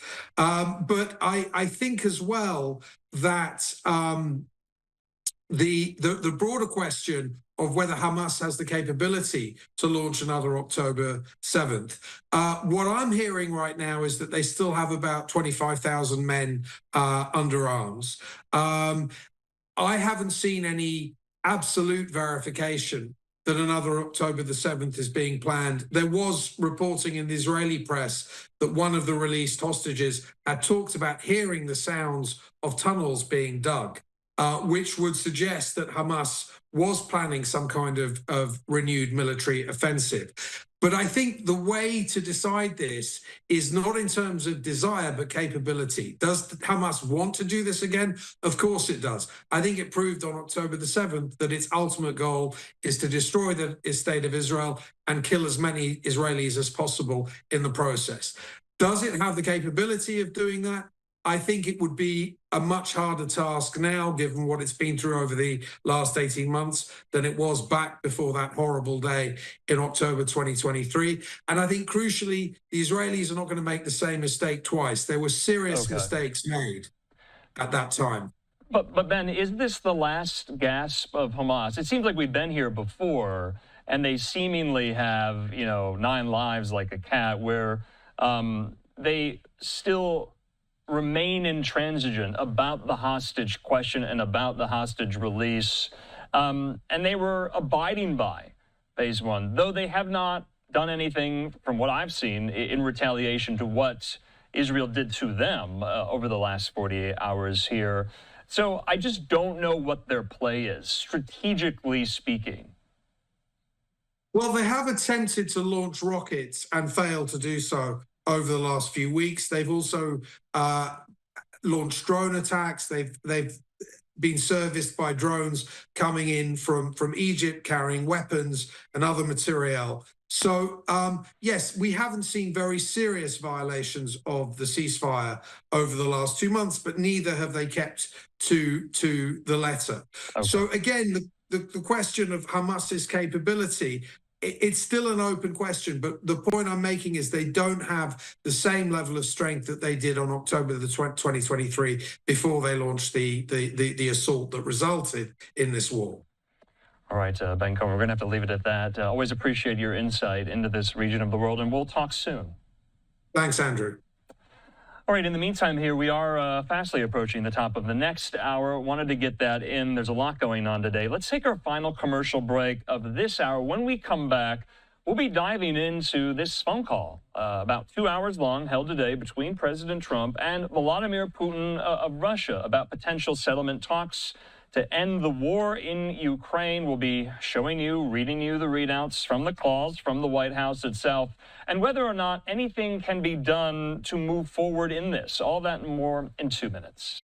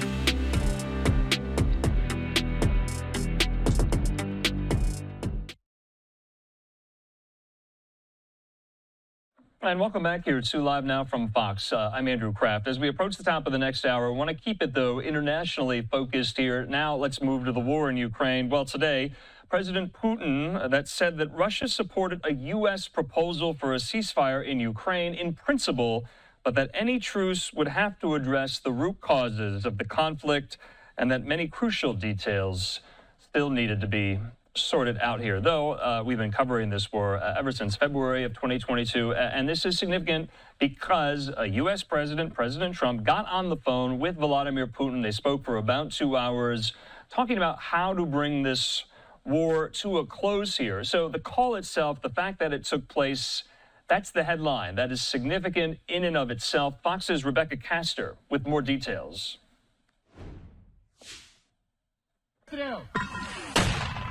As the fighting continues in Russia's Kursk region, President Donald Trump is making headway with Vladimir Putin on a ceasefire deal. Speaking with President Putin of Russia to save some soldiers who are in deep trouble. They're captured. Essentially, they're surrounded by Russian soldiers. On a phone call Tuesday morning, Putin would only agree to stop attacks on Ukraine's energy grid for 30 days.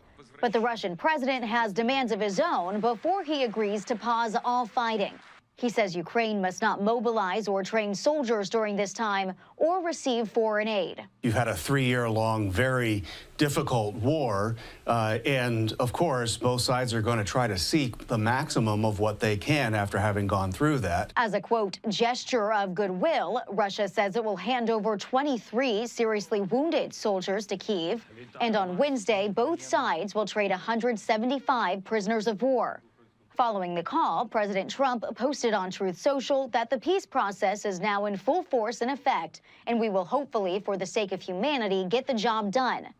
Despite the progress, at least one lawmaker is skeptical about who will ultimately benefit in further negotiations. What we want to avoid here at the end is a headline that says Russia wins and America loses. Presidents Trump and Putin also discussed conflicts in the Middle East and agreed that Iran should never be in a position to destroy Israel. In Washington, Rebecca Castor, Fox News. Rebecca, thanks so much. I want to put this up on your screen here. This is part of the readout the White House put out of the call between Trump and Putin. It said, in part, that the leaders agreed that the movement to peace will begin with an energy and infrastructure ceasefire, as well as technical negotiations on implementation of a maritime ceasefire in the Black Sea, full ceasefire, and permanent peace. These negotiations will begin immediately in the Middle East as well. The readout saying Trump and Putin spoke about the need for peace and a ceasefire in the Ukraine war, that both leaders agreed this conflict needs to end with a lasting peace. Well, President Trump appeared on the Fox News channel just tonight on the Ingram Angle, hosted by host Laura Ingram. And this is what he said when asked about his call with Vladimir Putin. This is new. Let's listen. Well, you have a situation. We have a lot of guns pointing at each other foolishly, because it would have never happened if I were president. That was not a war that was supposed to happen. And it did happen, so that's where we are. And right now, you have a lot of guns pointing at each other, and a ceasefire without going a little bit further would have been tough. Russia has the advantage, as you know. They have encircled about 2,500 soldiers. They're nicely encircled, and that's not good. And we want to get it over with. Look, we're doing this. There are no Americans involved. There could be if you end up in World War III over this, which is so ridiculous, but, you know, strange things happen. And I think we had a great call. It lasted almost 2 hours, talked about a lot of things, and toward getting it to peace. And we talked about other things also.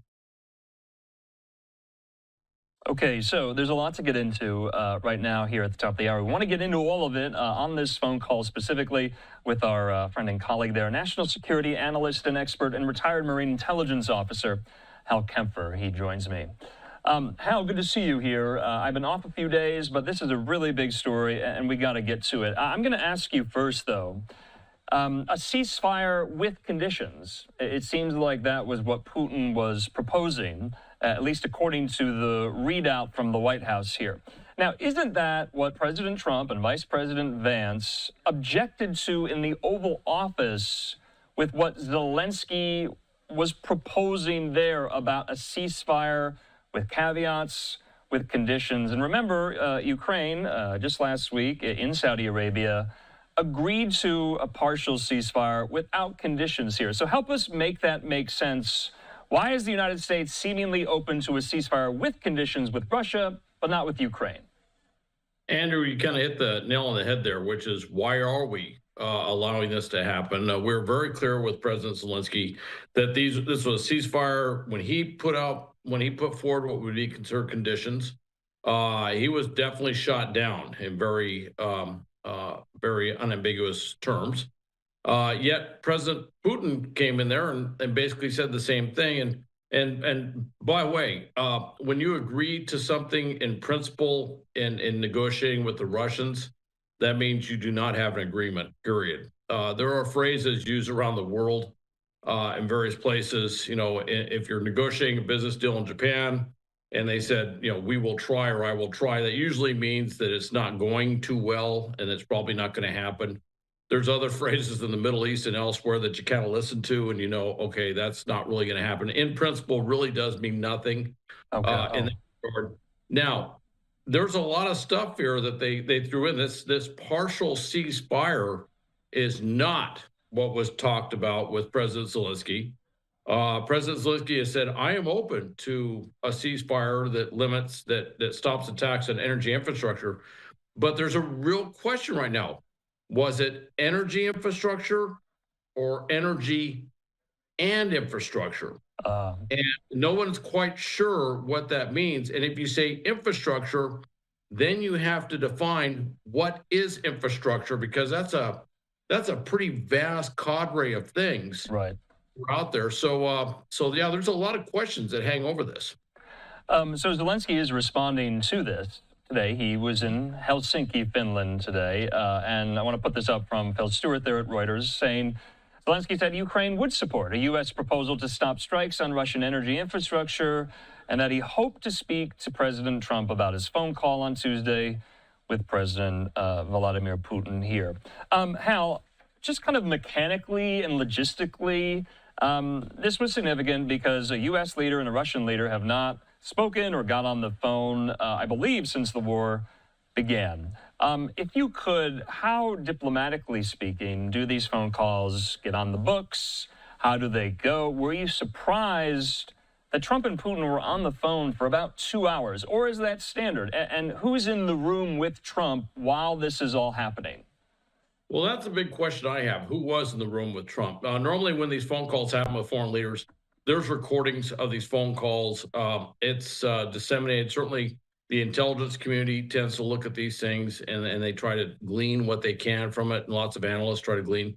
So it's not clear who was in the room. Obviously, there has to be some sort of translator present. And usually on each side, they have a translator